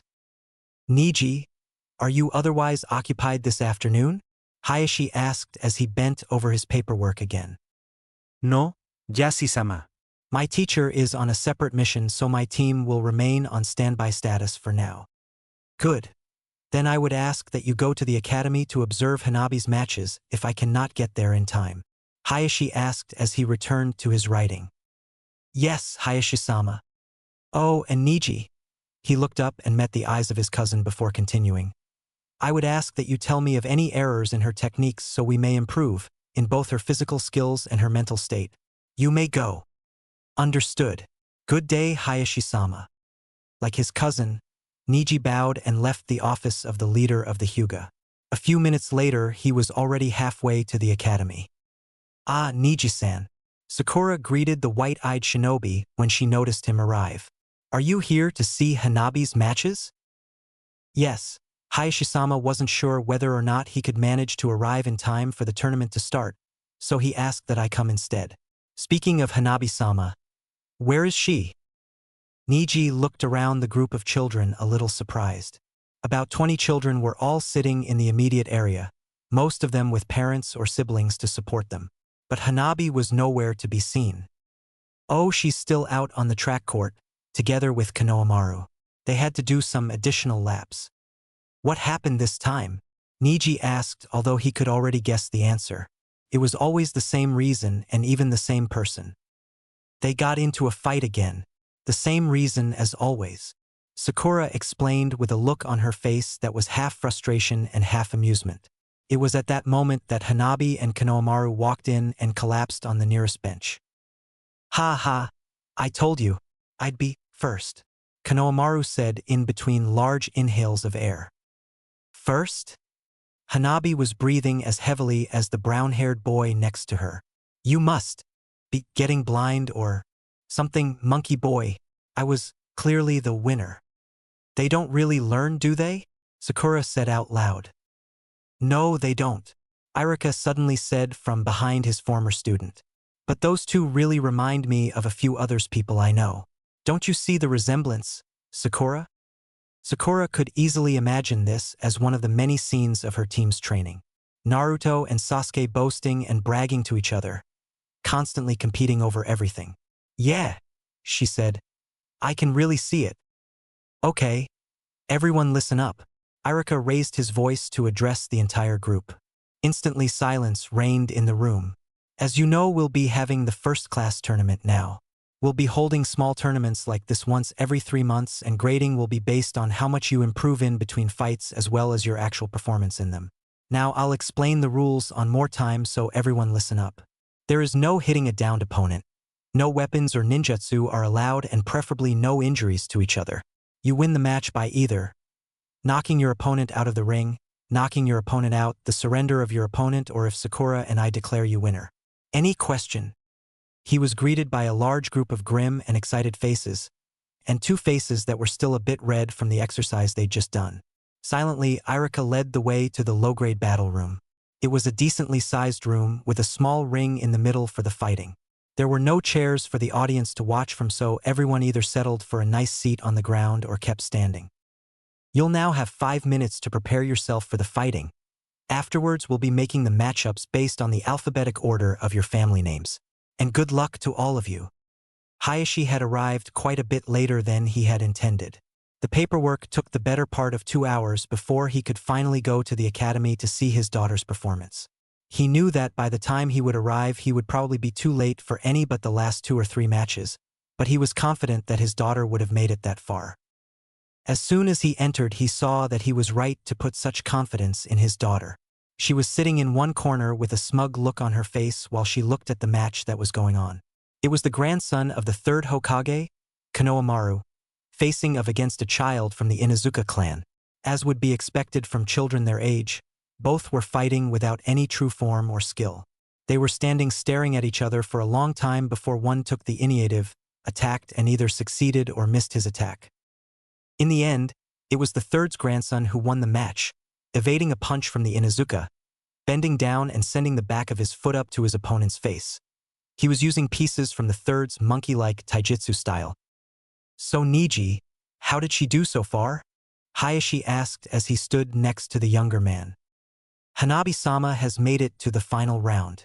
She was fighting very tactically against her opponents, making most of them back out of the ring. Her Juken fight style is disadvantageous in this situation because she is not allowed to use the chakra needed to inflict the actual damage, but nonetheless she has shown to be skilled. In her 4 matches, she has won with 3 ring-outs and 1 judge's decision." "I see. And what would you predict for the final match? Be honest." Niji waited for a second to answer, contemplating whether or not he should voice his opinion. But he had been asked, not ordered, by his uncle to be honest, so he would reply truthfully. I think that Hanabi-sama will lose the finals. And why do you think that? Hayashi did not sound upset or disagreeing with his nephew, but displayed some genuine curiosity. Konohamaru-kun has fought 4 matches as well. He has won by 2 judges' decision and 2 knockouts. He is a very offensive fighter that will not stay down from just 1 or 2 hits. Without the full use of Jukin, Hanabi-sama will not be able to disable him. And the boy is much more agile. He will control the locations of the battlefield more than Hanabi-sama can. Amazing, Hayashi thought as he listened. There is not a single drop of hatred left in his voice when speaking of the main family and its shortcoming. Such a dramatic change, and for the better too. And what would you say the outcome would be if she could use the Jukin to its fullest? His curiosity was getting the better of the Hyuga leader. He recognized the similarities in fighting style and personality between the 2 children who would fight soon and 2 teenagers who had fought each other with everything they had some time ago. Then I still think Hanabi-sama would lose, Niji stated. An almost but not quite smile graced his features as he too made the connection. Opponents like Konohamaru are the worst matchup for a Jukin user. They will not stay down and keep fighting until they really can't breathe anymore. No matter how many times you strike at them or how often you close their tenketsu, they will stand up and return to fight you again. They can only be defeated by someone as determined and certain as they are, and Hanabi-sama still lacks that determination. Niji was not only admitting the errors in Hanabi, and Hayashi knew it. Then perhaps this might be a good learning experience for her? Would you not agree? Yes, sometimes there is more to be gained from a defeat than there is from victory. And now the last match will begin, Irika announced 5 minutes later. Both fighters had been given a small period of rest, during which Hanabi had noticed her father's presence. Intent on impressing her father, Hanabi took the initiative and charged at her opponent. How she had looked forth to this day. She could finally teach that stupid brat not to mess with her and at the same time impress her father with her skills. Konohamaru, determined not to lose to this white-eyed devil girl, had charged right back at her. Both of their punches hit at the exact same time, causing both kids to take a few steps back. Hanabi was the first to recover. She followed up with another punch to the young Sarutobi's face that caused him to lose his balance. Her second punch had caused the boy's nose to start bleeding rather heavy. Ha, my win, Hanabi thought. With his nose like that, he'll be in way too much pain to stand up before the count of 10. But to her surprise, Konohamaru stood up quickly and gave a rough kick to her side. Hanabi's reaction was too slow, and she felt the pain shoot through her body. A second attack was coming, a punch aimed at her face this time, but Hanabi managed to sway her head to the side and evaded the attack. She gave a rough swing with her arm, hitting Konohamaru's neck with her biceps, and dropped her opponent again. But, much to her surprise, Konohamaru stood up again and returned to the offense. Hanabi managed to evade the first kick, but was caught off guard by the punch that followed. It hit her straight on the nose. Instantly, she felt blood flow as she felt pain shoot through her face. She couldn't help but give a yell of pain. Arg! Ha! Hanabi's yell of pain was her savior in disguise. Konohamaru was caught off guard by the sudden cry and didn't follow up on his advantage. In a moment of rage, due to being so disgraced by this boy in the presence of her father, Hanabi could bite through the pain and gave the surprised Konohamaru the most powerful punch she could throw to his face. Hanabi looked down at her hated enemy with a sense of triumph. She knew there was no way he was going to get back up now. They had both received similar injuries, their bleeding noses, but Konohamaru had been suffering far more damage. There was no way he would get back up. Don't look so conceited, witch, Konohamaru growled as he stood back up, his legs wobbling to support his weight. This isn't over yet. I won't go down so easily. Wah! Hanabi couldn't even make any sensible words. How? He suffered much more damage than me and I can hardly stay standing. How can get back up? Without meaning to, Hanabi raised one of her arms and crossed it across her body. An action that didn't go unnoticed by either Niji or Hayashi. You're going down, Konohamaru exclaimed as he rushed forth one more time. Hanabi charged right back at him, preparing to deal another full-power blow to his already bloody face. Hanabi was the first to initiate her attack, but, much to her surprise, Konohamaru ducked under her fist, bent forward as much as he could and gave her the same kick that had Nakeda out the Inuzuka boy he had defeated in the last round. Hanabi, still trying to recover from her own punch, couldn't evade as the bottom of Konohamaru's shoes made full contact with her face. Despite the fact that the school's medical ninja had fixed all the injuries that were received in the tournaments, Hanabi could still feel a lot of pain from her nose. She was walking home with her cousin and father, but she didn't feel the need to speak. She was far too angry and upset that the first match her father had seen was one where she was defeated. "So tell me, Hanabi," her father suddenly asked, startling his daughter from her thoughts. "What did you think of your first actual fighting experience?"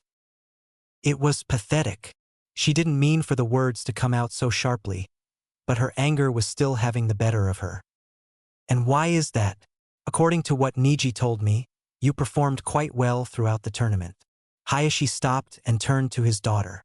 Behind them, Niji stopped as well. "I lost when I should have won. And even worse, I lost to that stupid tooth-missing, big-talking monkey brat." "Yes, you have lost your last match," Hayashi calmly stated. "But I asked what you thought about the experience as a whole." "I should have won," Hanabi repeated. "I was better than him at everything. I hit him more often, he was down more often. By all means and accounts, he shouldn't have been able to win. I mean, I'm a Hyuga. How could I ever lose to someone like him?" "If I may, Hanabi-sama," Niji suddenly interfered.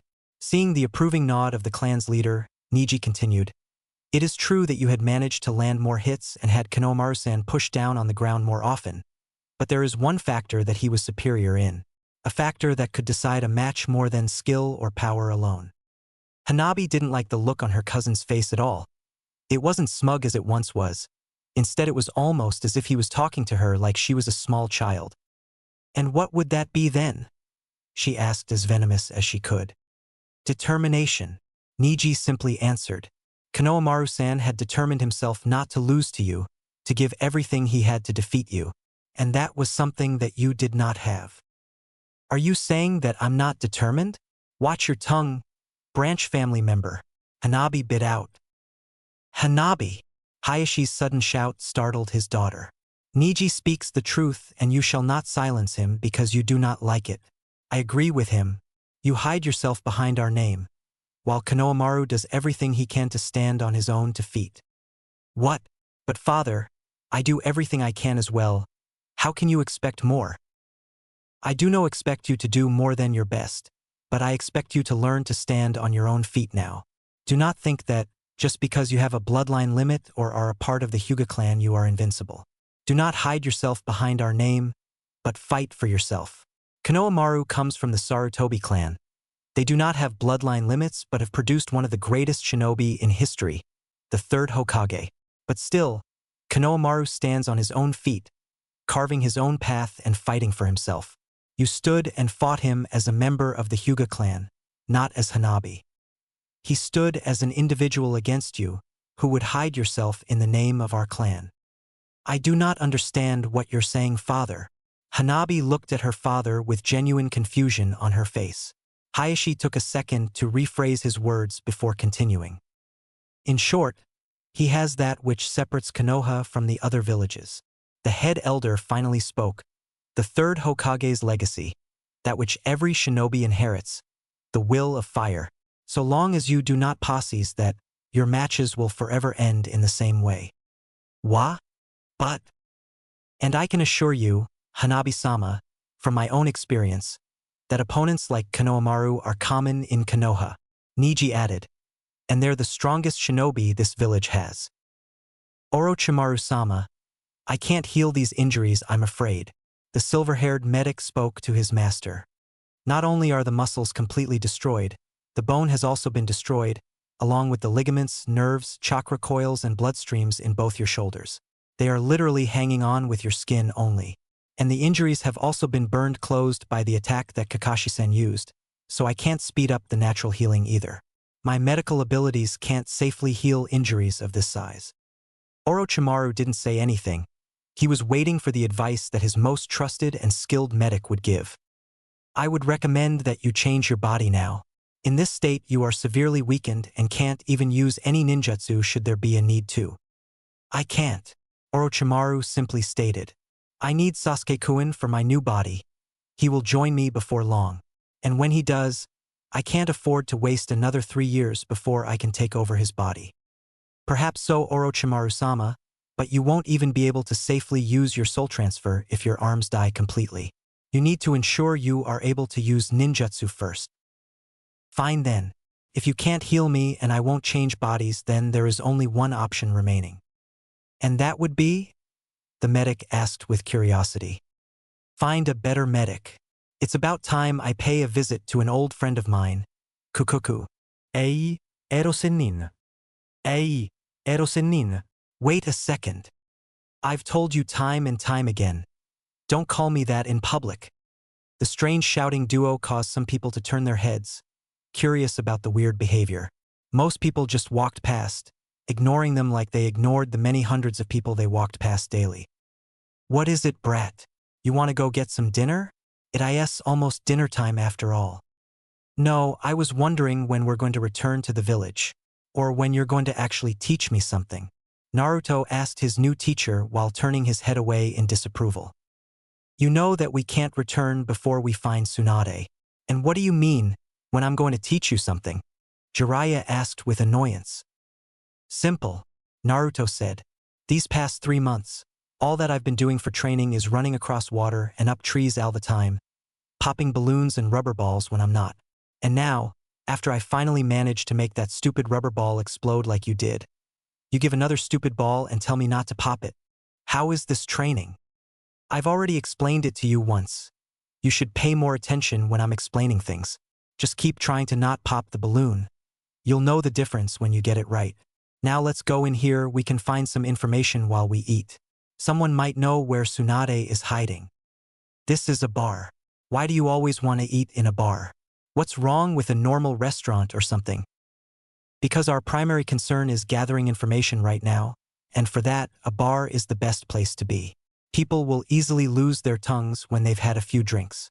So a bar will... What? A bar will what? Erosenin. Speak of the devil. XXX. Wow.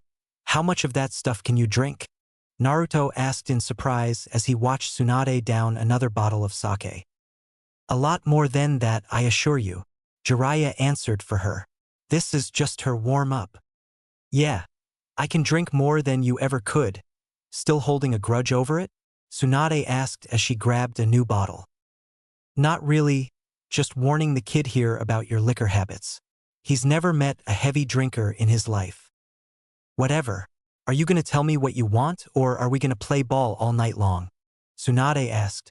Her cheeks were starting to turn slightly red and Jiraiya noticed the change in her speaking pattern. The alcohol was already beginning to have an effect on her. That'll make it a bit easier on me, just as long as she's not completely wasted, he thought. I'll be to the point then. Tsunade, the hidden village of Konoha, asks that you return to the village to heal the 3rd Hokage. And they also request that you take up the position of 5th Hokage. What? Naruto yelled extremely loud as Tsunade sent him a strange glance. You want this drunk to be the next Hokage? You never said anything about that. Drop it, kid. This decision was made by the Council of Elders. It's a decision that you can't object to. They want Tsunade for the 5th, and that's that. Forget it, the blonde woman suddenly said. You know how much I hate that village and everything that happened there. I won't go back just 'cause someone asks me to. But tell me, was it Orochimaru who injured Sarutobi-sensei? Yes, it was. How'd you guess? Jiraiya asked as he focused his attention on his former teammate. I didn't. I'm meeting quite a few old friends today. Orochimaru told me that he'd killed Sensei, but you're saying he's still alive. Which is it? Orochimaru probably thought that he'd killed Sensei then. He fought with him little over 3 months ago and critically wounded him, but Kakashi and Guy chased him off. The medics are able to stabilize him now, but they can't heal his injuries. For that, we need your amazing expertise. So he wasn't killed, Tsunade said before downing another bottle of strong alcohol. Quite a shame then. What do you mean? Naruto asked as he stood up in anger. Shut it, brat. Tsunade yelled in return as she put her bottle down. A measure of a shinobi is counted by how he dies, not how he lives. And now, the great third Hokage, the legendary professor, will die in a hospital bed of injuries rather than being killed in a legendary battle for his village's sake. It would have been better if he'd have died in battle. No, it wouldn't have, Naruto stated. How is it good if anyone dies when you know you can save them? You're supposed to be this great medic, but you're nothing. You won't even save one life when you're given the chance? Forget it then. Even if you were named the Hokage, I wouldn't recognize you as my leader. Not a heartless and uncaring person like you. He's gonna get killed if he keeps this up? Tsunade is getting more and more pissed by the second. Jiraiya thought. But maybe she needs to see a little passion again. I could always step in when things got really bad. Brat, you've got guts, I'll give you that. But tell me, do you know why the fourth was hailed as a hero, remembered as the greatest Hokage there was? Why are the first and second hailed as great warriors? Because each of them died for that stupid village. I won't go back just because of an old man that didn't understand his own limits.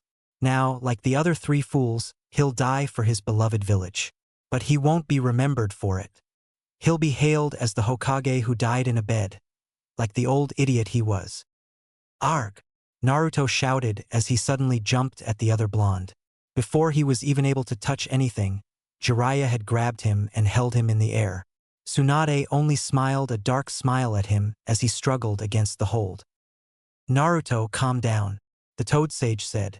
It won't do you any good to get even more injured with your arm in its current state. I don't care, the boy yelled. This old hag insulted the fourth and even all the other Hokages. I won't let her go unpunished. An amusing kid you have her, Jiraiya. But if you want to fight me so badly, why don't we take this outside? I'll humor you for a bit, you punk. She's pissed he called her a hag. You're in for it now, Naruto. Jiraiya thought as he dragged his student outside. Tsunade and Shizune were right behind them. Shizune looked more worried than anything else. Tell you what, kid. I'll make you a deal. I like a gamble every now and then. More like every chance possible. Jiraiya suddenly interrupted. Shut it, you old pervert. Anyway, like I was saying, how about we make a gamble? I'll fight with only one finger, and if you manage to touch me or force me to use more than that, and I'll consider to heal Sarutobi-sensei. Manage both and I'll heal him for sure. And if you somehow manage to beat me, I'll heal him and return to Konoha and offer them my services again. You're on, Naruto shouted, not even listening to the other side of the consequences. But, Tsunade said with a confident look, if you lose, then this will be mine. She suddenly pulled out Naruto's wallet, still filled with money. What? But how, when did you? You're going down, he shouted as he charged. With his left, he grabbed two kunai and shuriken and threw them. Not being able to use his preferred arm in a fight reduced his accuracy quite a bit, but at least they went in the general direction he wanted them to go. Tsunade didn't even bother to dodge the badly thrown weapons and instead stepped forward to counter Naruto's charge. True to her word, she only used one finger from her right hand, but with one movement she had him flying and crashing into the ground a good 20 meters away from her. What's this kid? Taking it easy on me or something? Think you can take me down without using your right arm? I'm the one who's toying here, you'd better get serious. Tsunade, he is serious right now, Jiraiya said as Naruto struggled to his feet again. He's damaged his right arm to the extreme when he was fighting off the invasion of Konoha. I thought you might be interested in seeing him for a bit. It's the most extreme cause of chakra coil overstraining that you've ever seen. Damn it. She did this with only one finger? Naruto thought as he crashed to the ground again. I can't even see straight anymore and I can't stay standing. She can do this much when she's drunk? She's strong. Then I guess there's no other choice than to do this, he said out loud, struggling to stay standing. He raised his left hand and focused chakra in it. A second later, the chakra was spinning around in circles, crossing each other at various angles. It was nowhere near the perfect orb that Erosenin had shown him, but it would have to do. What? Jiraiya, you've taught this brat the Rasengan? Tsunade asked with surprise as she recognized the attack. Yeah, but right now your attention should be on him, not me. Naruto was charging headfirst again at the older woman. I can't allow him to close up on me with that attack. Even in its incomplete stage, it's a powerful and damaging move. She slammed her finger into the ground, creating a fissure in the process. Naruto collapsed as the earth opened underneath his right foot. No, I won't go down that easy, he thought in desperate determination. He knew he couldn't form another attack like this anytime soon. He was too exhausted. In instinct, driven by the desire not to lose, Naruto slammed his right hand down on the floor. The push was strong enough for Naruto to regain some speed as he stepped to the side of the crack. Tsunade suddenly stepped forward, towards Naruto, pushed her finger into his shoulder before the younger blonde could react, and forced him onto his back and into the ground hard. The force of the impact with the ground was enough to knock the youngster out cold. Tsunade, her face in an angry scowl, turned her head to the side only to see that Jiraiya was also shocked. I thought you said he had extreme chakra coil overstraining? Then how the hell was he able to pull that push off with so much force? I was hoping you could tell me, Jiraiya answered. This kid had literally blown the chakra system in his right arm to bits when he punched through a 4-point barrier. The medics were surprised that his muscles weren't destroyed after what he pulled. The odd things was that the nerves were destroyed as well, but for some reason he was able to feel things in his arms after a week or so. And lately he's even been able to feel it when his right hand touches something. But this is the first I've seen him actually move his hand by himself. Whatever, you got me interested in him. I'm going to the bathroom for now, and then I'll check him out for a bit. A few minutes later, Tsunade had a green flow on her fingers as she scanned over Naruto's body. Her face switched from a frown to surprise and even shock as she scanned his right arm. When she was done, she stood up and addressed her assistant. Shizun, take this kid to our hotel room. He won't require any medical attention right away. He has no serious injuries and only needs to rest for a bit. Jiraiya, let's go to a bar and talk for a bit. Whenever you say something like that, it usually means trouble and a beating for me, Slug Princess. XXX. Shizun carried Naruto on her back to the hotel as thoughts raced through her head. We've met with both of the Sannin today, while Tsunade-sama didn't want to encounter anyone from the Leaf anymore. And what's more, I fear that Orochimaru's proposal may be too much for Tsunade-sama's heart. She is tired of this loneliness that she forces herself into after my uncle died. And then there's this boy. Tsunade-sama's entire endeavor changed when she saw him and his reactions. Even more so when he did that attack with the swirling chakra. She didn't say anything as she calmly walked, the blonde boy on her back, and analyzed everything that had happened in the past day. Who knows, maybe Tsunade-sama will choose to return to Konoha. I kind of miss the village. XXX. Why were you so shocked when you saw him pull of the Rasengan? Jiraiya asked as he poured a cup for his old teammate. Straight to the point, huh? Couldn't you guess? Tsunade asked in return. The answer should be obvious to anyone who's known me before the Second Ninja War. True, the Toad Sage answered as he took a sip of his own liquor. He looks a lot like him, even behaves the same. They have the same strong eyes and great dream. I'd guess that when he used the Rasengan you were reminded of facing Minato. There's a very big difference between thinking you're facing Minato or you're facing Nawaki. I don't need to be reminded of when I sparred with your brat, okay? You don't have to keep rubbing it in that he beat me a few times. But on to the more current matters. Why did you teach a brat like him the Rasengan? Why else? It's his birthright to learn it. He's already learned how to summon toads as well as using a small amount of the Kyuubi's chakra. And he needed a powerful technique that could be used repeatedly and still cause a massive amount of damage to an enemy. Okay, but before I ask you about what sort of enemies you're talking about, I want to ask you a few questions about the kid's state. Sure, shoot. I suppose you'll want to know exactly what happened to his arm. He took another sip before moving to refill his cup. I'll come to that in a second. But there's something else that I noticed and want some answers on first. Is there anyone that's been following you for a long period of time? Like, say, the past 3 months? As she spoke, she placed the sake cup down and looked at her old teammate directly. Not that I've noticed. We had some trouble just after we left Konoha. But other than that, there was nothing going on. Why? Noticing the sudden seriousness in the woman, Jiraiya also set down his cup. Because somehow there were about 20 different poisons in Naruto's blood. Nothing really lethal, but it still spiked my curiosity. Well, I don't know of anyone who had gotten close enough to poison our meals. It might mean we're in for some really big trouble. Jiraiya looked away, but Tsunade did catch the sudden nervousness in his behavior. Got you now, you old perv. She smiled as sweetly as she could. It was a smile that Jiraiya knew very well and had always associated with a trashing coming up soon. Then I'm really surprised at how kind his enemies are. Or maybe the ninja world changed so much since I left that a laxative is now a serious poison that'll put a ninja out of commission for a few weeks. I mean, if an enemy is skilled enough to get past you of all people, I didn't think they'd only make him spend a few hours in the crapper rather than kill him. Wouldn't you agree, Todi? All right. Jiraiya sighed as he gave in. I gave him a few weak things to test out his immunity every now and then. I was interested in the effects that Kyuubi's presence would have on his performance as a ninja. I already knew he has massive chakra capacity even on his own, and his healing rate is advanced. But I didn't dare use anything too potent out of fear that it would have a strong reaction with Kyuubi's chakra that I couldn't undo.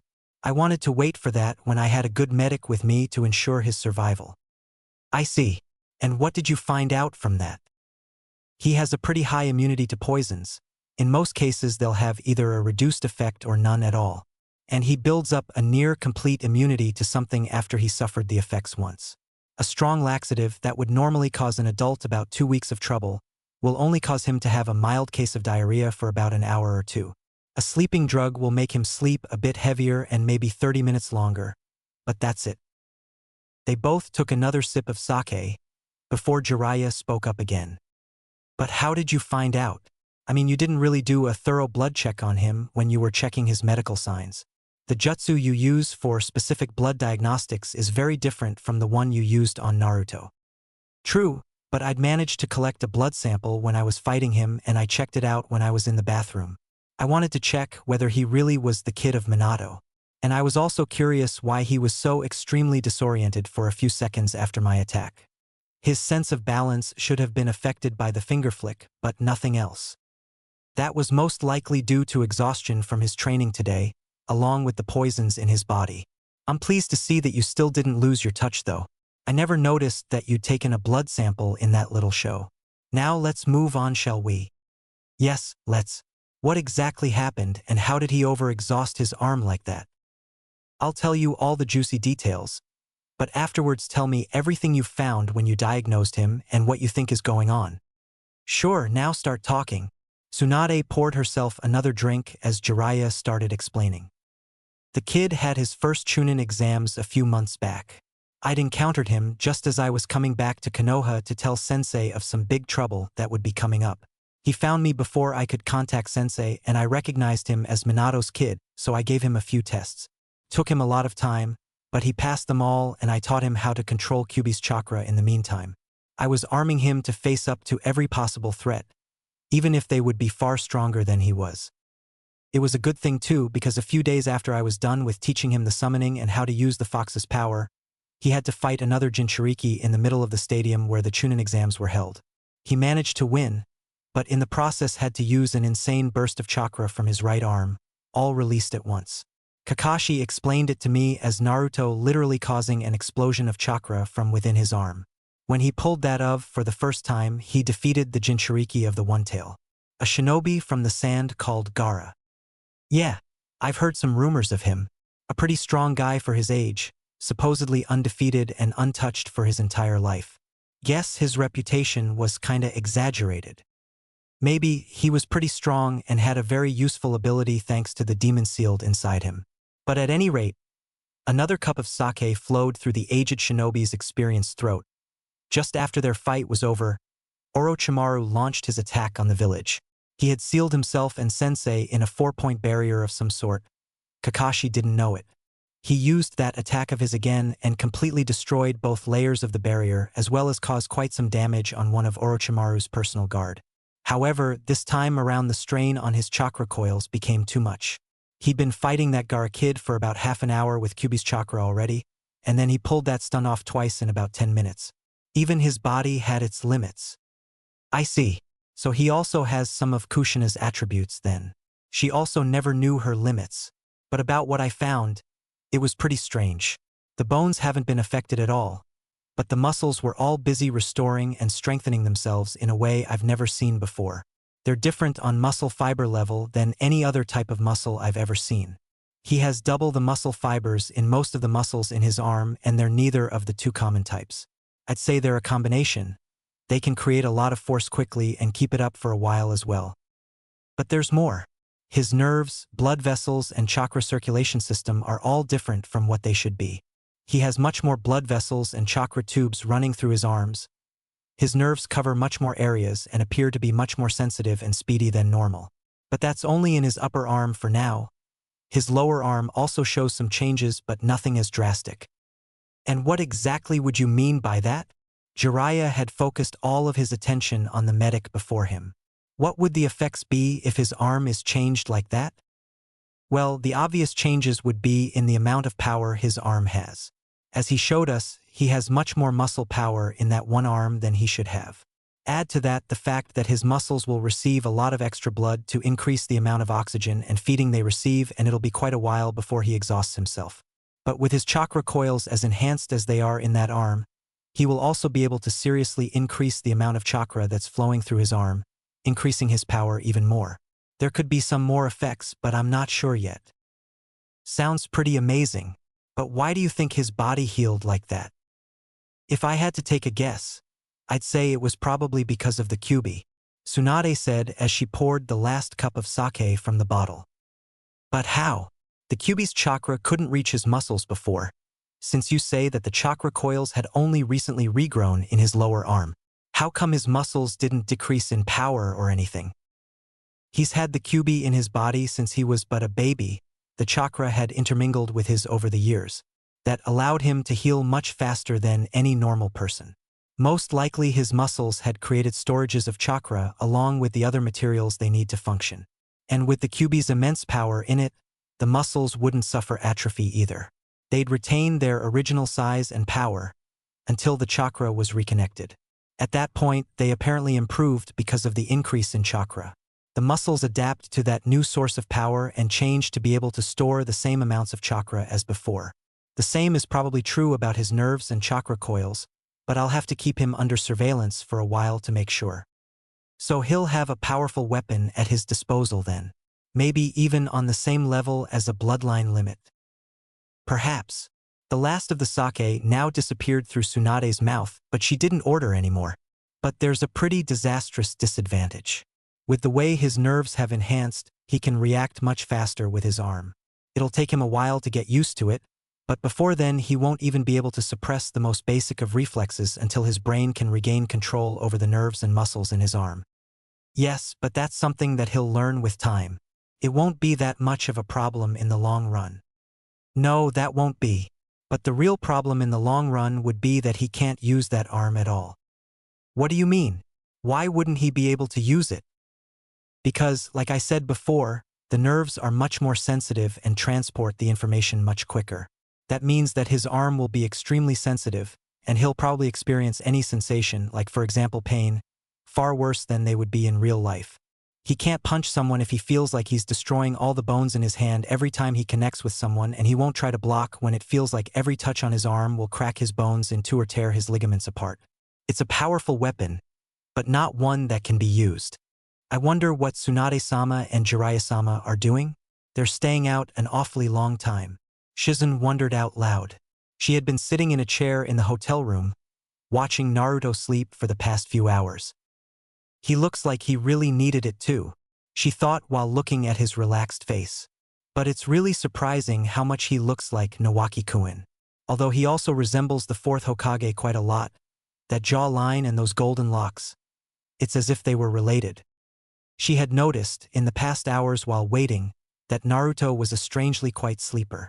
He hardly shifted or turned in his sleep, and when he did he never rolled onto his right arm. XXX. So now that we've finished discussing what happened to his arm, how about you tell me about these enemies of his? Tsunade suggested as she ate a small snack that had come with the sake, the spicy taste reminding her to get some particularly sharp herbs for a flesh wound salve. Yeah, Okay, I'll tell you. Jiraiya began before moving closer and whispering in her ear. Have you ever heard of a group called Akatsuki? Tsunade's face darkened as well. This subject was very serious. Yeah, I remember hearing a bit about it. Wasn't Orochimaru part of it? Are they after Konoha now? Yes and no. The answer came. Orochimaru was part of Akatsuki at one point but left the group after Itachi joined. I'm not really sure about the reason, but I'm guessing it had something to do with Orochimaru's experiments on human bodies. And Akatsuki isn't after Konoha. They're after Naruto and, from what I hear, after several other Jinchuriki as well. I've managed to discover that Kumo has a Jinchuriki of their own, but I can't discover who it is or what demon they sealed. They're keeping it a very closely guarded secret. Same with Kiri. I see. Tsunade was in deep thought for a few seconds before continuing. What else do you know about them? Any other members or their goal or anything? There are 3 members I'm quite sure of that are part of Akatsuki. Another 2 I'm guessing for, and the rest I don't know. I do know that they are all S-rank shinobi and all are missing nin. I know for a fact that Uchiha Itachi, Hoshigaki Kisame and Sasori of the Red Sand are members. And I've heard rumors of 2 other members that sound similar to Deidara the terrorist bomber and Zetsu of the plants. The others I can't seem to find anything about. He'd laid out all his cards. Now it was time for the Slug Princess to continue on with the game. Impressive. He has some powerful opponents at his age. And there will only be more now that he's defeated Gaara of the desert. True, but right now that victory over Gaara is the only thing that's keeping the other countries from invading Konoha. They fear that Naruto is a new shinobi on the same level as the 4th and could thus destroy an entire army the moment they arrive. We need something else, something more stable, to turn the tides in our favor and prevent other nations from attacking. I know that some villages are just itching to get rid of Konoha. And Konoha needs a new Hokage. I know what you want, but you know how I think about Konoha. I'm never going back after everything that's happened back then. So instead you're going to take up Orochimaru's offer? Tsunade's face turned into shock at Jiraiya's statement. How did you? Shizune. He answered easily. Her worries were obvious, and the look on her face made me think that Orochimaru must have made you a tempting deal. But let me make one thing very clear to you. The 2 Sannin looked at each other, extremely serious despite the amount of alcohol they had taken as Jiraiya continued. The Hokages of the past were all brave and noble souls who lived to defend the village. They ruled in times of trouble but still managed to let the village grow with prosperity. And for that dream, that ideal, they would gladly risk their lives. As a shinobi, you should understand their feelings, just like every other shinobi does. A shinobi lives only for one purpose, be it battle, healing, dying, serving the village, or something completely different. There was once a point where the 3 of us would gladly lay down our lives to protect Konoha. And I still feel that way. Therefore, I'll say this now. If you ever do anything to betray or damage Konoha, I'll kill you. It has nothing to do with me, Tsunade answered. They both knew that Jiraiya's threat was not an idle one. It does. You are a kind person, you always have been. Since when do you not care about people around you dying? You became a medic to ensure that casualties were kept to an absolute minimum. But now you suddenly claim that you'll let Sensei die? Who are you trying to fool, Tsunade? Will you stop it already? I don't need you to lecture me, she yelled before Jiraiya could continue. She stood up and started walking away before stopping and asking one more question. What was the real reason you brought Naruto along? Was it only to convince me? No. I brought him along because I want to train him. I believe in him. He has a strange ability to make people believe his dreams. But yes, I also brought him along in hopes that he would be able to relight some fire in you. He's very good in doing that, you know? Yeah, I noticed, Tsunade asked as she fingered her necklace nervously. XXX. So what exactly do you expect Tsunade-sama to do? The silver-haired man asked as he bowed to his master. She will accept. She was always too soft-hearted to let the past go, Orochimaru answered with confidence. I know her weaknesses like no other. She will certainly agree. But what if she somehow decides to not go along? Kabuto carefully asked. Then I have you to help persuade her. She will heal my arms, whether she likes it or not. Triple X. So, what exactly are you doing to him, Tsunade-sama? Shizun asked with interest as Tsunade was slowly moving her glowing hand over Naruto's arm while he slept. I'm guiding the chakra to increase the recovery rate. With a little luck, he should have full control over his muscles and reflexes in little over a month. Without any help, his arm would be completely useless for another 3 months. Now let me concentrate while I do my job. Yes, Tsunade-sama. She agreed before sitting down in a chair and waiting for her teacher to finish her treatment. Throughout it all, Naruto never woke up. He'll need a lot of treatments similar to this. I can write down what has to be done for the medics in Konoha. Is it possible to heal Orochimaru's injuries? Shizun suddenly asked, curiosity spurring her outburst.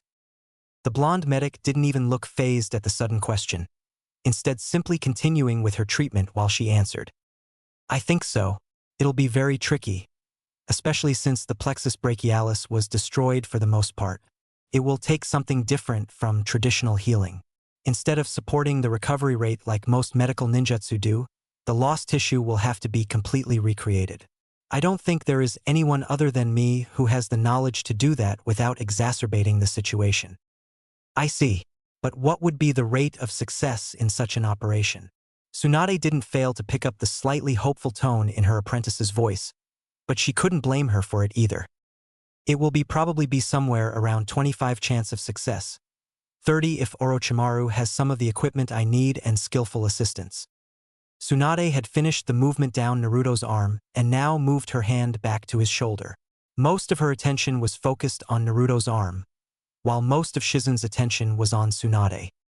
Neither noticed Naruto's right eye suddenly opening. And what of the Hokage? How would you deem his chances of recovery? If the normal medics in Konoha can stabilize him, then, with my help, I'd say the chance of recovery is around 60%.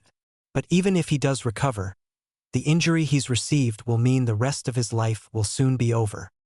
But he can be saved, right? Again, the hope was in the young woman's voice. She still remembered him finding her when she got lost at age 6. Of course he can, Naruto suddenly shouted, shocking both women. You say that he has a really good chance if you help him, right? Then go and heal him already. You're a medic, aren't you? So why won't go and heal him? You don't have the right to say anything about that brat. You lost our bet. Tsunade bit at him. You had to make me use more than one finger or hit me at least once. Then I'd go back to Konoha with you. Then let's make a new bet, Naruto exclaimed. If I win, you go back to the village and heal the old man. And if I win? Tsunade asked. Don't forget I already have all the money you have from our previous bet. Naruto was suddenly looking surprised. He hadn't thought of that yet. If you win, I'll do anything you say, he exclaimed. What's this? You'll do anything I say? Risking your freedom on a bet? You're almost thinking like a gambler, kid, Tsunade asked with surprise. But how's this? If I win, you'll do anything I say for the rest of your life without question. If you win, I'll go back to Konoha with you and heal the old man. She thought for a second, fingering the amulet held just above her breasts, before continuing. And I'll even throw this necklace in. You win, you get this, she said as she showed the green stone to the hyperactive blonde. And before you start complaining, you should know this amulet belonged to the first Hokage and is unique. The worth can't be estimated in money, she added as he looked like he was about to complain. Okay then. Now the look on his face was pretty money-hungry. What's the bet? Naruto asked. Both Tsunade and Shizun face-faulted. He's the one challenging Tsunade-sama. He should be telling her what the bet is, Shizun thought with amusement. Okay, how's this? Tsunade exclaimed after a few seconds of thought. That technique you used against me, the Rasengan, if you can master it within the week you win the bet. If you don't, I win. Simple bet, isn't it? Before even thinking about it, Naruto instantly shouted, You're on! Tsunade couldn't help but smile softly as she continued her treatment of Naruto's arm. They really are just alike, she mused silently. Outside of the room, Jiraiya was standing next to the door, having heard the entire conversation from when Shizun asked about Orochimaru's recovery rate. He too was smiling at his student's antics, and success. Way to go, kid. Keep this up and she'll be back to the old slugger in no time. Triple X. The next couple of days passed by quickly. Tsunade treated Naruto's arm 3 times a day, usually after breakfast, lunch and dinner. Jiraiya had been trying to convince Tsunade some more while talking with her all the time, and Shizen kept an eye on Naruto's training. It's impressive how much he has adapted to using only his left hand in the past few weeks, she thought as she saw Naruto train. If Tsunade-sama's theory is right, Naruto-kun will be almost ambidextrous by the time his arm is restored to functionality. Or maybe even gain a preference for his left arm. Oh man, again? Naruto suddenly exclaimed. The balloon he was using had popped again. Naruto's normal training regime would be to do the balloon training in the morning, until lunchtime, and afterwards spend the rest of the day doing the real Rasengan and trying to destroy the trees. But, even though for the past 3 days the balloon kept popping all the time, Shizen had noticed a significant increase. The balloons now wouldn't pop for at least half a minute, and when they did pop, they did so with much more force than before. On more than one occasion Naruto himself had been blown away when it had popped. It also hadn't escaped her attention that Naruto's left arm was shaking a lot during times of not training. It made it near impossible for him to eat yesterday, until Tsunade-sama had paid a bit of attention to his left arm as well. But there has been just as significant a change in Tsunade, at least from Shizen's perspective. She's become much livelier. She's often bickering with Naruto-kun with obvious amusement, and all the time she spends with Jiraiya-sama seems to do her a lot of good as well. But I can see that she still has doubts about Orochimaru's offer. Not that I can blame her, the black-haired woman mentally added to her inner rant. I also wouldn't mind seeing Uncle Dan again, or meeting with Nawaki-kun, after the things that Tsunade-sama told me of him. Triple X. Crap. I only have 1 day left. Naruto was struggling to his feet, burns all over his body, as Shizen watched him try yet another Rasengan. He rushed towards the tree he was using as a target, but never reached it. The Rasengan exploded in his hand while running, shooting Naruto away a good 20 meters, right into a big rock. The hyperactive blonde was knocked out on impact. Naruto-kun. Shizen rushed over to him and, after a quick diagnostic ninjutsu on his head, sighed with relief. No serious damage done. He's only knocked out and has a minor concussion. He'll be restored by morning, and it is time for bed by now. She bent down and picked the blonde up as she had been doing every day the past week. Naruto, it seemed, was never satisfied unless he passed out from his training. But Shizen had other things on her mind than Naruto's unhealthy training methods as she walked back. Tomorrow was the day that Orochimaru and that spectacle-wearing assistant of his would return for their answer. I can only hope that Naruto-kun and Jiraiya-sama's efforts were strong enough to convince Tsunade-sama. I don't even want to think about Tsunade-sama taking Orochimaru's offer. Triple X. Naruto awake the next morning and, like always, there were no injuries remaining. He laid there for a second before remembering what day it was. Oh crap! Today's the day of the bet. He jumped out of bed quickly, hoping to sneak some additional training in before meeting with Tsunade-bachan. But instead of landing on the ground like he expected, he landed on something soft and warm. Something that was moving. Looking down, Naruto noticed that he had landed right on Shizen's stomach, and she had woken up from Naruto's sudden landing. Like Naruto, Shizen instantly shot up and started shouting for Tsunade. It took her a moment to realize that Naruto wasn't Tsunade, and then she quickly recovered and told Naruto that they had to find the senior medic. But Shizen had barely opened the window when a kunai came flying by and forced her to withdraw her head. Triple X. So, Tsunade, what is your answer? Orochimaru's creepy voice could be heard from down the alley where Tsunade was standing. Where's your assistant? Tsunade asked as her old teammate revealed himself. I thought he would be here to learn something as well. I had the feeling he was a medical ninja much like myself. Coo, sharp as always Tsunade. He is attending other business right now but will be joining us shortly. Now I would like to hear your answer to my request. I want to change the deal. Tsunade surprised her teammate with the sudden request. If I heal your arms, promise me that you will never again bother Konoha. If you can promise me that, with honesty, I will heal your arms. Coo. Orochimaru chuckled. Why the sudden change of heart? Would you not prefer to see your two loved ones again? I want to see them more than anything. Tsunade would be the first one to admit her desire to be with the two most important men in her life again as she hung her head in shame. But if I would be rejoined with them at the cost of Konoha, at the cost of the village that they both loved with their entire body, heart, and soul, they would be disgusted by me. Even if you don't revive them, I will heal your arms if you can truly promise me that you will never again harm Konoha. That's all I ask. She pleaded with her old teammate. Orochimaru hesitated for a second. He knew he wouldn't, silly mistake that, be able to lie to his old teammate. No matter how skilled he was with lying and cheating, Tsunade was far more skilled at discovering when anyone else in the world with reading people. It was near impossible to lie in her face. She never missed that slight twitch that everyone had when they lied. I cannot promise that I will destroy Konoha without fail, Orochimaru stated, completely honest for once. Why not? Why must you destroy the village that we are all from? Are you really that vain that you still hold a grudge over not becoming Hokage? Tsunade yelled, not raising her head from the ground. Do you really believe that I would wage war over the position of Hokage? Orochimaru asked in surprised amusement. You're wrong. I couldn't care less about that stupid name. Orochimaru almost echoed Tsunade's words from a week before. I will destroy Konoha because they are a threat to my plans, he explained. When I've destroyed the shinobi of Konoha, I will use the scrolls they have in the village to learn the ninjutsu that I had not yet learned. And after Konoha, Suna and the other great villages will soon follow. In the end, I will have destroyed the 5 great shinobi nations and used their scrolls and knowledge to learn all of their ninjutsu. In the end, I will be remaining as the strongest shinobi. I will be the only one who will be immortal. I will know all ninjutsu in the world.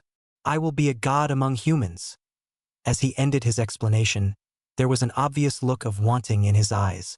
He was too hungry for power than anyone Tsunade had ever met. That's insane, Tsunade said with venom in her voice as she raised her head and faced her old teammate. But it's a shame. If that is what you hope to reach, I will ensure you never reach it. Because this will be your graveyard. You've got some guts, Erosenin, always bragging about how great you are, but you ended up getting poisoned like a rookie. Naruto was complaining to his teacher while the two of them and Shizune were rushing towards the location where Tsunade had arranged to meet with Orochimaru. Shut it, brat. Tsunade's the best. She's the only one who could make a poison that no one would be able to notice. And I don't think you have any right to complain about someone being poisoned. What do you Naruto started to ask. We don't have time for this, Shizune interrupted. We must hurry. I fear that Tsunade-sama will need our help. I'm still worried about Tsunade poisoning me. What was going through her head yesterday? A few seconds later, the trio arrived at the arranged meeting spot. The looks of the street left little to the imagination of what had happened here. The entire street was in ruins and 2 walls had actually been completely leveled. Looks like Tsunade declined his offer after all, Jiraiya said with obvious relief. Looks like I won't have to kill her. Yes, thank goodness she did. Shizune instantly let out a breath, obviously relieved as well. But we have to follow her. From the looks of it, the fight only moved away from here. There are no bodies or anything around. Tonton, Uri. Can you smell where Tsunade-sama went? I don't think there's a need for that, Naruto suddenly said from somewhere above Shizune. He had climbed to the top of a tower nearby and shouted towards the 2 older ninja. There are pretty big craters every couple 100 meters, and I'm pretty sure they weren't here last week, he said as he jumped down. The trail's leading over there, he said as he pointed to the right. Let's go. As Naruto jumped off, Jiraiya stopped for a second and thought about what Naruto had just did. Not only did he use his head instead of rushing out randomly, he effectively scouted out a good area around us and scanned for the best path to take. Is he actually starting to think before acting? And besides that, he could move his right arm without too many problems. At least from the shoulder, that is. How much has Tsunade advanced with her treatments? XXX. Cuckoo, what do you think, Tsunade? Quite an impressive assistant I have. Wouldn't you agree? Orochimaru chuckled as he watched the fight between Kabuto and his old teammate. Kabuto had only just recovered his movements after Tsunade disrupted his nervous system, and the great slug princess herself was still trying to heal the torn muscles around her lungs, her left arm and the abdominal. Her lack of recent combat experience was truly showing.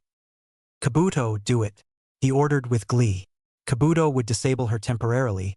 She would be taken to one of his many bases, and there he would make sure that both he and Kabuto would learn every single one of her techniques. After all, every jutsu, even medical ones, would add to his power. "It's over," Kabuto yelled as he charged towards the still kneeling blonde. "For you," a loud voice added as a trio of kunai, each with a tag attached, flew towards the silver-haired man from the side. Kabuto instantly jumped to the skies, avoiding the kunai and the following explosions with ease. But he wasn't prepared for the sudden barrage of small needles that came shooting from the smoke of the explosion. His fall would barely allow him to evade most of them, but at least two would scratch him, maybe even penetrate his skin. "I can't dodge, and my reaction isn't quick enough with my nerves distorted." Perhaps, while dropping, he suddenly shook his right thigh roughly. The shake resulted in his kunai pouch popping open and all the shuriken and the kunai stored there, reserved for quickly drawing in battle, flying in the sky. The difference in mass allowed the objects to float in from of Kabuto for a second, deflecting the needles before Kabuto continued falling. But still one of the needles had managed to scratch the skin on his left thigh. Not good. That needle was poisoned, and it feels like a paralyzing poison. Guiding his chakra to the point of impact, Kabuto was able to form a chakra barrier around the poisoned area, but already half of his upper leg was infected. He would not be able to run or push off with his leg effectively until he managed to get the poison out of his system or find an antidote. Landing back on the ground, crashing to his knees in the process, Kabuto looked at the smoke. Three figures had suddenly appeared before Tsunade. Kabuto recognized all three of them immediately. Jiraiya, the legendary Toad Sannin, and with Orochimaru-sama's current injury, the strongest shinobi of the three. But he was sweating rather heavily for some reason. Shizune, Tsunade's apprentice and a Jounin-level shinobi. From their previous encounter, he knew she was good, but was no match for him under normal circumstances. Naruto, the blonde loudmouth that had been on the team with Uchiha Sasuke. When cornered, he could become a force to be reckoned with, but Kabuto knew his right arm was currently useless. And with his arm out, no jutsu he could use and lack of experience, Naruto was the smallest threat on the battlefield. Well, I didn't expect to see you here, Naruto-kun," Kabuto exclaimed in amusement.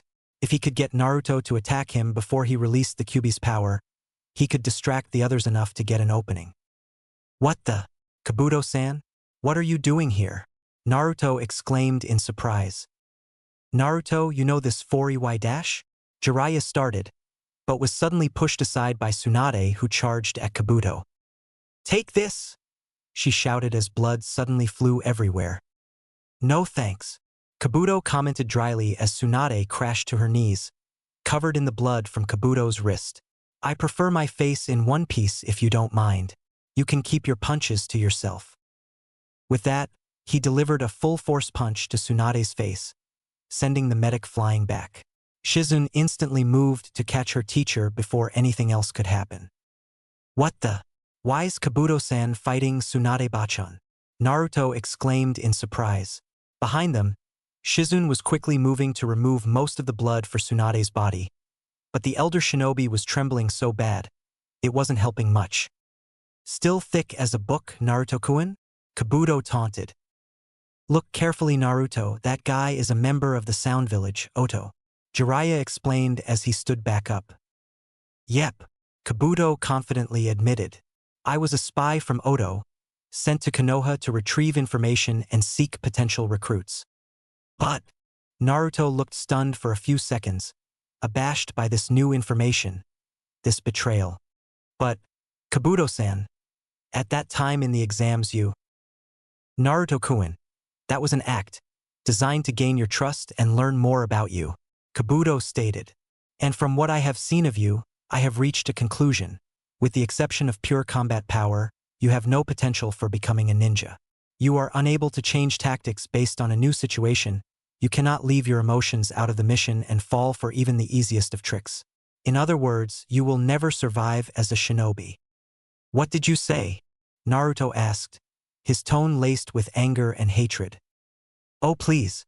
Even if you look at me with a scary impression like that, with the legendary Sannin here, you are nothing more than a hindrance, even with the QB at your disposal. Even with that monster inside of you, you're nothing more than an out-of-place genin, a little kid. Kabuto taunted Naruto even more, hoping to provoke a usable reaction.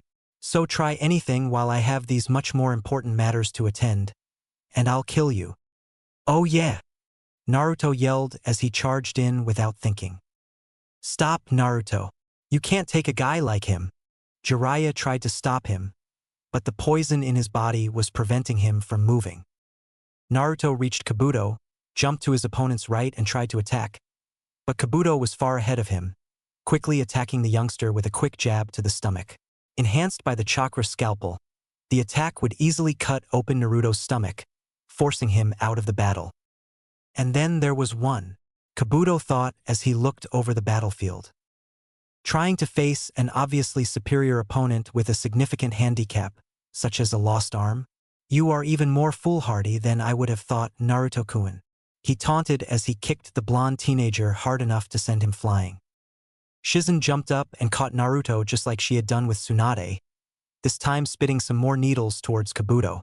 He only barely managed to block them with his headband before jumping back to Orochimaru's side. He quickly took a blood replacement pill, along with a blood-stopping pill before turning to Orochimaru. Orochimaru-sama, I will need to remove the bandages from your left arm, I'm afraid.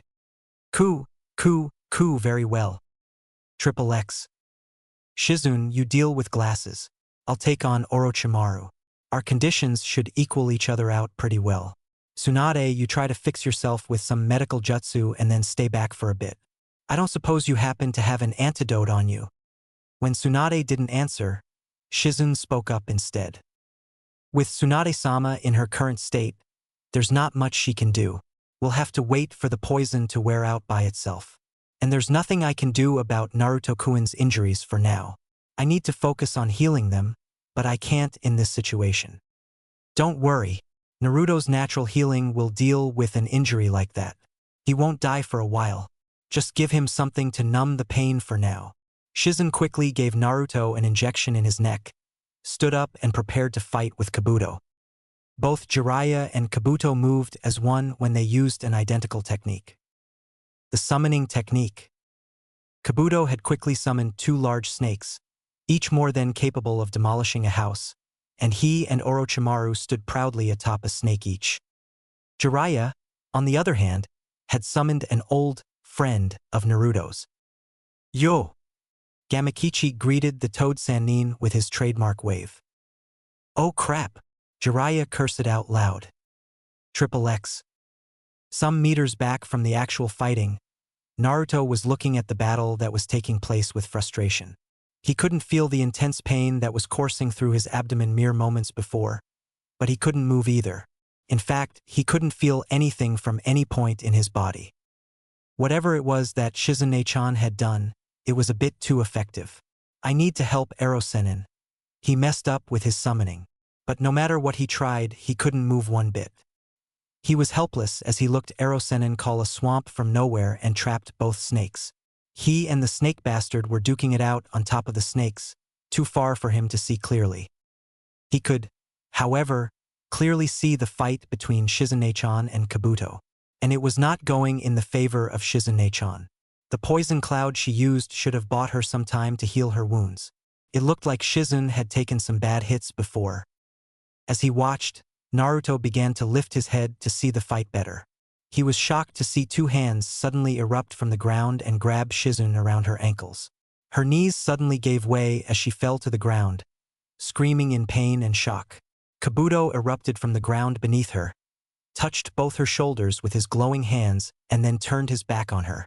He was now slowly advancing towards Tsunade-bachan, and the old woman was still shivering on the ground, not reacting to what she was seeing in front of her. Damn it, I have to get up, Naruto thought as he tried to move his arm. He still couldn't feel anything, but he had to try. Move, Move! Move, damn it! He mentally shouted as he kept trying to move his arms. If I don't move, the old lady's gonna get killed. I have to move. Triple X. Kabuto was taking his time in advancing towards Tsunade, with Jiraiya-sama out battling with Orochimaru-sama, Shizen down with her feet and arms useless for the time being, and Naruto still having his guts spilling inside his belly. There was no one who could stop him from capturing the shivering woman. Pathetic. This is the legendary woman that medic ninjas all over the world look up to. He thought with disappointment. At the very least you will die as a legend, with the world never knowing how pathetic you were in your final days. He pulled back his arm, readying himself for a strong blow to Tsunade's chest to reduce her air supply by cutting the muscles around her lungs even more. She didn't even move to evade as his fist moved towards the targeted area. Just like before, blood was suddenly flying through the air, emitted from the medic's mouth. Kabuto was actually sent flying back, barely managing to land on his feet. He had never felt the punch approaching him with his guard down as much as it was.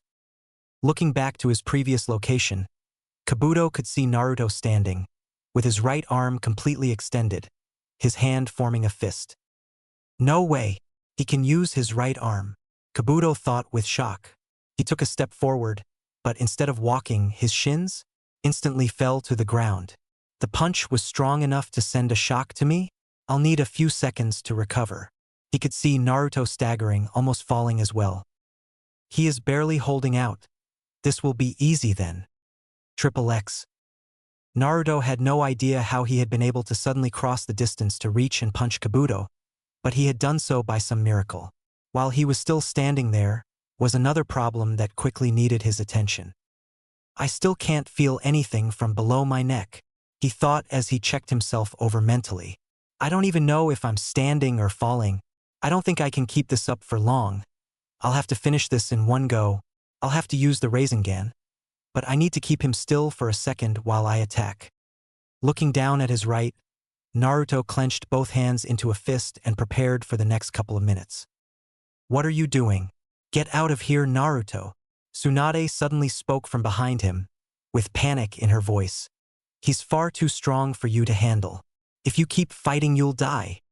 She's right, Naruto-kun, Kabuto said as he got up and stepped towards the two blondes. He was still having difficulties controlling his movements, but he was quickly recovering. You were lucky with that attack you hit me with, but it looks like you're having difficulty simply standing. Get out of my way and I will let you live. Without the power of that demon, you are nothing special. It was because of luck and chance that you became a genin. Know your place when outmatched and stand down. If you wish to grow into a champion in Hokage, you would have to survive here, and the only way of doing that would be to escape from this fight. Can you do that? Naruto only glared at the silver-haired traitor, not saying anything. He wasn't close enough to attack yet. Naruto wouldn't stand a chance to cross the distance and attack. Kabuto chuckled at Naruto's glare. His plan was working.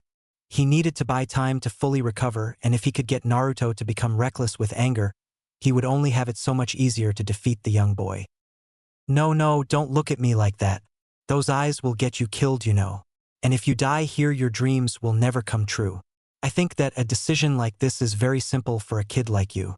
But with your dream, you can't back down from a fight like this. Can you? In that case, just die and save me the problems. Why? Why do you keep fighting like that? Tsunade suddenly asked Naruto in a whisper. Remember our bet, Bachan? I can't allow you to die here. I'm still gonna make you go back to Konoha to fix Sasuke and the old man. And I'll win that bad luck pendant of yours for sure. He looked down at his feet as he moved them, shifting his weight so he was standing as stable as he could. That's enough, Naruto. Don't fight anymore for my sake. Get out of here already. But Naruto didn't move, instead raising his arms for a fighting stance. I see, Kabuto said. He could feel that he was now recovered from most of the damage to his nerve system. He only had to worry about his half-paralyzed left leg. But even with that handicap, he could easily take Naruto out. For that insolence and stubbornness, I'll give you death, he shouted as he drew a kunai from the pouch on his waist and rushed forward. Naruto, if you die here, you'll never reach your dreams or anything else, Tsunade shouted as the younger blonde made no movement to evade. That's enough. Get out of the way. I can't, he said without looking back. As Kabuto reached him, Naruto threw out his left hand and grabbed the kunai that Kabuto rushed at him with. Blood was flying from his hand as he pulled Kabuto's hand to the side. Until I fulfill my real dream, I refuse to die, he said as he looked at his right hand, hovering in front of his stomach. Tsunade-bachan said I could use my hand before long. I have to use that now.